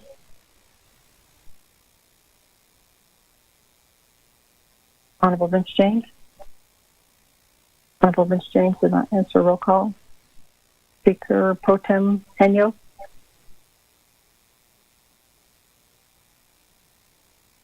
Speaker Pro Tem Henyo. I'm present. Speaker Pro Tem Henyo answered roll call. Honorable Ricky Ness. Honorable Ricky Ness. Honorable Ricky Ness did not answer roll call. Honorable Carl Slater. Delegate Slater present. And Carl Slater answered roll call. Honorable Raymond Smith Jr. Honorable Raymond Smith Jr. Honorable Raymond Smith Jr. did not answer roll call. Honorable Wilson Stewart Jr. Present. Honorable Wilson Stewart Jr. answered roll call. Honorable Otto So. I'm here. Honorable Otto So answered roll call. Honorable Charlene So. Honorable Charlene So.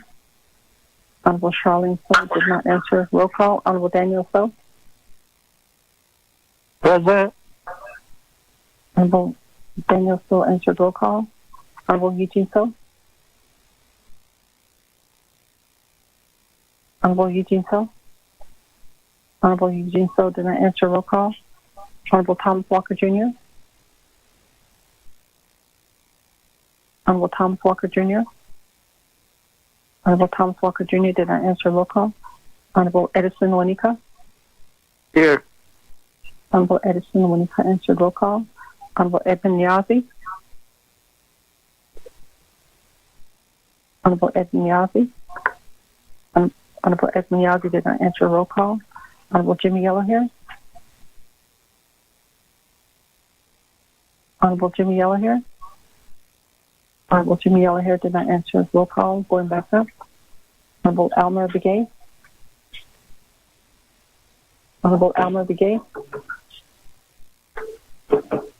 Honorable Almer Begay did not answer. Roll call. Honorable Speaker Damon. Honorable Speaker Damon. Honorable Speaker Damon did not answer. Roll call. Honorable Vince James. Honorable Vince James. Honorable Vince James did not answer. Roll call. Honorable Ricky Ness. Honorable Ricky Ness. Honorable Ricky Ness did not answer. Roll call. Honorable Raymond Jr. Present. Honorable Raymond Smith Jr. answered. Roll call. Honorable Charlene So. Honorable Charlene So. Honorable Charlene So did not answer. Roll call. Honorable Eugene So. Honorable Eugene So. Honorable Eugene So did not answer. Roll call. Honorable Thomas Walker Jr. Honorable Thomas Walker Jr.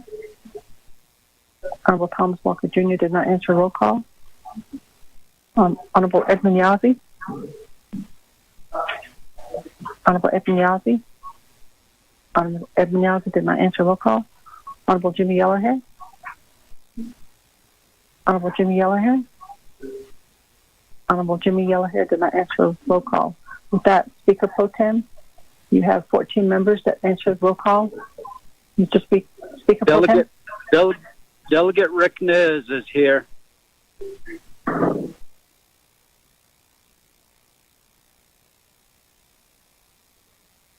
Okay, with that, Speaker Pro Tem. Go ahead. Go ahead, Linda. Okay, so Honorable Ricky Nez answered roll call. So with that, you have 15 members that answered roll call. Mr. Speaker Pro Tem. I'll be sharing with that, Kehala, for the roll call. We do still have a quorum.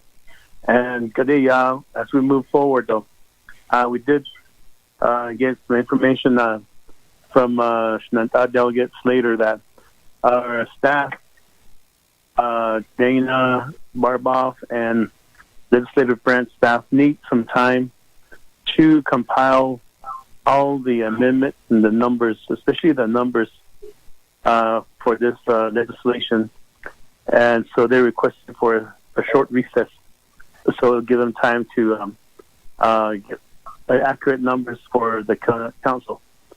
So even after 45 minutes, they each case.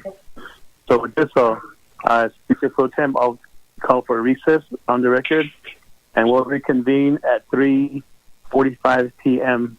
And I believe Speaker Damon will be back by then too also. So with that, Sunanta, we are on recess until 3:45 p.m. And staff, just let the others know just that did not answer roll call, send them an email, let them know that we are on recess.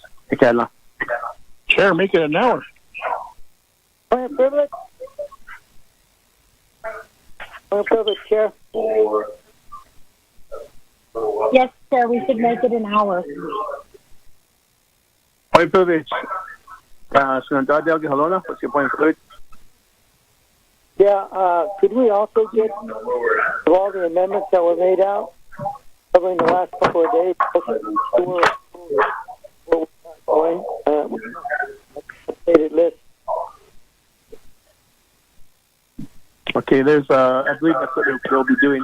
They'll be compiling all the amendments that are actually associated with that. Somebody, can you mute your phone? Okay, thank you, Chair. Pro Tem. Diga. Agashina, we are in recess. 1 hour or 45 minutes? Come back at 3:45. Or top. It's 5 o'clock somewhere. Yeah, it ain't here, that's for sure. Is it Arizona time or New Mexico time?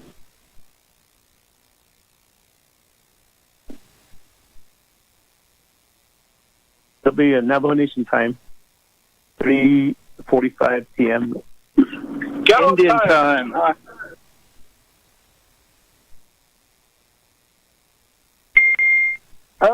Stop.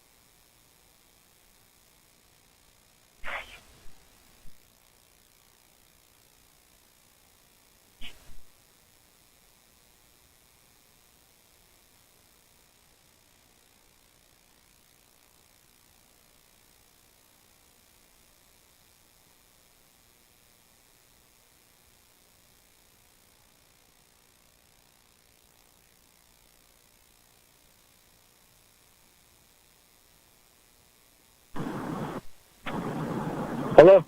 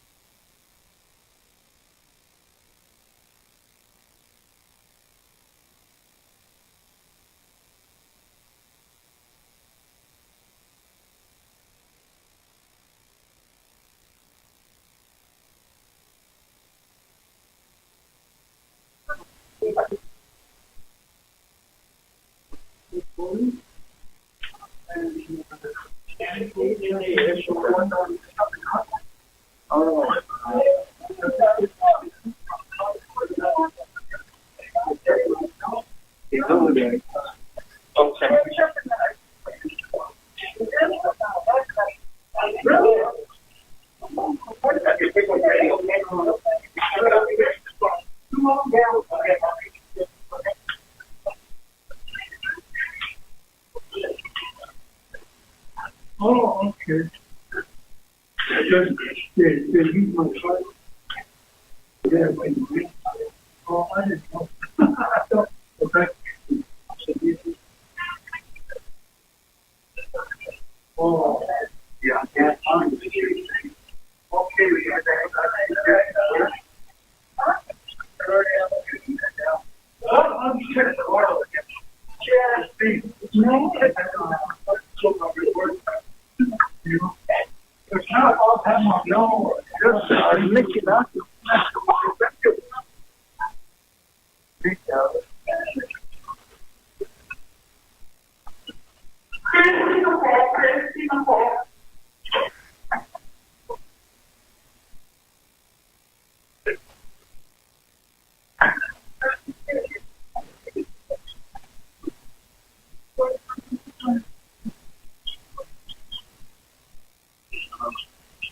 We had to find Nathan. Let him know.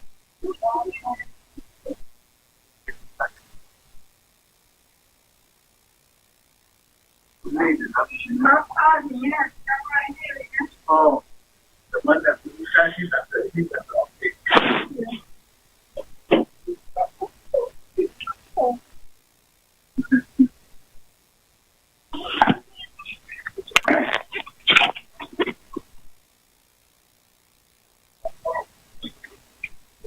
we brought this is tough. Oh, okay. Yeah, we have both. Oh, okay. Battery and alternator. Yeah. So we told them we're just going to leave it here today and tomorrow. Okay. They said it should be ready tomorrow afternoon. Yeah. Okay. Then I told the things for the tailgate too. Remember that was we got it that long time ago. So we just So it's on the driver's side. Okay. Yeah, I think we have it. Okay. All right. Good. Hey.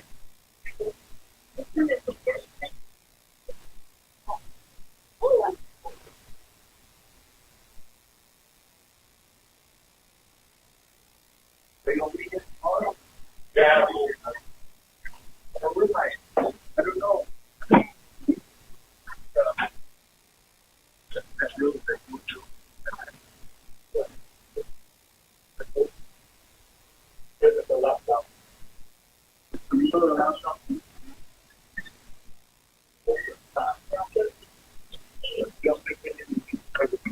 Yeah. Yeah. They'll get stuck too. Give me there. Yeah.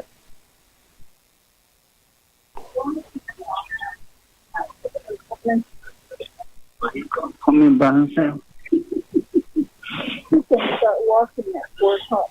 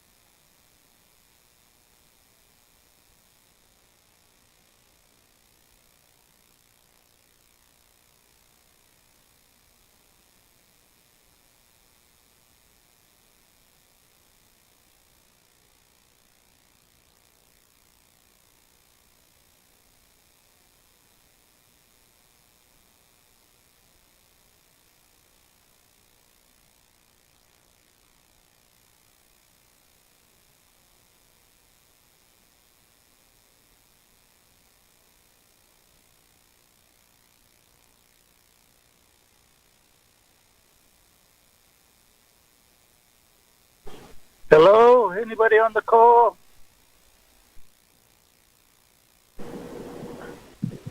I am Sinai. Okay.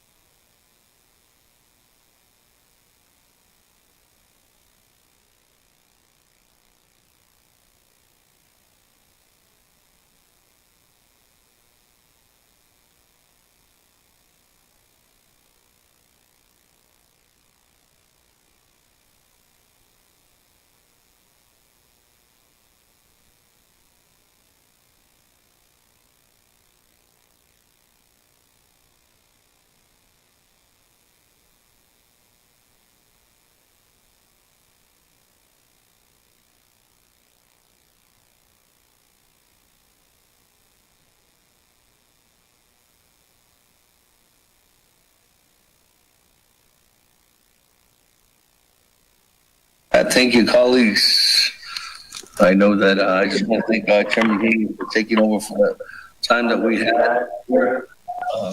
Thank you very much, Chairman, for taking over during that time. I had to do something. With this, let me go ahead and get everybody back into session here. Again, for the record, this is a 24th Navajo Nation Council special session via teleconference. I'm here in Winter Rock, Arizona, on the Navajo Nation. Also here with some of my colleagues, but majority of my colleagues are out there in the Navajo Nation, representing the community. So thank you very much, colleagues. The time now is 3:51 p.m. So let's get back in the session and to make this accountable and a legal meeting, legitimately. We need a roll call. So, Mr. Bella, can you do a roll call? Honorable Almer Begay. Present. Honorable Almer Begay, answer roll call. Honorable Kealan Begay Jr. Present. Honorable Kealan Begay Jr., answer roll call. Honorable Paul Begay Jr. Paul Begay is present. Honorable Paul Begay Jr., answer roll call. Honorable Nathaniel Brown is excused. Honorable Regina Charles Newton. Honorable Regina Charles Newton. Honorable Regina Charles Newton did not answer roll call. Honorable Amber Canesbach Crotty. Delegate Amber Canesbach Crotty present. Honorable Amber Canesbach Crotty answered roll call. Honorable Speaker Damon. I am present. Honorable Speaker Damon answered roll call. Honorable Herman Daniels Jr. Honorable Daniels is excused for the remainder of the day. Honorable Herman Daniels Jr. is excused. Honorable Mark Freeland. Present. Honorable Mark Freeland. Answer roll call. Honorable Panel Halona. Honorable Panel Halona.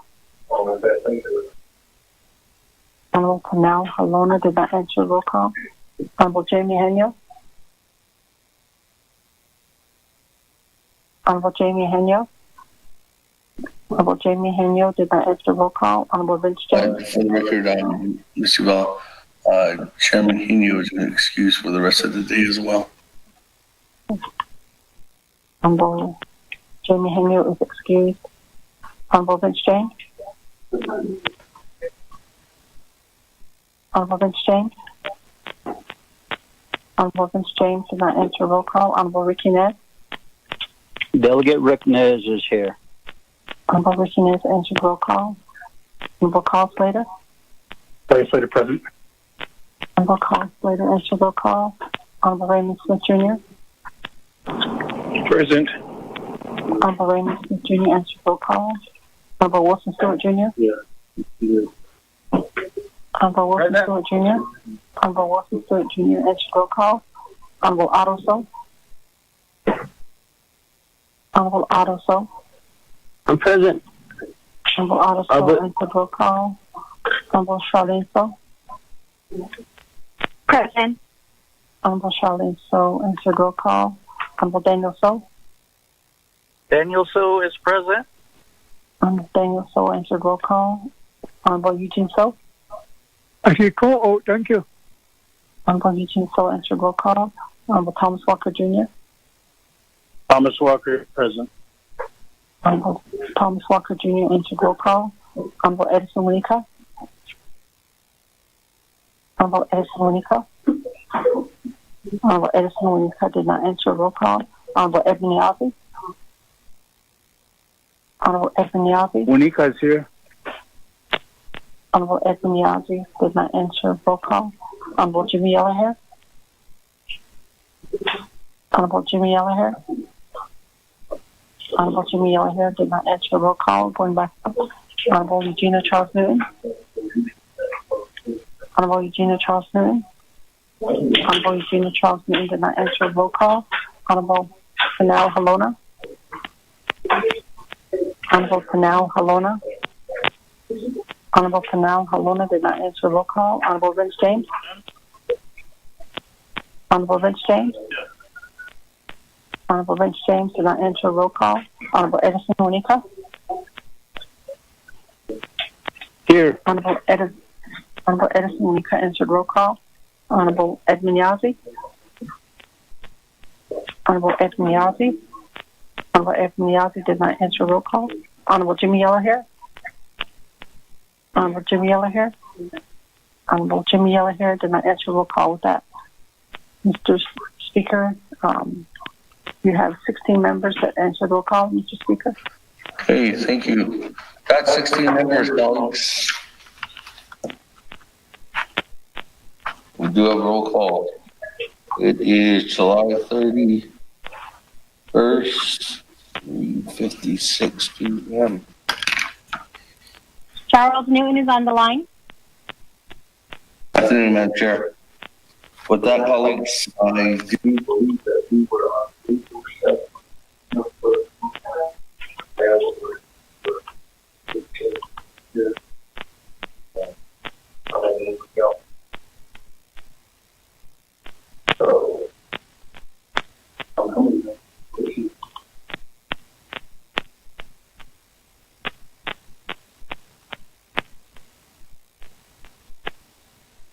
Colleagues, I don't have anybody else on the board, so let me go back to reserve time on the main motion. On the main motion, I have Honorable Carl Slater, 4 minutes, 50 seconds on the main motion. Thank you, Speaker. I'm offering an amendment for the Navajo Department of Health and it will also include funding for senior center. I reserve the rest of my time and request that OLS and OLC read the amendment into the record. Thank you, Speaker.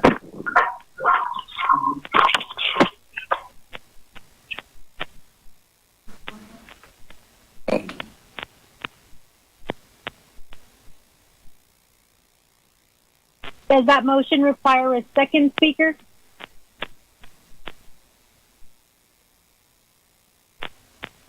I am, can you, not to take anything from your time, Honorable Slater, could you restate your amendment? Yes, it's an expenditure plan for the Navajo Department of Health, an appropriation for them in the amount of $75.8 million. Okay. Nomination Department of Health.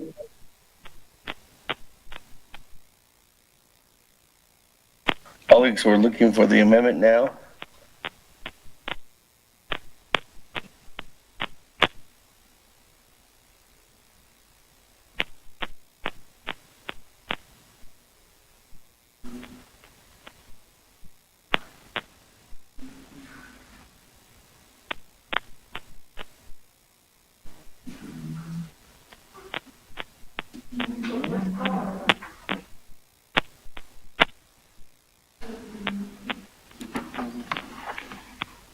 Nothing?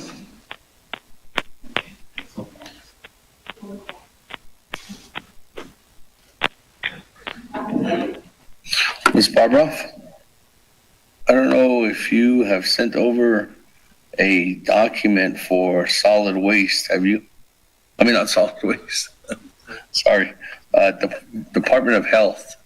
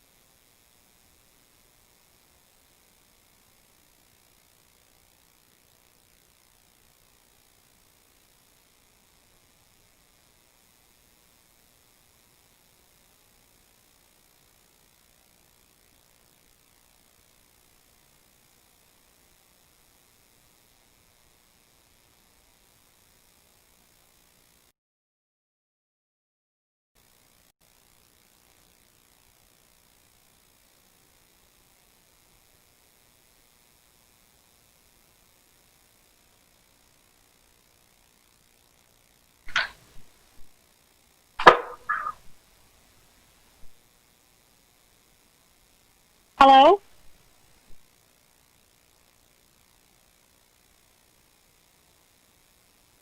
Everybody's gone again.